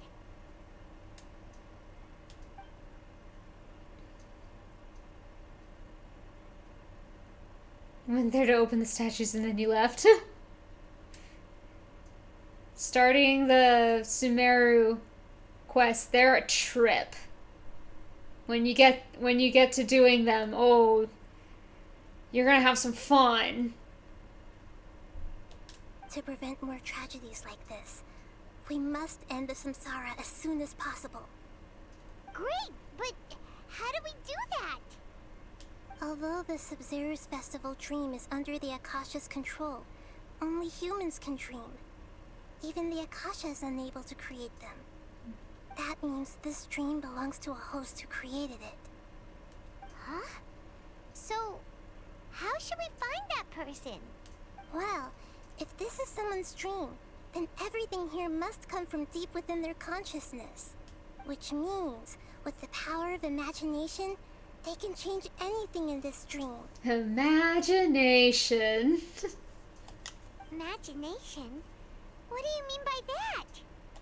Imagination means breaking through what you perceive as normal.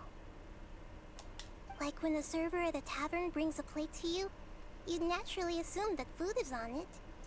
However, if you're the dream's host and you become aware that you're dreaming, when you imagine gold and more on the plate, the dream will respond in kind, and the server really will bring you gold and mora. But right now, our host is unaware that this is a dream.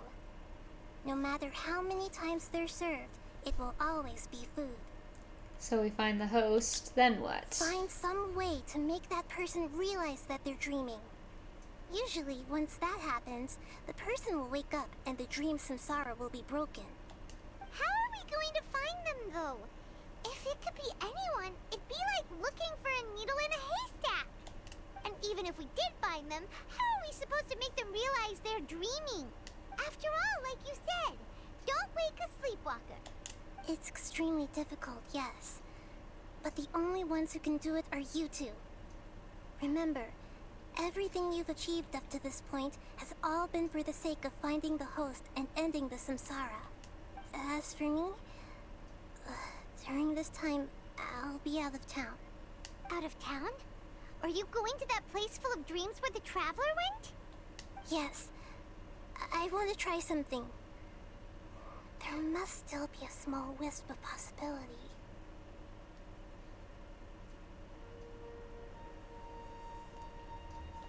Hurry and go. Dreams are supposed to be fantastical, romantic, and full of pleasant surprises. Get them artifacts. Unnecessary things like this samsara need to end. I'm still a little upset that we've come this far only for Dunyarzad to... Say it. Say it. We know it. She died. She was such a good person, with such a simple wish. She unalived. Fate was against her. I just feel so demoralized. Yeah.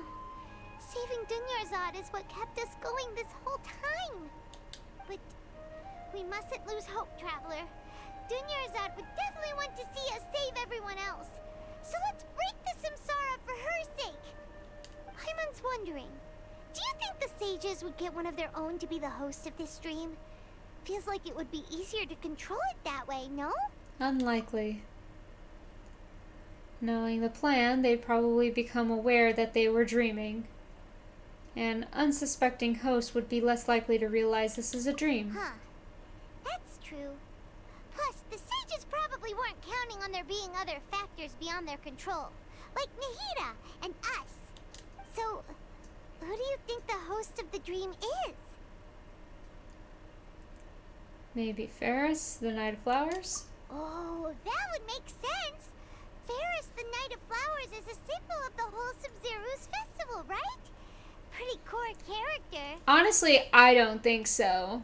Because when we went over to do the candies, we already kind of shattered it that things were different.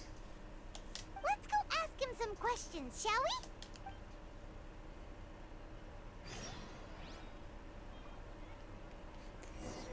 Never give up. That's my ninja way. Yes. I don't think it's Ferris.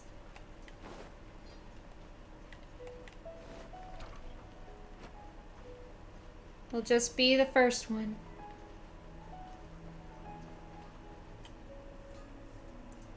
It took forever, but I got Apollo to watch all of Naruto Shippuden. You're back. You left in a hurry last time. He loved Is it. everything okay? Loves the music. But it still took him forever because he doesn't do so well with long series. Left in a hurry last time. Is everything okay? Fine. Just, it's a little hard to explain. Would you mind taking part in a little experiment with us? An experiment? That came out of nowhere. I'm listening, though. What do you need me to do? Half of it was flashbacks. Yeah. We even skipped the fillers. The first time I watched Naruto Shippuden, I watched all of it, including the fillers. I still showed some of the fillers over to Apollo because I actually think they contained good information for backstory. But majority of them we skipped. But he just doesn't do well with sitting through long series.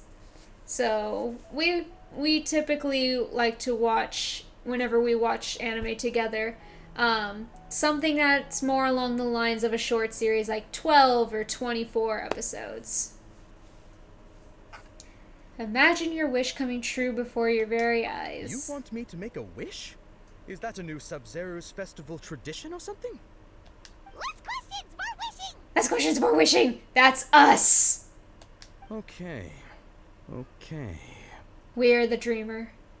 My wish. Okay. I'm a little nervous saying this out loud, but I want Miss Dunyarzad to be happy. She did. Oh.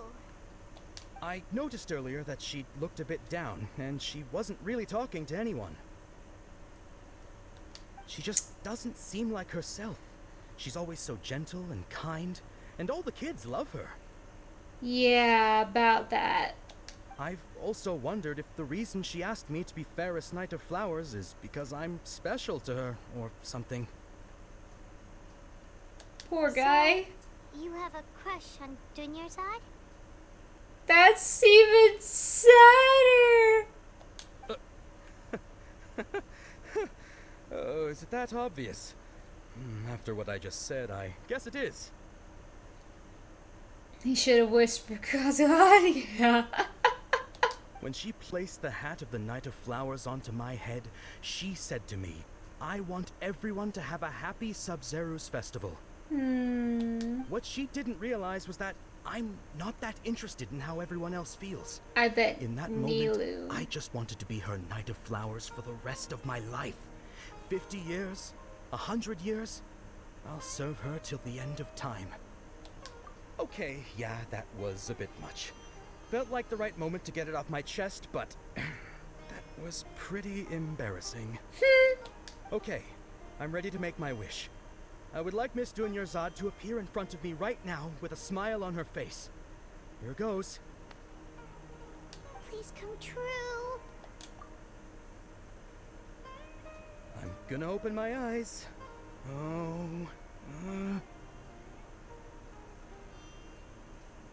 Oh, you're... What? Farky? Sorry, but only one portion of Yalda candies per person. Back home you go.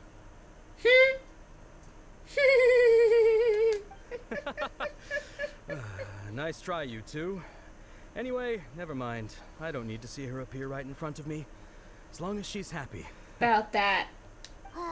Guess he isn't the host of this dream after all. I think it's Nilu. Should've expected it wouldn't be this easy. Like the sage cursed her.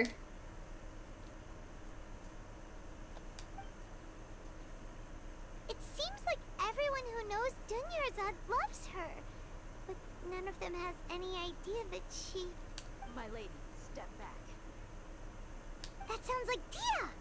Oh, right. This is when Dunyarzad bumps into the kidnappers. Huh? But Dia can handle them. Hey, Traveler!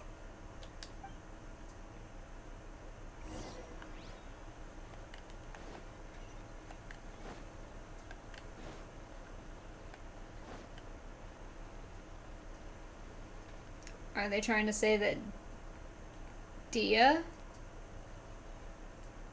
That Dia is the dreamer? That's a good secondary choice.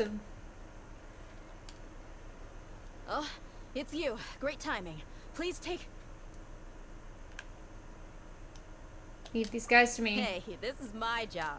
The homie Yannis pay me, not you. You're wasting your breath. You... fine, alright. Knock yourself out. Anyway, watch yourself. We get to fight. Get to let off some steam. So you got yourself some backup. That's close enough. Out of my way! Incinerate!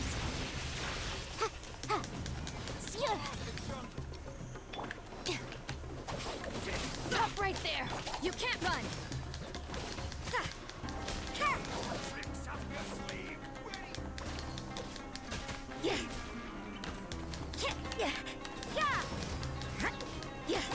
Our bond is strong. Breath of the flame.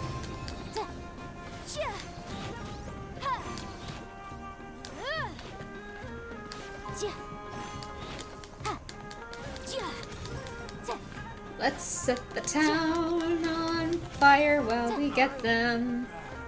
Boom boom!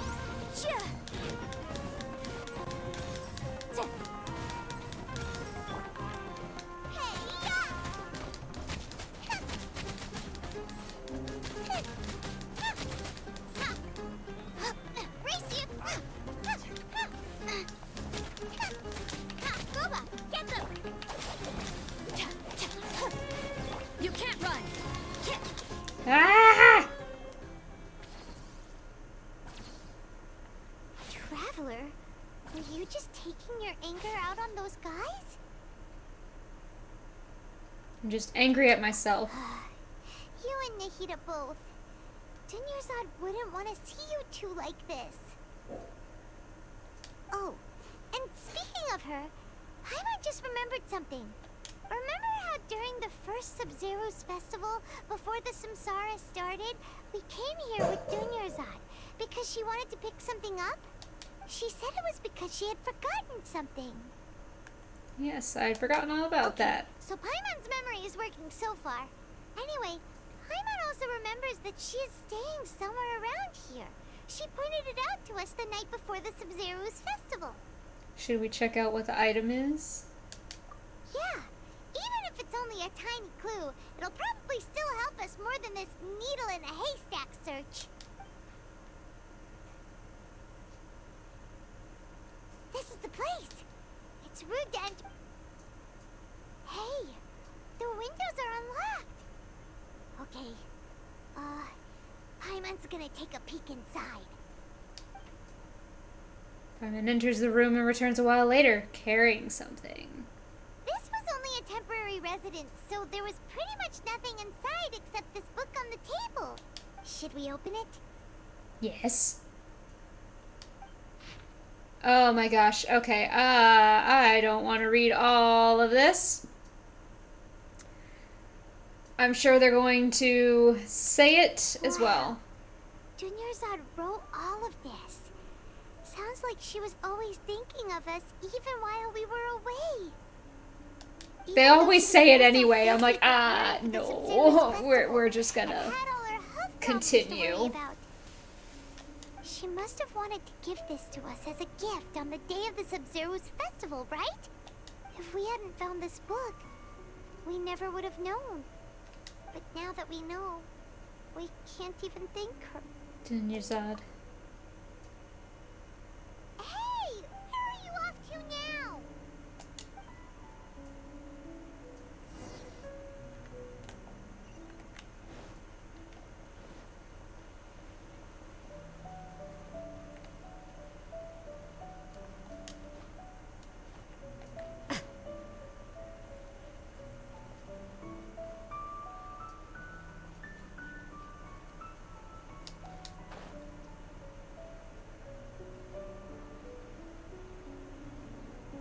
I move so fast.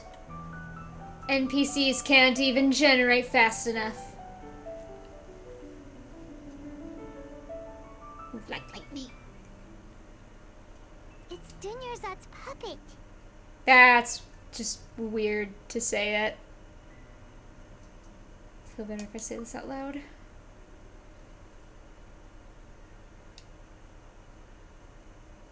Thank you. Traveler?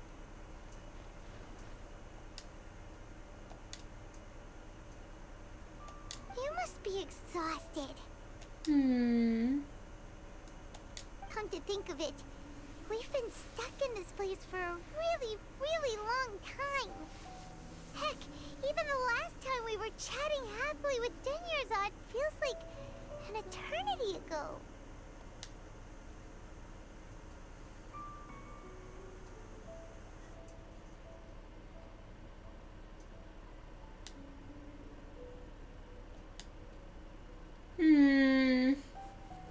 This is so sad.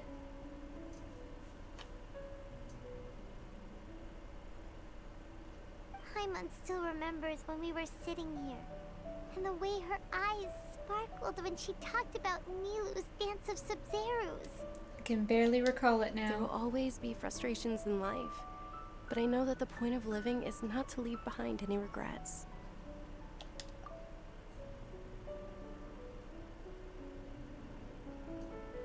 That was what the real Dunyarzad said, wasn't it? Does that mean... Dunyarzad? Yes, Traveler. What is it? Oh, so she's still just a puppet. But just now, how come... Let's go, Paimon. What? Where are we going this time? To watch the Dance of Sub-Zerus. Yes! We finally get to see the dance.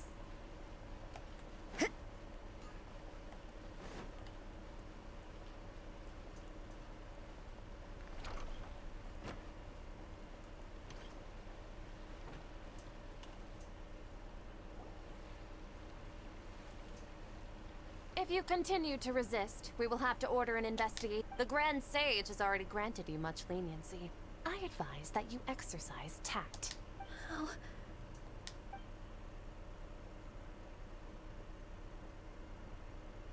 Punch him!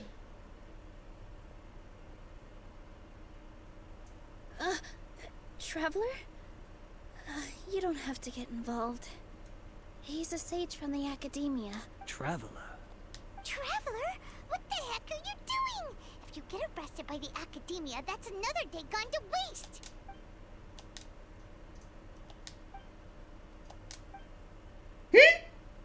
Wait, they're not reacting. Have they been scared stiff? They're puppets. Oh, of course! If this is the Sage's plan, they wouldn't put themselves through this. So And they're it's just Nilu's substitutes. dream. What is this? What happened to the Grand Sage and his entourage? What's up with those flowers?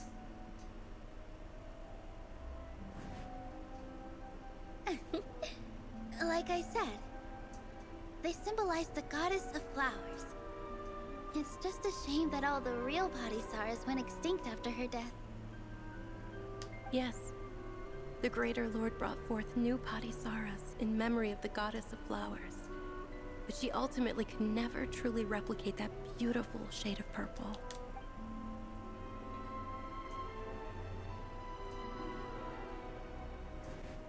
But they're purple here. That beautiful shade of purple. Aren't these flowers real Padisaras? Just like the ones from the legend? I didn't even notice. Dunyarzad, did you find these? But didn't you just say all the real flowers went extinct after the goddess of flowers passed away? Yeah. What's going on here? Nilu, close your eyes. Huh? Imagine that the Grand Sage and his entourage are not here in front of you. You guys are acting weird. But okay, I'll try.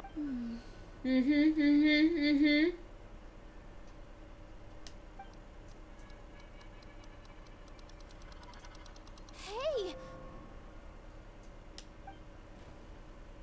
They disappeared! So Nilu's the host. What a surprise! Called it. Purple Padisaras don't exist Called in the it. real world anymore. But in Nilu's subconscious, they can appear as decorations on the stage. Right? It's just like the example Nahida told us.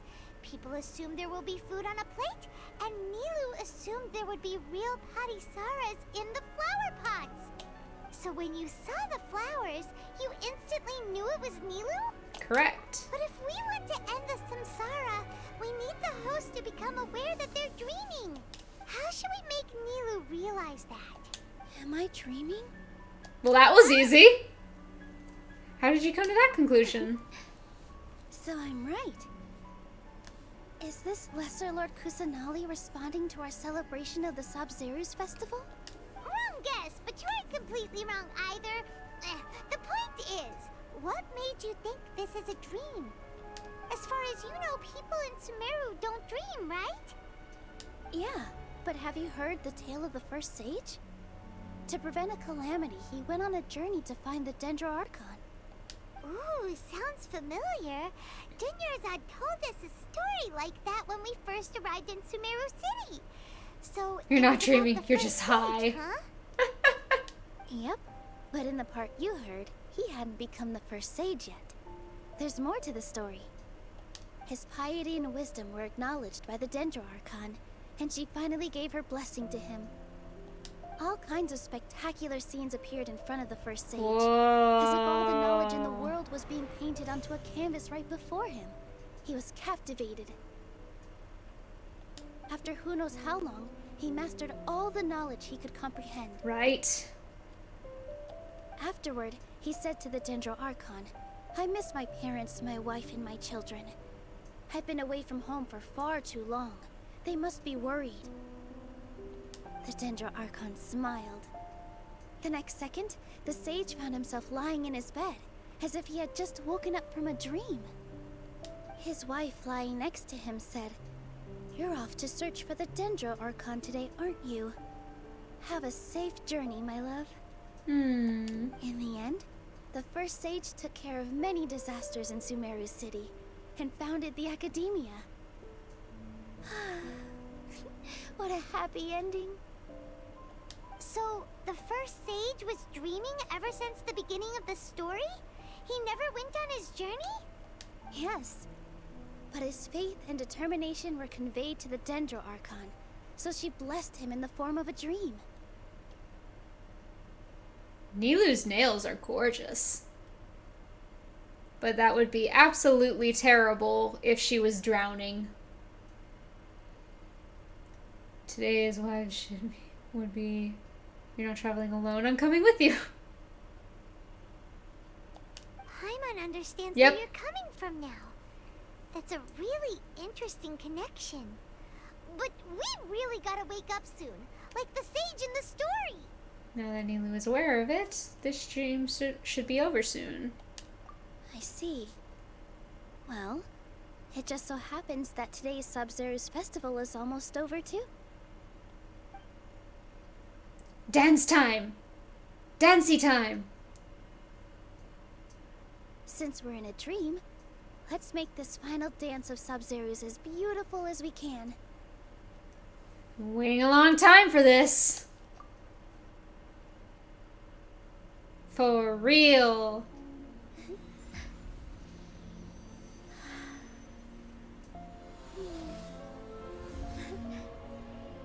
Yeah, go all out in this dream. The wait is over, everyone. I dedicate this to our god, the dance of Sub-Zero's.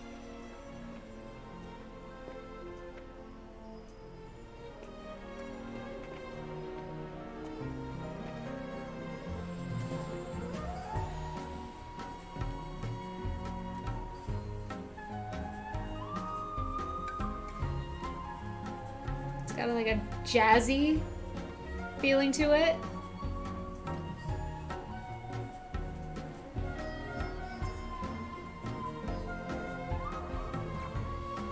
And I'm thinking Barbie and the 12 Dancing Princesses.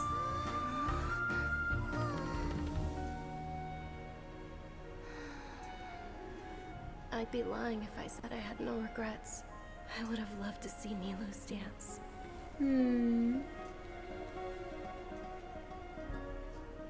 Oh, Dunyarzad!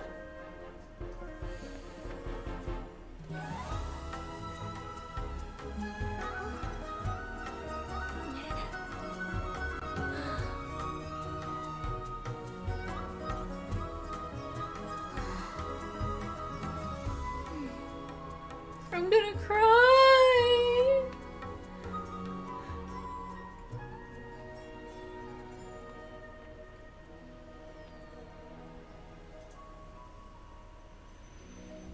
I'm not crying. I'm not crying, you're crying. I'm not crying, you're crying.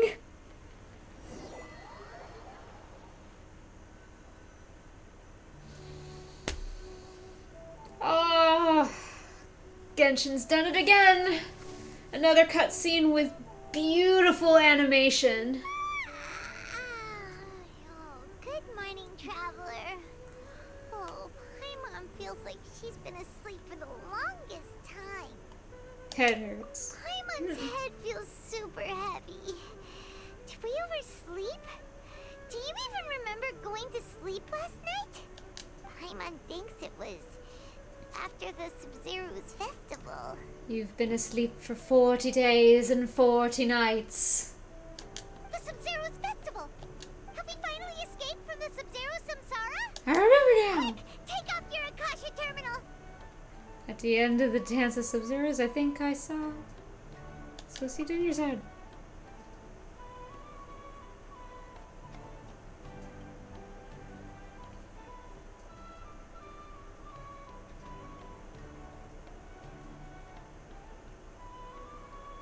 She's not in her room. What happened? It's at the usual spot. What usual spot?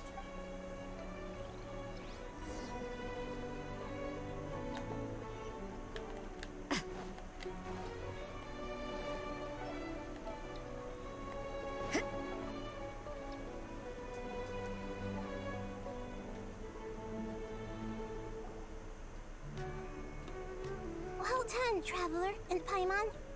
What? That's not her voice. And thank you, Dunyarzad, for organizing the Sub-Zero's festival for me. It's Nahida as Catherine. I'm like, that's not Catherine.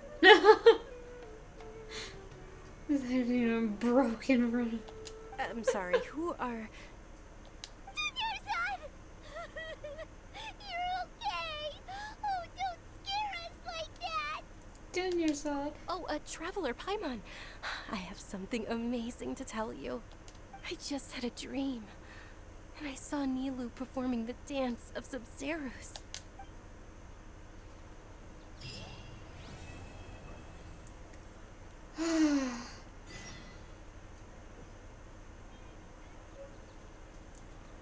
You're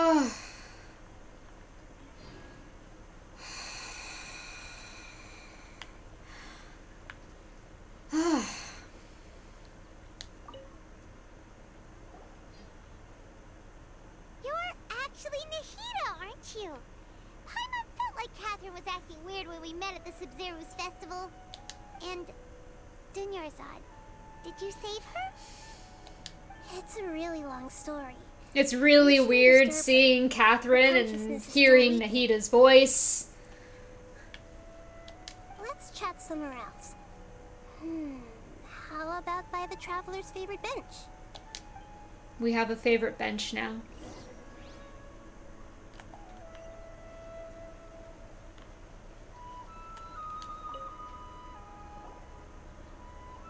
What's going on?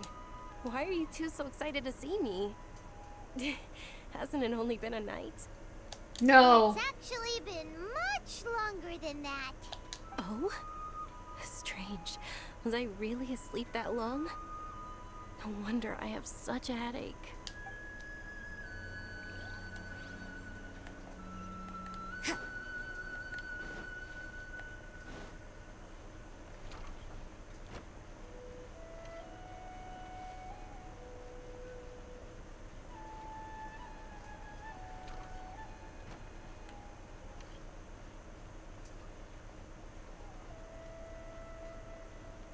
That would be absolutely hilarious.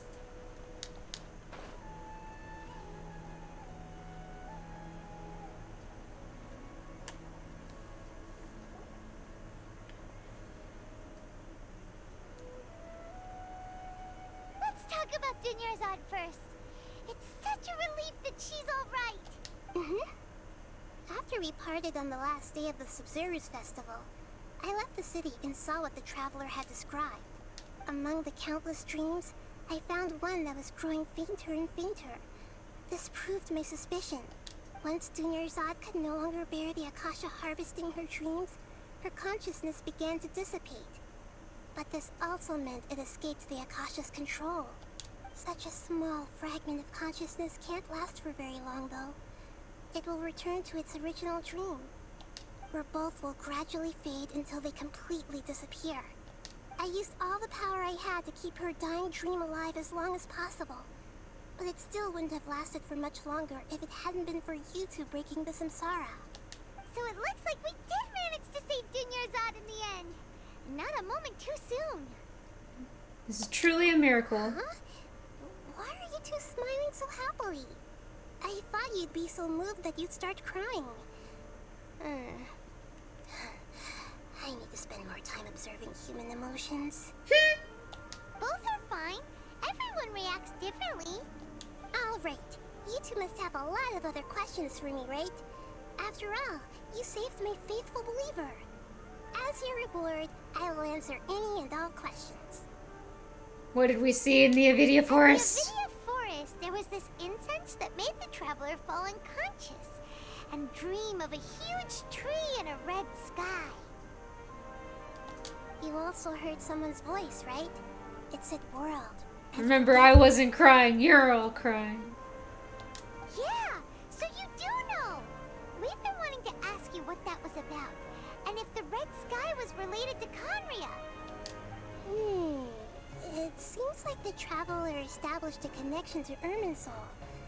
That was a message left by Greater Lord Rukkhadevata's residual consciousness in Irminsul. Perhaps her last memory before she died. As you two probably know, Greater Lord Rukkhadevata disappeared after the disaster in Conria. The timings of these events do line up, so your suspicions are reasonable. A message from Greater Lord Rukkhadevata? We thought it was from King Deshret. King Deshret? That god who died even longer ago? Some present-day desert dwellers still worship him. You probably just heard some of their conspiracies. Okay, so what does the message mean? I still haven't managed to decipher it. Even the Akasha isn't currently capable of doing that. Greater Lord Rukkhadevata's residual consciousness in Irminsul seems to be contaminated with something that has a very dangerous aura to it. Many devoted scholars go mad as soon as they connect their consciousness. I've warned the Academia about this many times, but people still keep falling victim to it. But I believe this is the key to saving Irminsul. That's why I've kept trying to decipher it. So the tree in the vision was Irminsul? Oh, Tainari also said that Irminsul is sick! Is it because of the contaminated consciousness? But even if you can't figure out what that vision was all about, it seems like our search for you was all in vain. The Traveler wasn't affected after coming in contact with that consciousness. I've never seen anyone like that. With you here, we may have a chance at deciphering it. Only you can save the world. No, we must decipher its secrets. You are the chosen one. All the factors that might affect Irminsul. This is the only one left. This puzzle has life and death at stake. It could determine Irminsul's fate, as well as Tevat's. About the Sage's plan. There's never been any big problems with the Academia's governance of Sumeru. This is the first time I've seen them step out of line. I wonder what caused them to go down this path, and what they hope to achieve. Even though the city's residents haven't noticed anything strange, if the Traveler hadn't broken the Sub-Zero's samsara, the situation could have become dire. I tried to do some investigating in the Akasha, but I couldn't find anything suspicious. And all the people of interest seem to purposely avoid wearing their Akasha terminals. I still cannot watch Catherine's face and listen to Nahito's voice. It feels wrong. Good night, Homecoming. Thank you for joining on this stream. Oh, that reminds Paimon.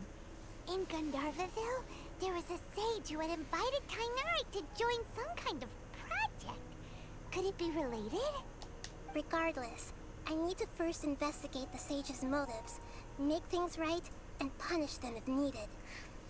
But I'll have to be Okay. I guess I didn't see that one. Good night, Maiden. I see your message now.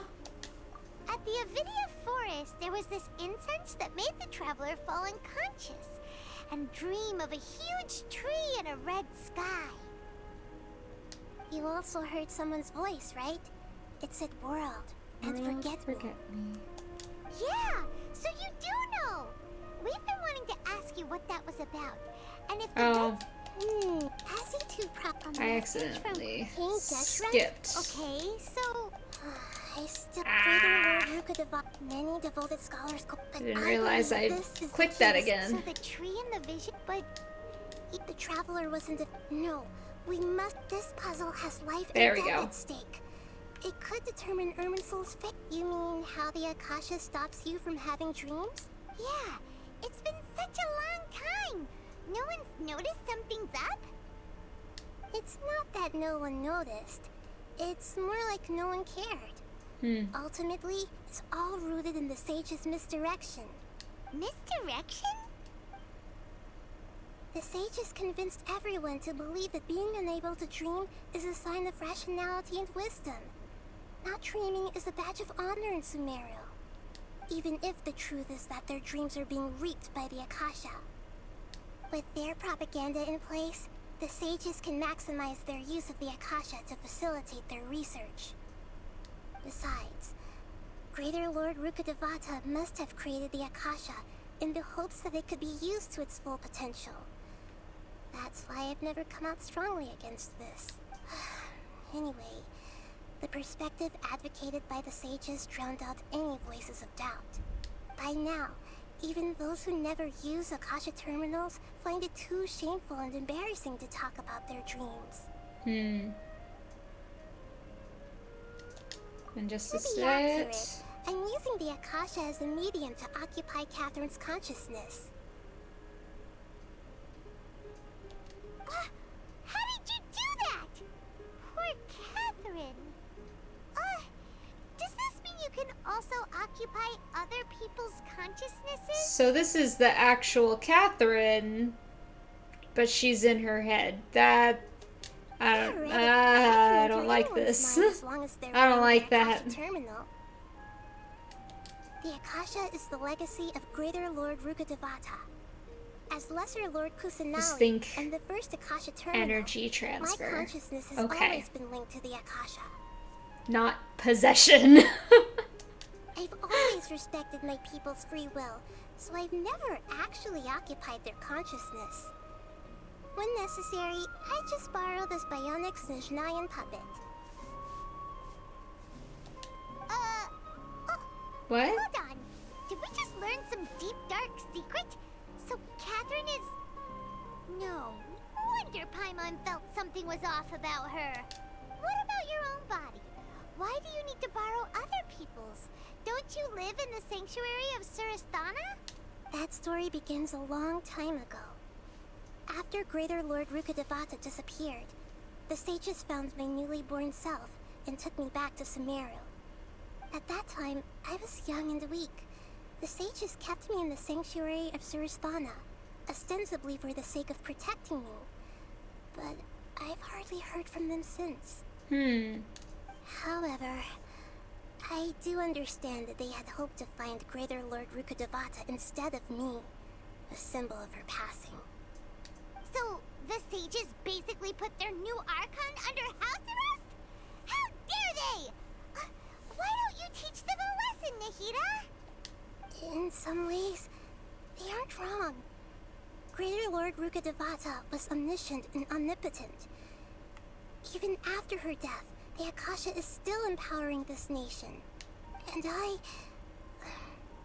I'm still really far away from being able to call myself the God of Wisdom. Moreover, the Academia is also more proficient at governing this country. My existence has little meaning. To me, you're already an excellent Archon. Yeah, you got a lot of believers. Just look at the Sub-Zero's festival. Everyone who showed up truly loves you. Thank you for the kind words. But I honestly don't need physical freedom as long as I can connect my consciousness to the Akasha. Trying to find a way to save Irminsul is my life's mission and top priority. I will work on that, and try to live up to being a deity in the meantime. Every once in a while, I will also take up the duties of the God of Wisdom and enlighten a lost soul here and there. Doing all that should be enough. Got it! I hope my answers were satisfactory, seekers of knowledge. To be honest, maintaining Dunyarzad's fading dream took a lot of mental energy. I think I may need to rest for a while. Oh, and you don't need to worry too much about the sage's activities for now. The Akasha won't be able to conduct another project on the scale of the Sub-Zero Samsara in the immediate future. Go and get some sleep. Leave everything to us. What a relief. This is truly the most exhausting birthday I've ever had. Traveler? Paimon? Why am I here? Do either of you know? Maybe you were sleepwalking. You know you can't wake up a sleepwalker. We happened to walk by, so we thought we'd wait for you to wake up. I see. Huh. I should visit my maintenance personnel sometime. Maintenance personnel? I better go. Thank you. Makes you sound like a robot. We've spent quite some time in Sumeru City, but ever since we last said goodbye to Lesser Lord Kusanali, we haven't heard anything from her. Oh, we can't just keep waiting around like this. Let's go find Catherine and pick up some work so we can at least keep ourselves busy.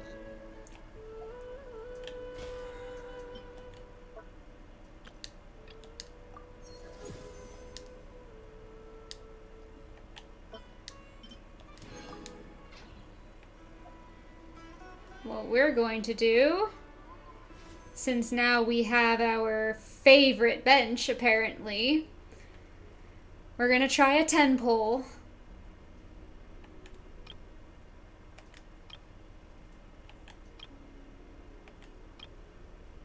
And we're going to do it for Sino.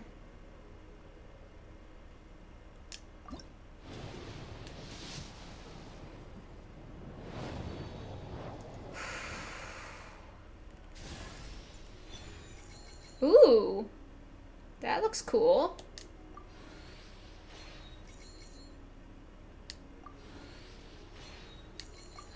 No! No! No!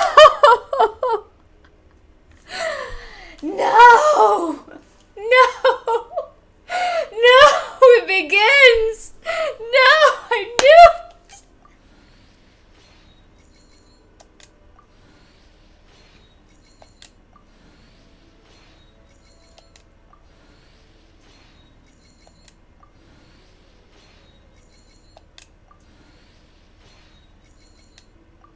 No! No! Ah! Ah!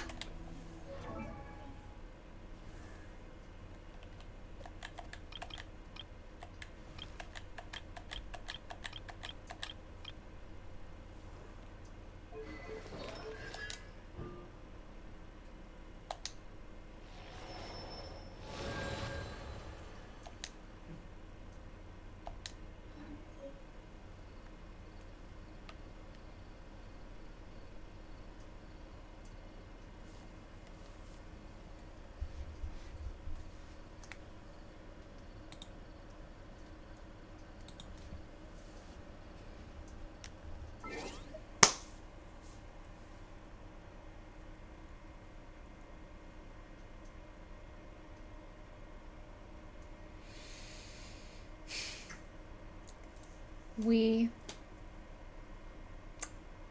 are going to be cursed in this. Now I'm certain if we keep polling, we're gonna get at least C3 Barbara if we keep polling on this banner.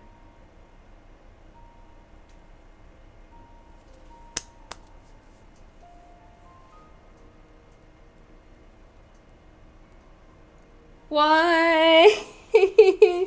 No. Of all the characters on the banner, why couldn't they at least give Bennett? Why couldn't they at least give Bennett? Ah! No. All right. We're gonna end it on that note. We're gonna end it on that note.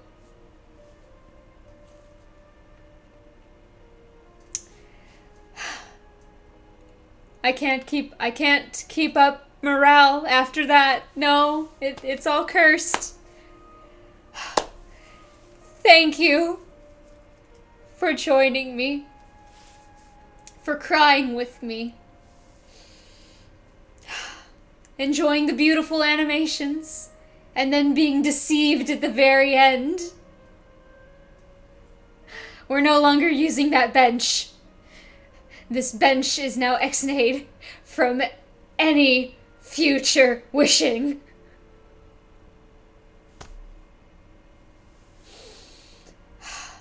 Have a good night. This is Mystaria, Lilac Lolita. I bid you adieu.